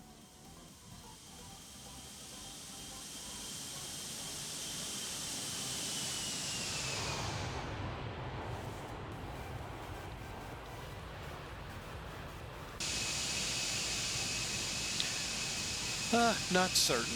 But anyway, hey, the link just came through to you. If you would like a copy of this, hey, X-Planers, you've been asking for it. Saitek, gentlemen, really did a fantastic job so far. We're about to fly it in. Granted, I didn't do the frequency part, so if he happens to be watching, I'm a little chicken with that. But I am looking forward to the visual approach into Saitek.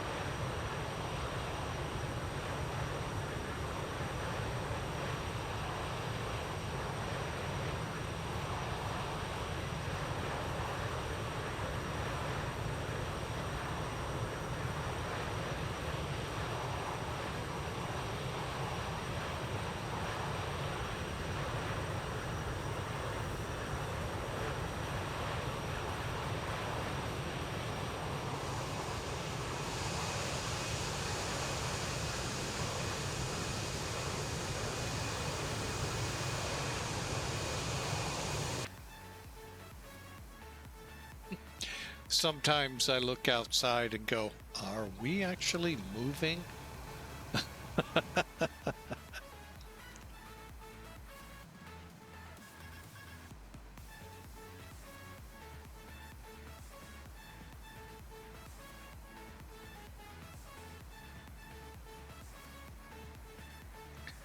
With the winds we have, wow, it's amazing we are. But we've actually picked up speed.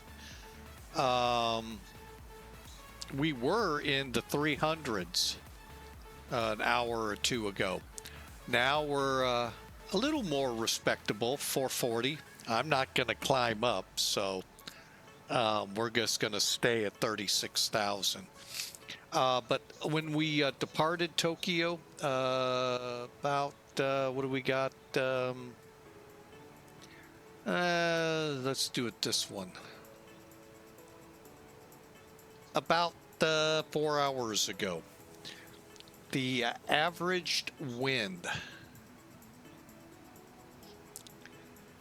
269 at 101 knots.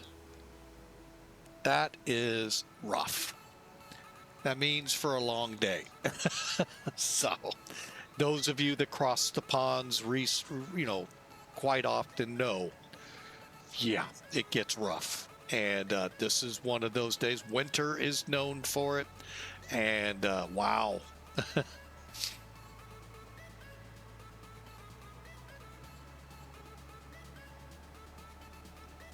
However, it seems things are simmering down a little bit. So, let's see here.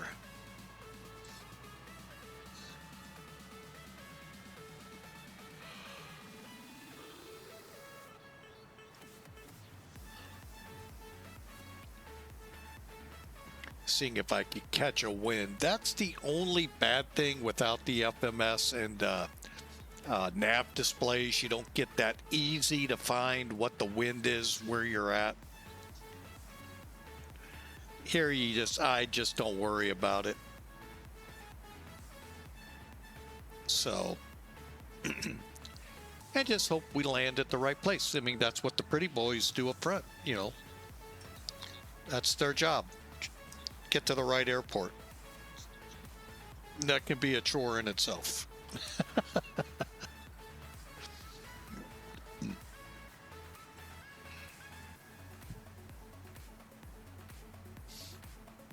All right, how we doing again? 144, so we do need our 13.3 needs to be looked at.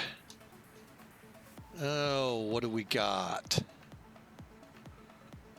Maybe 112.6 from China?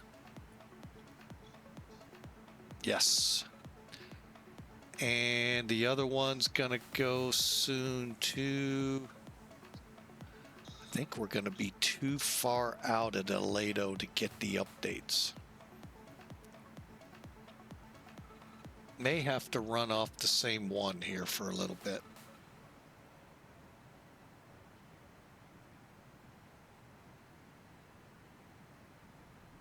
All right, so the meat and potatoes of this flight is about to happen. We're crossing Aledo here in a few miles, and Saitek stares us down. Okay, it's not bad. It's fairly decent weather. Although, a lot of traffic at the old airport. Or at the new airport.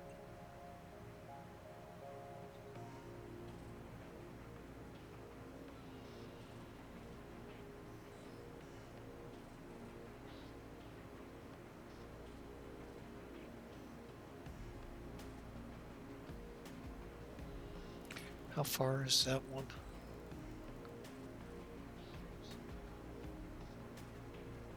It's not bad. Let's try it. Be nice to have a little bit of a different vector. 110.6. Perfect.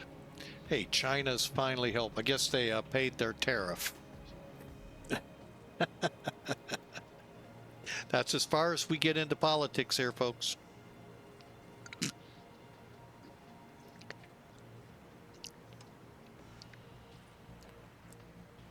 All right, next up, we'll tune in 112.3 and 116.1 to shoot the approach.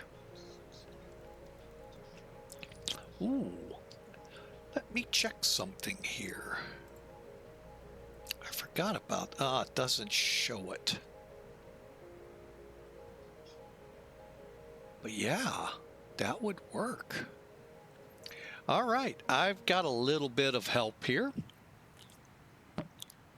I hope. Let's put it that way, I hope.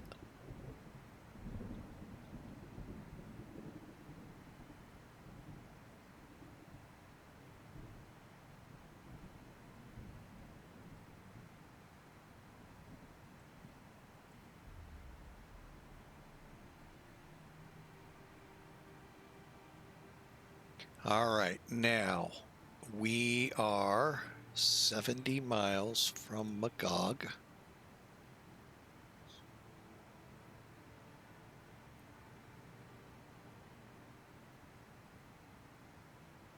Okay, let me get up here. 38. All right, so... Oh, what did I figure up?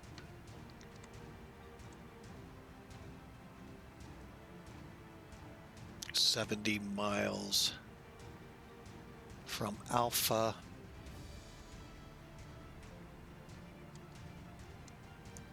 $32 miles from Magog. Okay. Our next fix is Magog.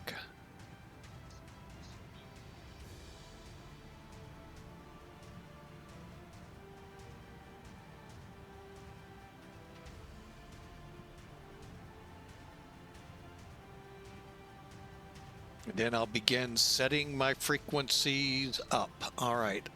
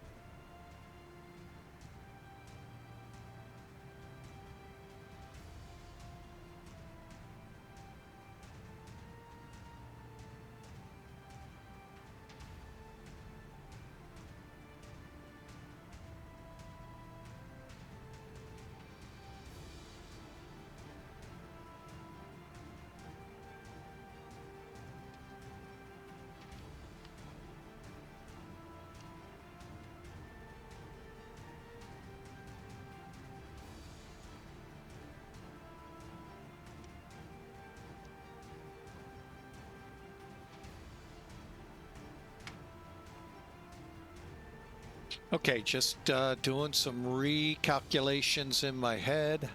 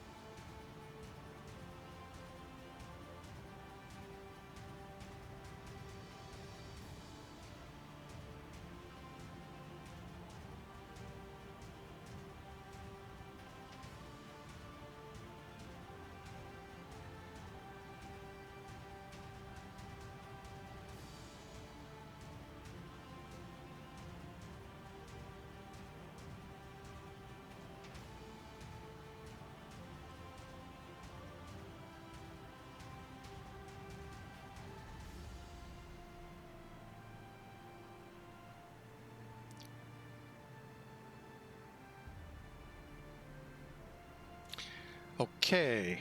All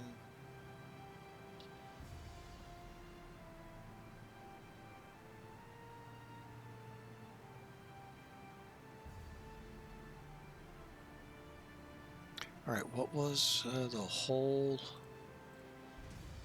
15,000? Okay, 38, 82 out. Okay.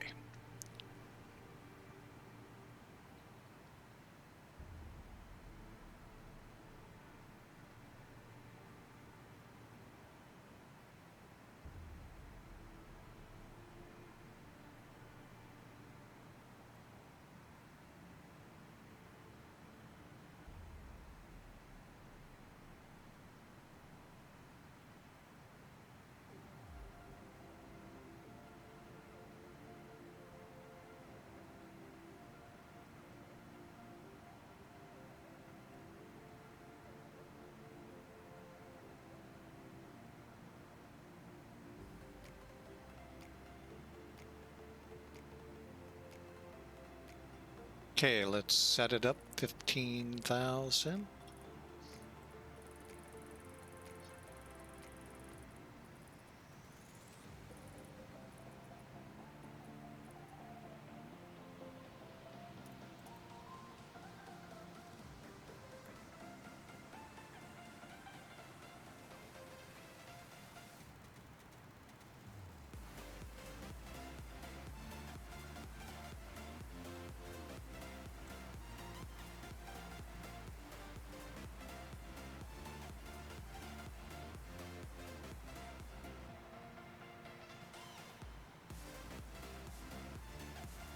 fine if we get down early. We'll hold at 280.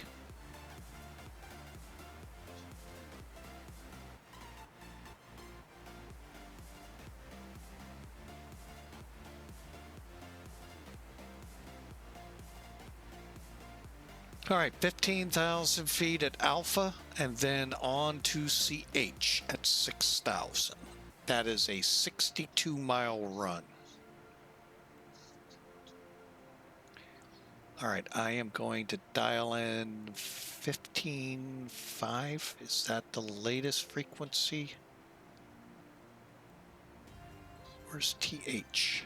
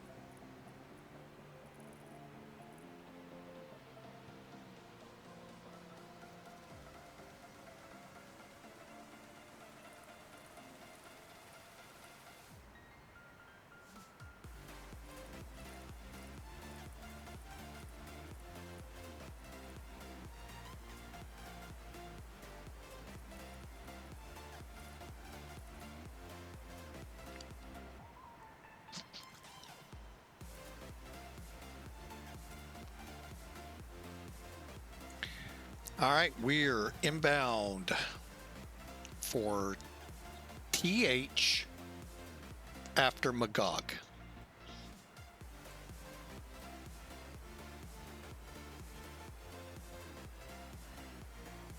All right, and then we try to do this as best we can. All right, a lot of aircraft in the area. May drop offline just so I don't get into too much interference with them.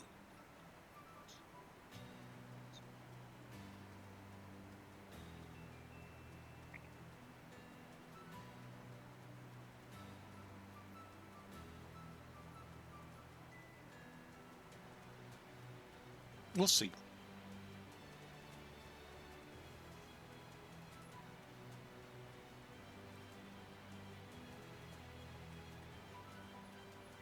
So here we go. The infamous Saitek stands ahead of us. Oh, in about 20 minutes, we're into our descent.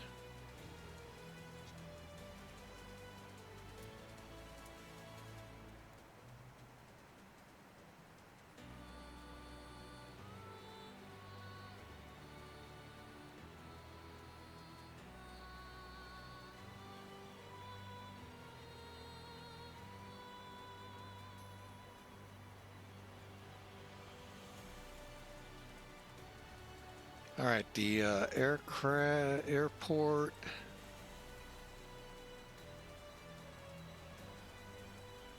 $10,900 feet.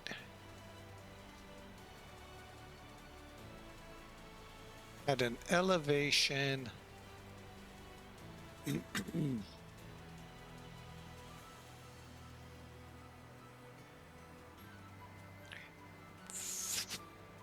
What is the elevation?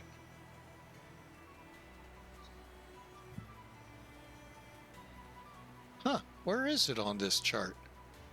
Let's try this one. 15 feet.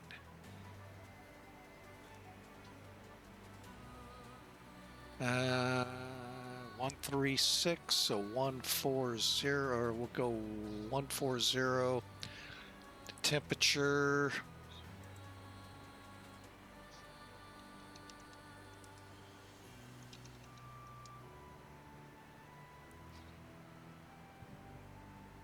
$18. QNH 1016.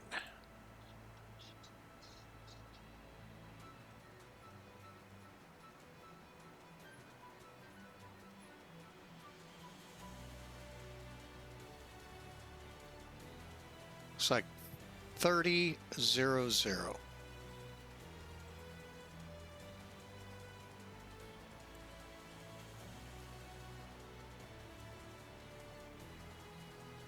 Current wind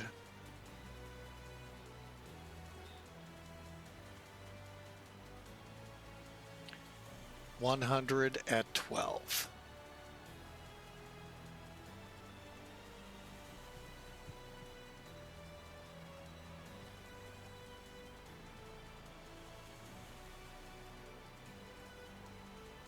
We'll set medium brakes, and we're looking at a reference speed of 140. Okay.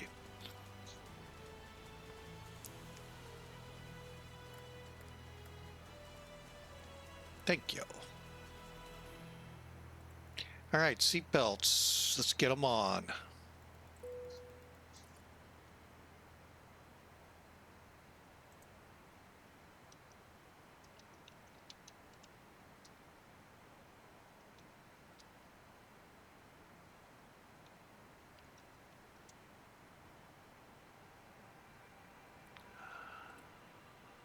Okay.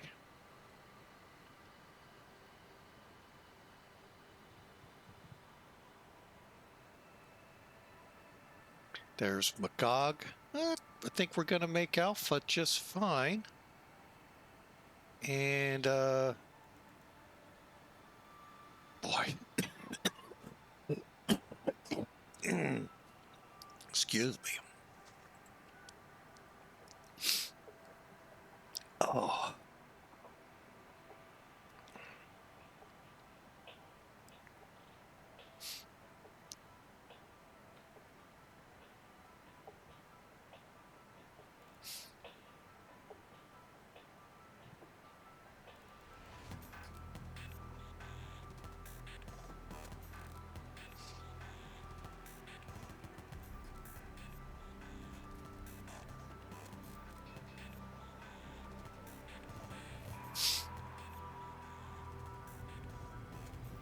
All right, I am going to start this as far as we can go. Hang on. One thing I do need to work on. Okay, we're passing.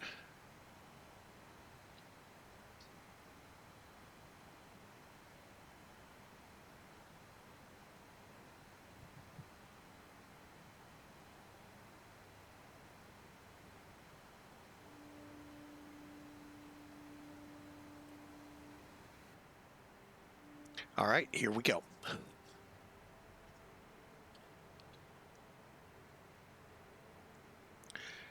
Uh, 112.3, we're 80 miles, call it 90 miles out of CH, the initial for our approach.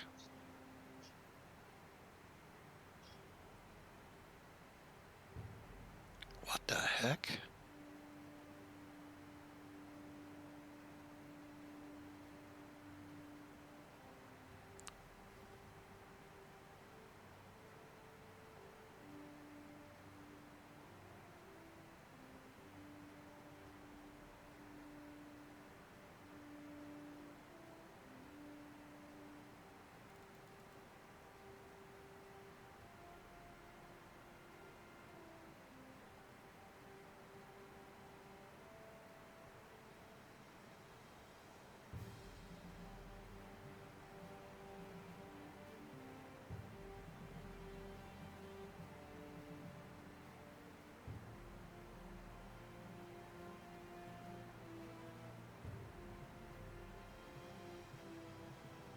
Okay, just kind of looking at what's going on at the main airport.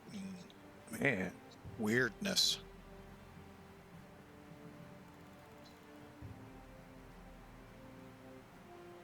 To level off.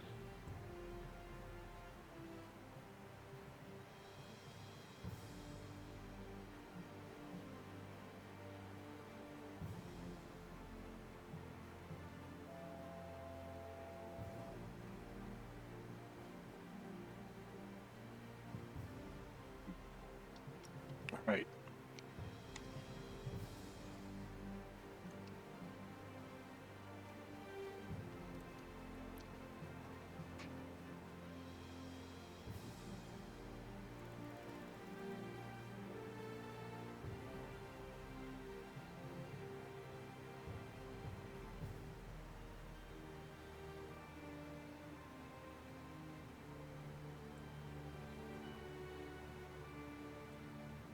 approach checklist, please. Seatbelts and shoulder harness. Check. Seatbelts and no smoking signs. On. Anti-ice. Off. Exterior lights. Check. Outer brakes. Maximum. Radio INS switches. Radio. Flight director computer selectors. Check. Brake pressure. Check. Altimeters. 1016. Set and cross-check. Landing data, EPR and airspeed bugs. Set and cross-check. Seatbelts and shoulder harness. Check. Fuel panel. Check. Fuel heat. Off. EPR computer. Wait. Go around. Cabin altitude.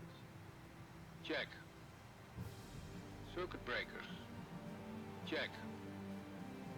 Approach checklist completed.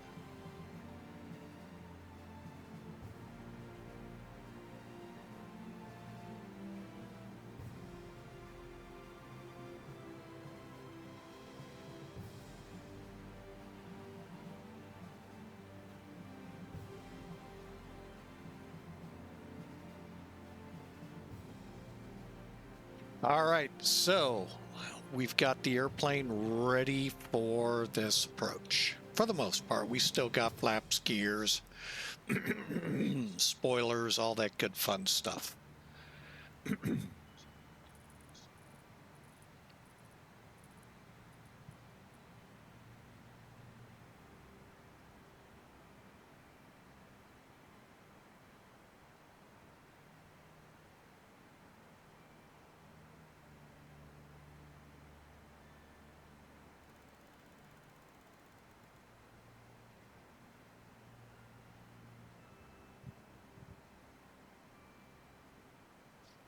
And at about, excuse me,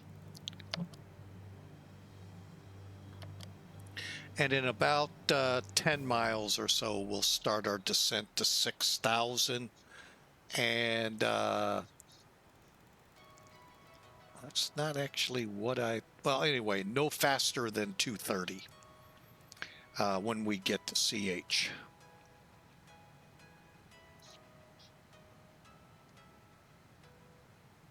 Actually, I don't think I set them. Let's double check.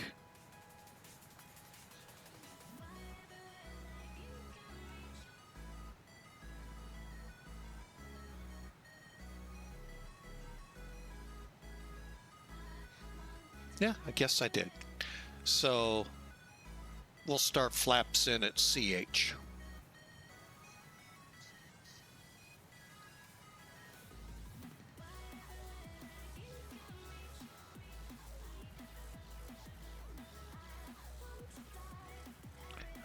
One thing I gotta double check.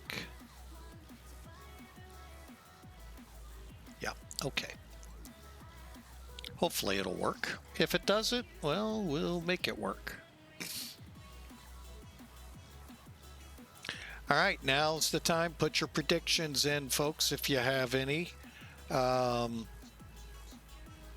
Exclamation mark the word predict, space, and a negative number.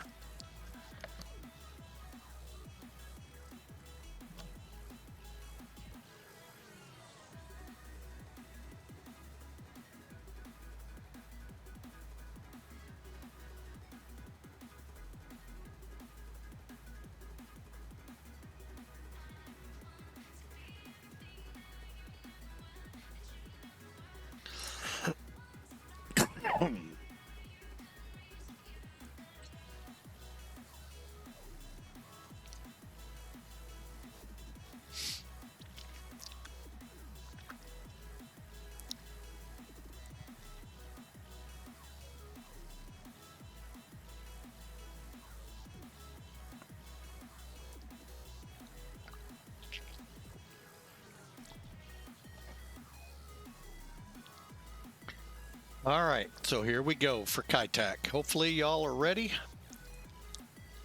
Should be on the ground here in about 10 to 15 minutes.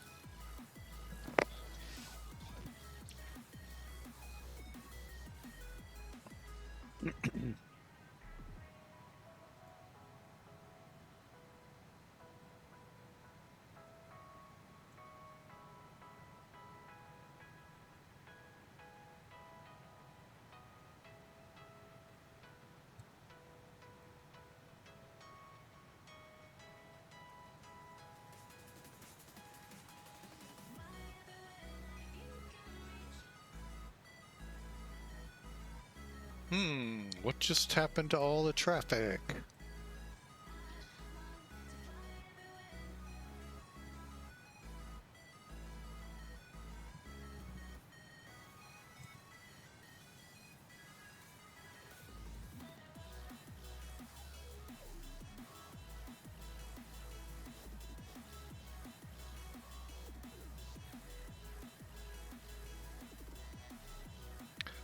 There we go. It's like, where'd everybody go?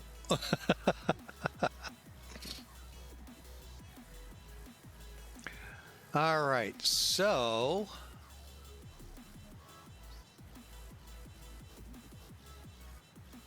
actually it's not as bad now.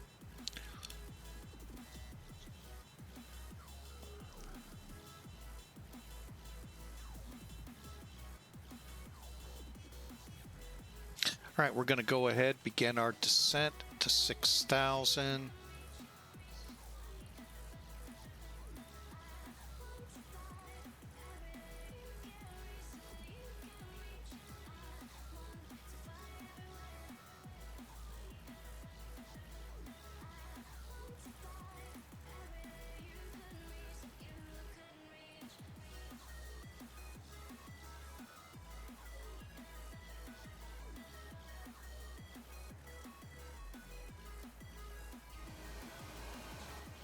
Can't tell what it looks like out there. Oh, a lot of clouds.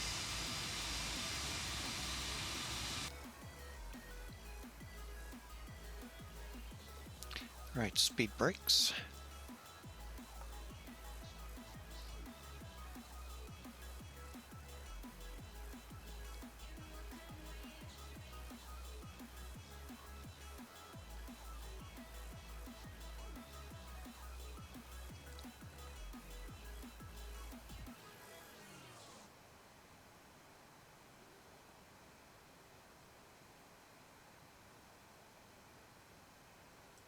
No offense, but we're killing the music. I need to. This is gonna be fun. Just keep that in mind. It's gonna be fun.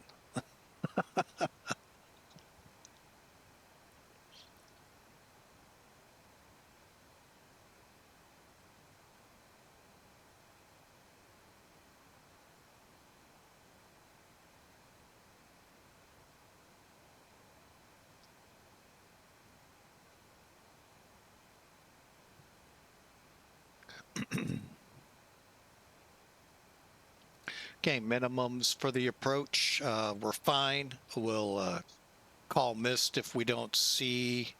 Chart says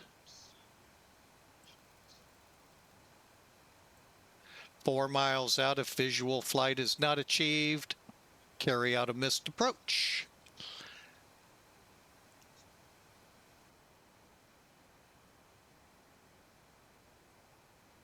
Well, we don't have that luxury, so hopefully we're visual.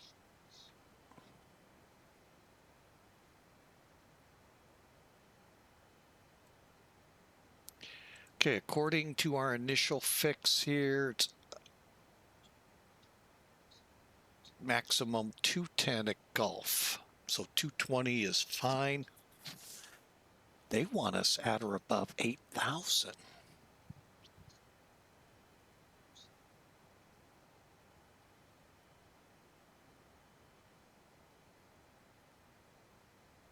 I wonder if that's for the hold. 6,000's for the hold. Okay, we'll be fine at 8,000. Or 6,000. Okay, here we go. Lights on.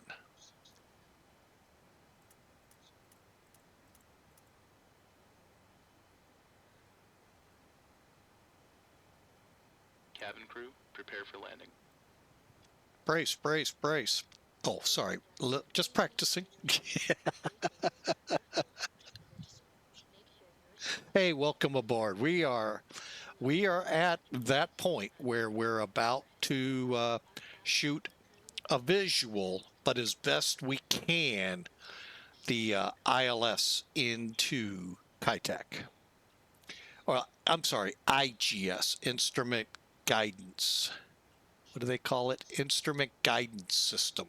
So I don't know if you have glide slope with this or not. Very hard to pay attention in a lot of videos to see what the pilots have, what they don't.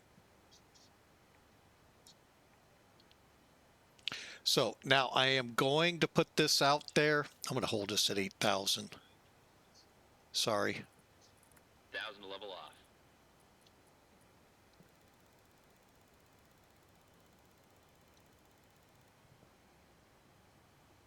Yeah, we need to be at 8,000. Okay. Anyway, I may not see messages, so bear with me until I get on the ground, get parked, and then I'll get back to y'all. So if it gets really quiet on my part, you know I'm straining to find what I'm looking for.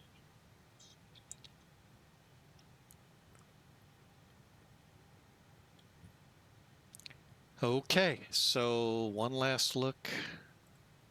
No tower center or anything to disrupt us. All right.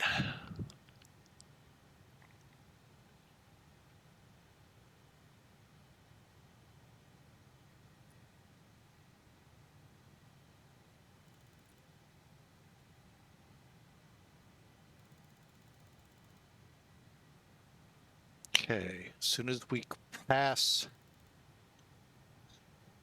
we'll start our descent here in a minute to 4,500 feet.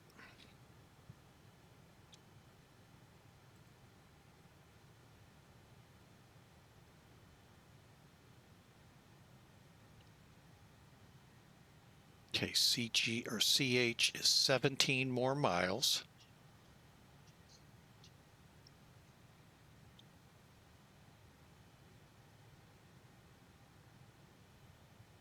Okay, I'm gonna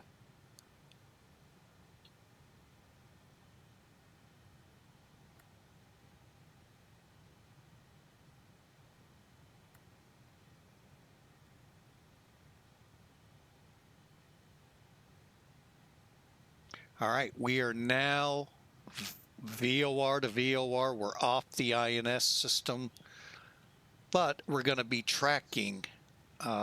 Matter of fact, this distance, let's go ahead, go to heading. And watch our needles. Keep it as close as we can. Direct CH.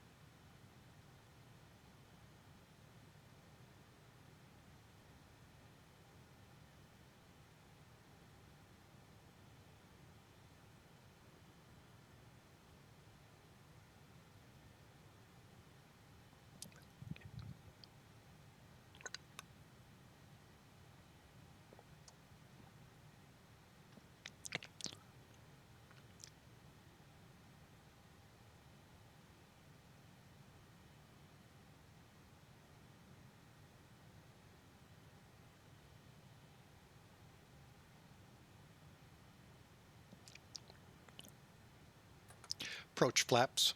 Flaps 1.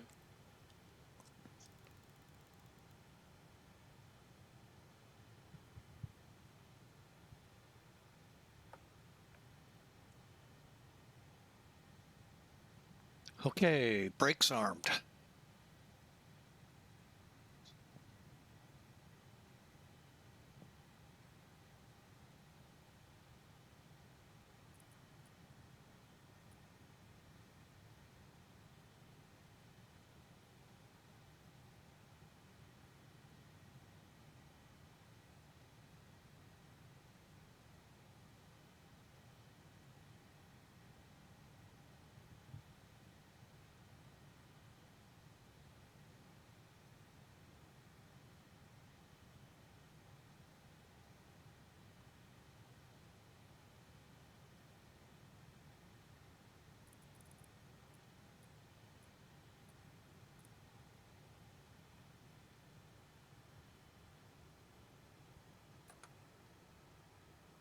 Flaps 5.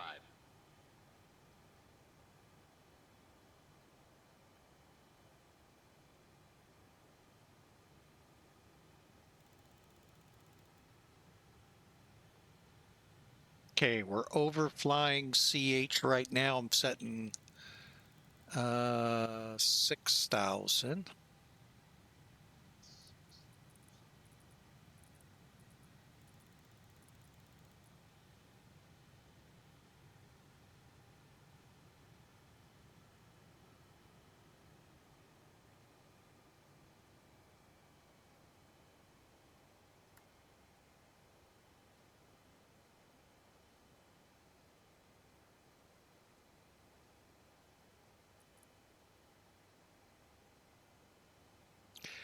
All right, so now we go 7 miles out before we start making these turns to 045.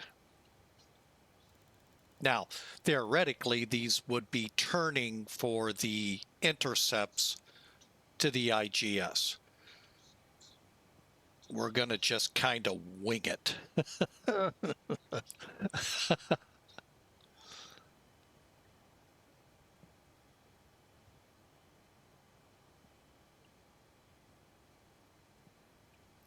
All right, we're going to bring it down.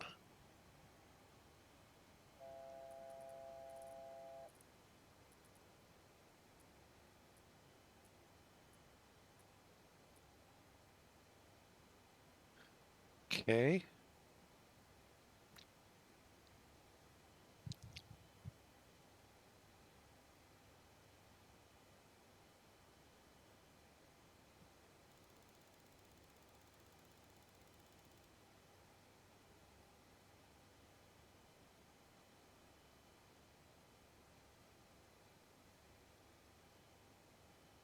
Okay, 7 miles out, we'll begin our descent to 4,500.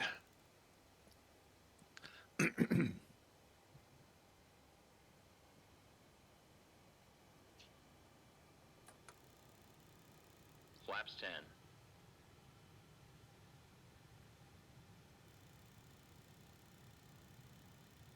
Kaitak traffic, Clipper 2-1 on the visual for runway 13, trying to do the IGS.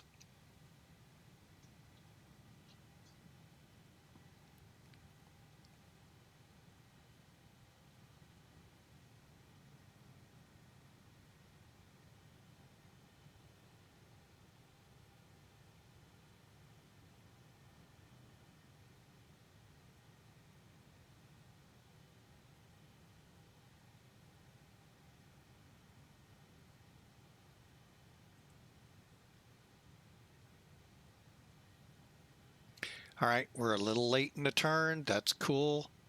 Here we go.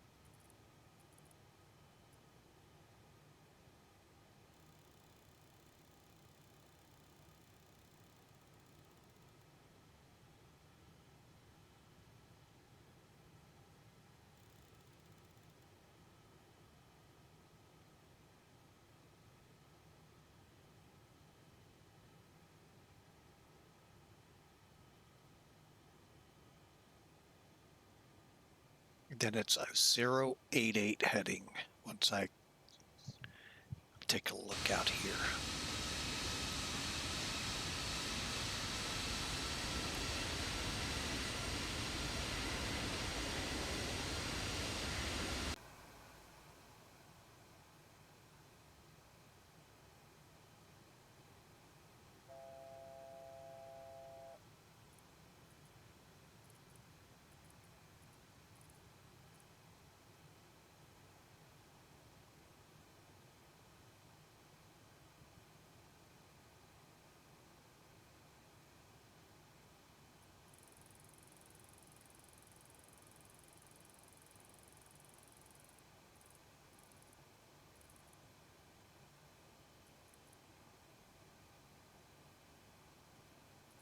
Localizer alive. No way.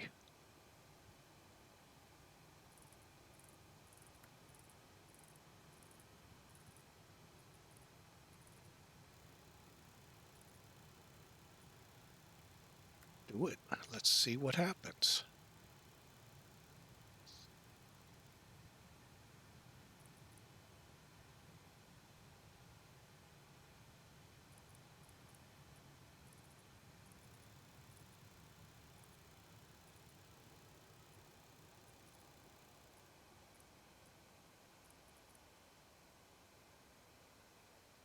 No way. Flaps 20. Gear down.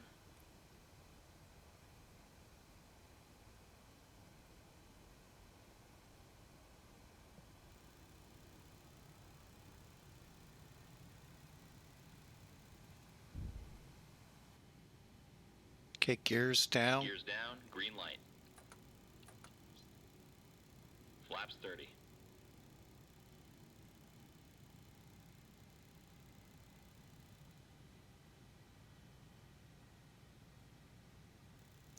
Oh my gosh. Do I actually have this?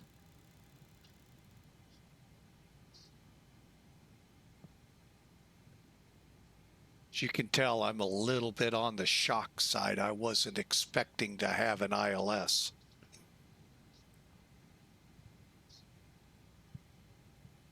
All right, well, it's saying we're 13 miles out. Is that about right?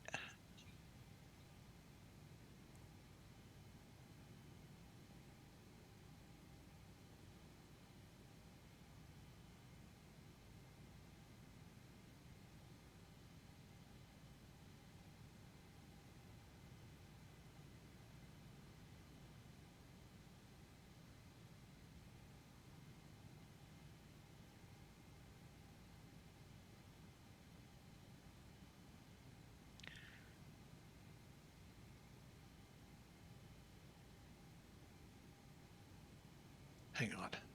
Yes, I got to get out the plane and look.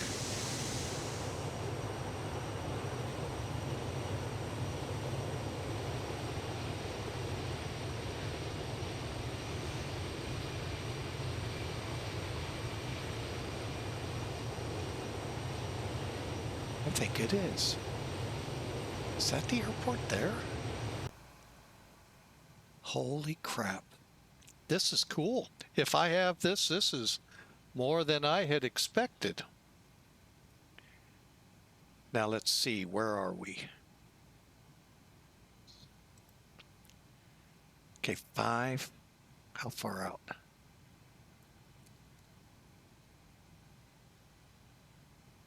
Okay, I'm taking over speed.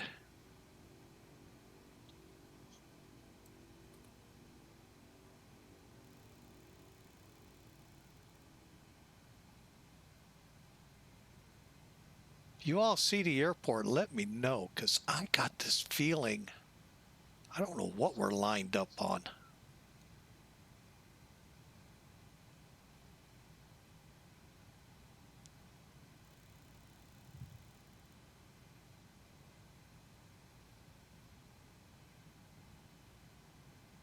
And we're off the ILS, okay.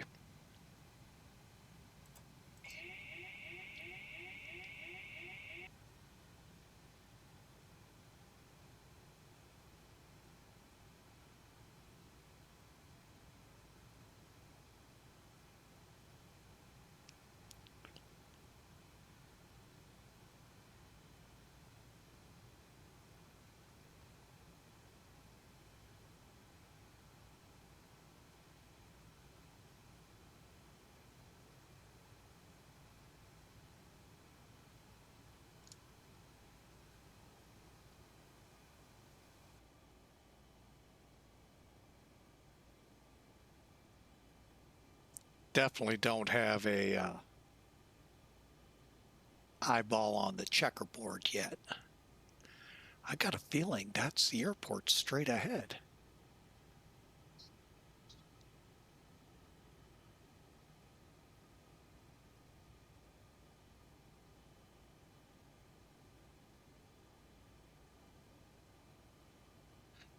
Is that the checkerboard right ahead of us? Holy mackerel, we actually do have it.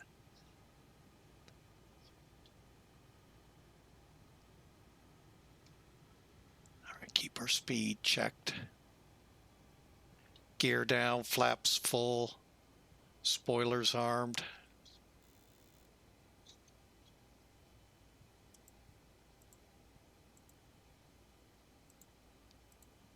Landing checklist. Gear. Down and check. Down and check. Flaps. Flaps 30. Flaps 30. Spoilers. Armed. Ignition. That is the airport. Light Holy start. mackerel. Right there's the checkerboard, that's it. straight ahead. Check. Altimeters. 1016. Set and cross check. Landing checklist complete. Short final, Saitek, Clipper 21.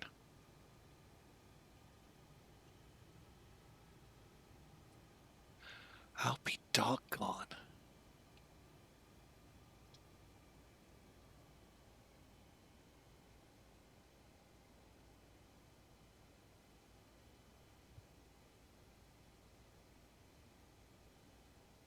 Hong Kong traffic at Ironbird 147, 20 miles south, inbound ILS from 07 right, Hong Kong. Glide slope, glide slope, glide slope, glide slope, glide slope, glide slope, glide slope, Approaching minimums. glide slope, glide slope, glide slope, Landing. Minimums. glide slope, glide slope. 500. Pull up, pull up, pull up, pull up, pull up.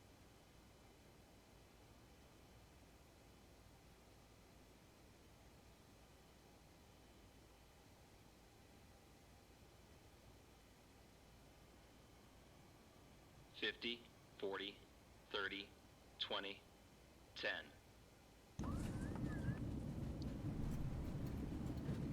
Check reverse. Okay, a lot of surprises on that one. Holy mackerel. Besides the fact I made it on my first attempt. Out, off, reverse. Auto brake off. Holy mackerel.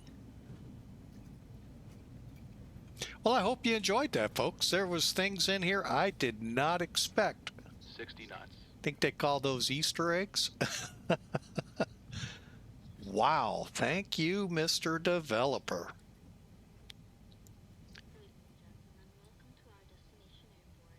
For your safety and comfort, please remain seated with your seatbelt fastened until the captain turns on the fasten. Saitek traffic, Clipper 21 exiting Alpha 10 to the ramp.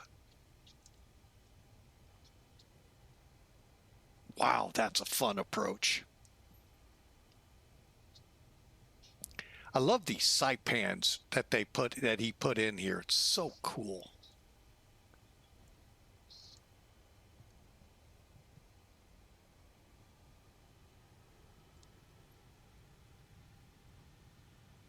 Why don't I have nose wheel steering?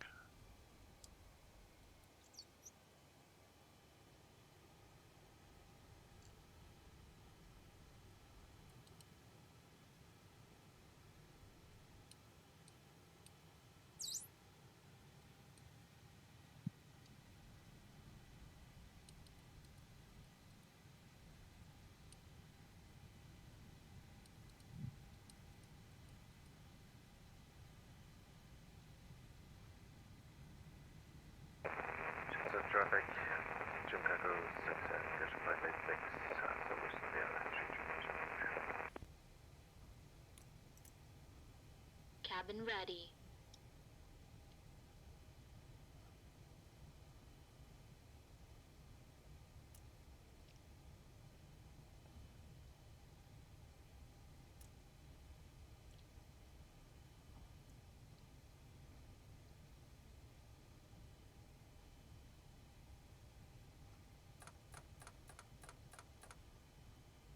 Flaps up.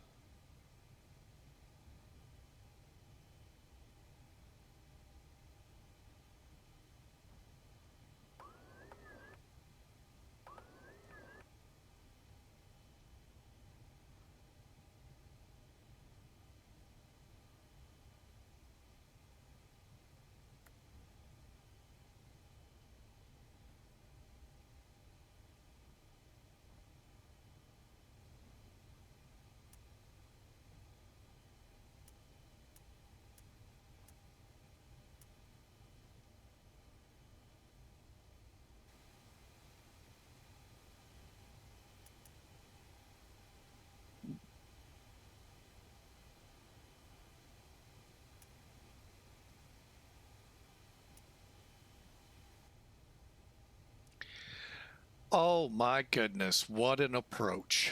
Oh, and to know that we actually had the ILS. Oh my gosh. It didn't couple though. Oh, I know, I see why.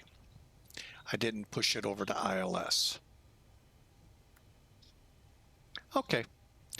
Well, welcome to Saitek.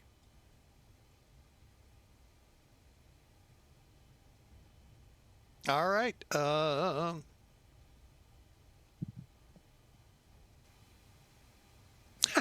We did it again. We'll drain them. Let's see if we can.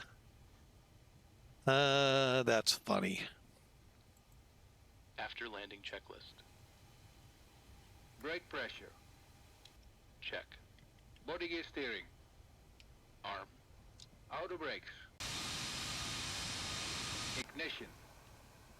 Off. Engine and wing anti-ice. Off. Radar and transponder. Damn. Stand by.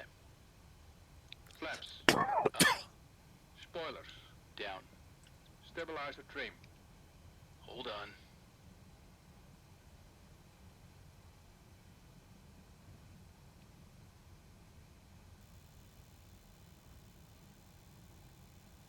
Seven units. Outflow valves. Open. Pressurization mode selector. Manual. Aft cargo heat. Let's see.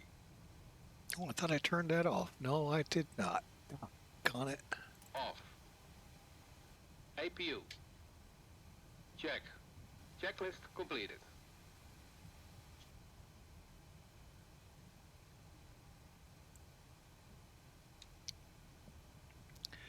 All right. Sorry, fire trucks, you didn't need to see me.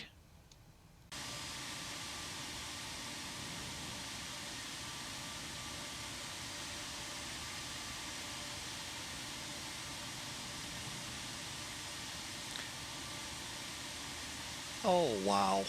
And there's the checkerboard. Wow, I didn't know it was like that. That is incredible. That is an incredible approach. Always is. I highly recommend it for everyone out there. I highly recommend the scenery. It just came up for you. Check it out there in the X-Plane forums. And boy, what a great job this gentleman did. Now that I know where to... See, I thought it was up here in the hills. I didn't know it was right there. It's just a long taxi back. Oh my goodness, what a surprise. I was not expecting to have an ILS.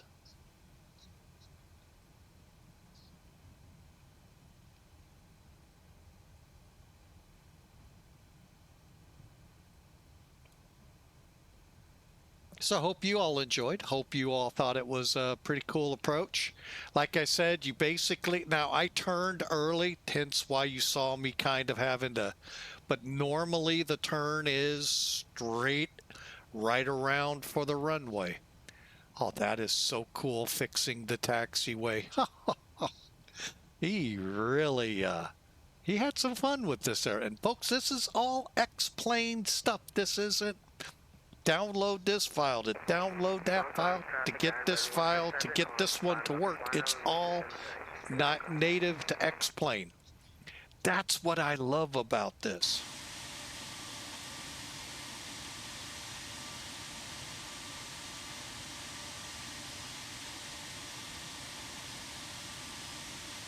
All right, we're getting ready to turn in for gate. Oh, which one you think?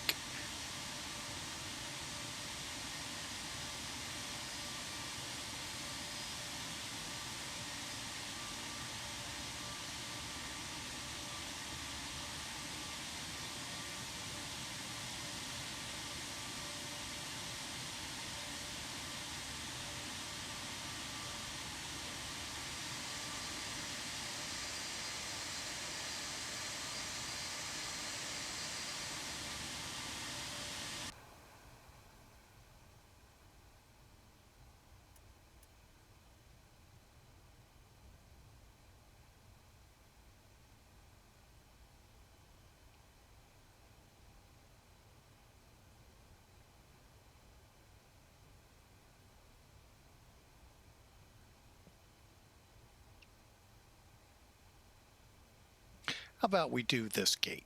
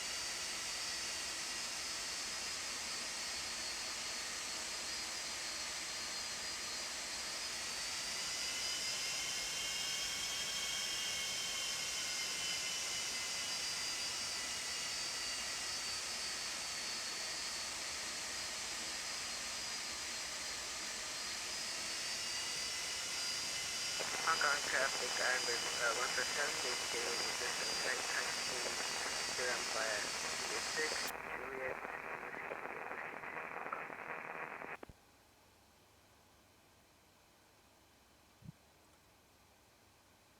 Parking brake set.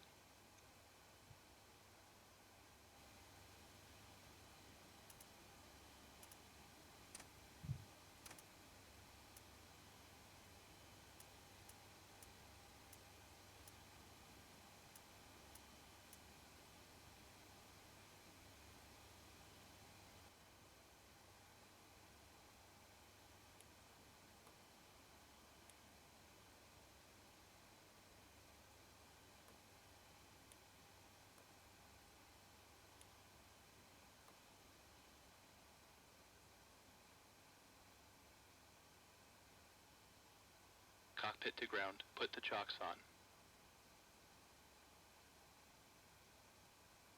All right, welcome in. Just a few steps.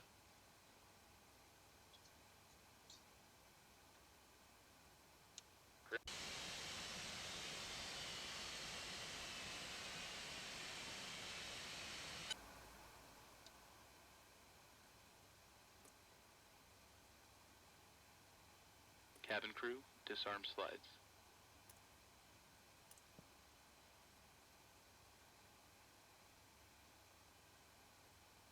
Cabin crew, doors may be opened. Ladies and gentlemen, please check around your seat for any personal belongings you might have brought on board with you. All right, and again, welcome in. Today we're in gate number 4. It's been a fun day. Hang on a second here. Let's look this over. Got everything set. Let's go to here. Deplane, unload. All right. And then what did I want to do? Hong Kong traffic, Cathay 970, pushing back from Whiskey 42. Right position. All right, secure cockpit checklist. Brakes. Parked. Beacon lights. Off. INS. Align. Probe and window heat. Off. Back valves. Check. Fuel boost pumps. Wait.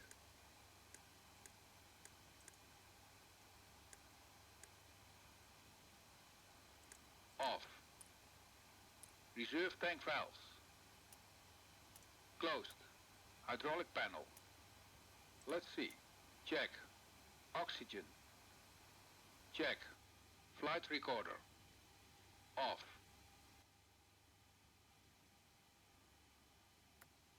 All right, we'll turn the radar off. All right, that will wrap it up. Let's first, I'm going to bring up the ACAR system, see what they got us at.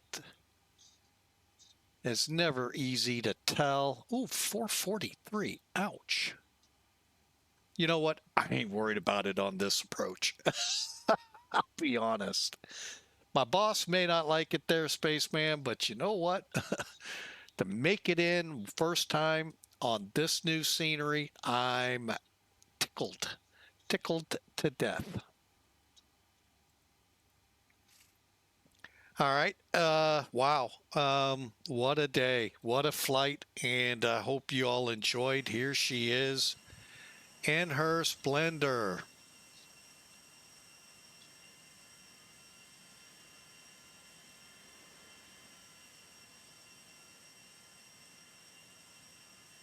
This is really good scenery. I mean, look at this.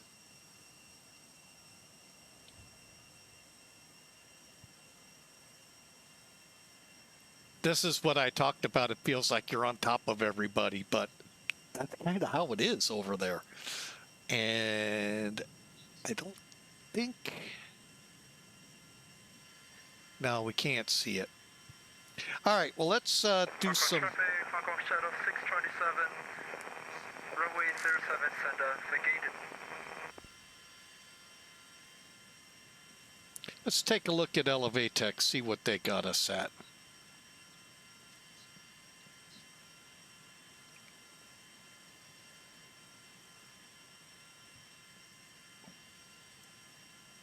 All right, let's go here. I'm sure it's going to be pretty close.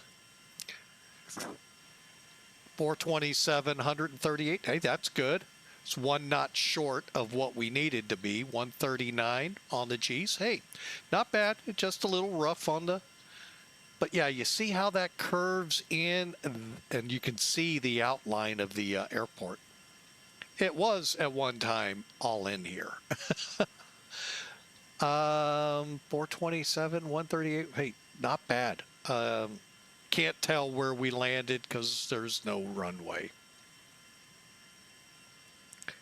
Are we late by an hour? Possible.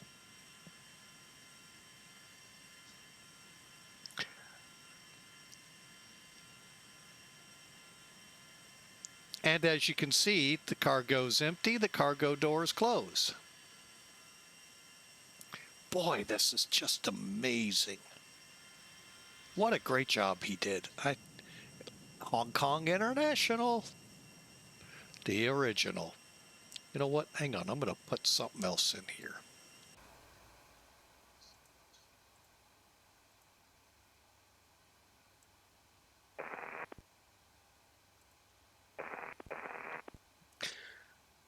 All right, now to the unofficial scorekeeper, Sim Toolkit.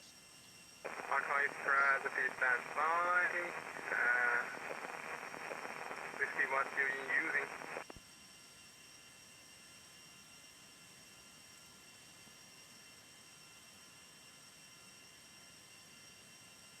All right, they've got us at 375, 138, 1.36. I mean, yeah, a little rough on the landing, but we'll see how it scores out, how they do it.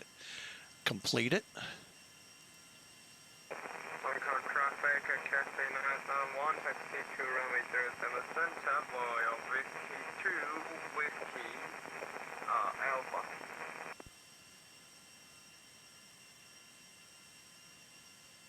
Five hours in flight, 1,588 miles, 54.7 for the kilograms of fuel. And here's what it looked like. I can't wait to see this plotted out on the 900 feet down the runway. That we kind of figured. I felt this touch a little bit before the marks. 25 feet off the center line. Boy, you get it on the center line, you're a captain. I'm just a lowly first officer. But really, numbers look really good for this. This was a great approach. Give you an idea what's there now. bunch of high rises. But yeah, the little poor section's what you flew over here, and yeah, it's amazing they never crashed into them. But as far as I know, and again, the checkerboard, I actually don't know, since we don't have the airport anymore here, if it would, you know, be like in this vicinity here or what. But anyway, there you have it. There's what it is today. And what a great flight. I hope y'all enjoyed. And again, hit me up if you need it on Discord. The link, I'll also have it in the flight notes. So you all can get a hold of this great scenery. Great job. You shocked me there, sir. I already had a hard enough time. Where's that at?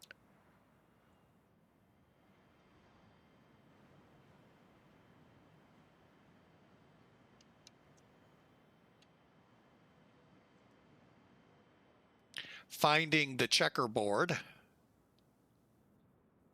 Now I'm having it again. Hang on. See the lead? Oh, those aren't the leads.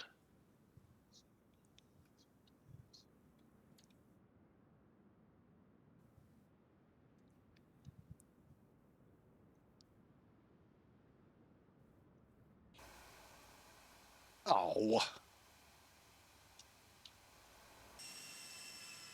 There they are. There it is, right there. And see the little mound it's on? I thought it was out here. So that's pretty cool.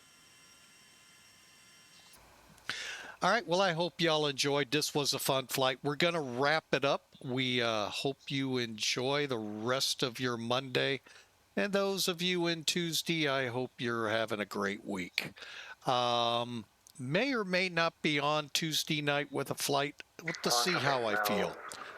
But for now, we're going to wrap it up. Hope y'all enjoyed. And we'll see you on the next flight with Flying with Mike, as we just wrapped up Tokyo to Saitek. Fun flight. We'll see you next flight. God bless.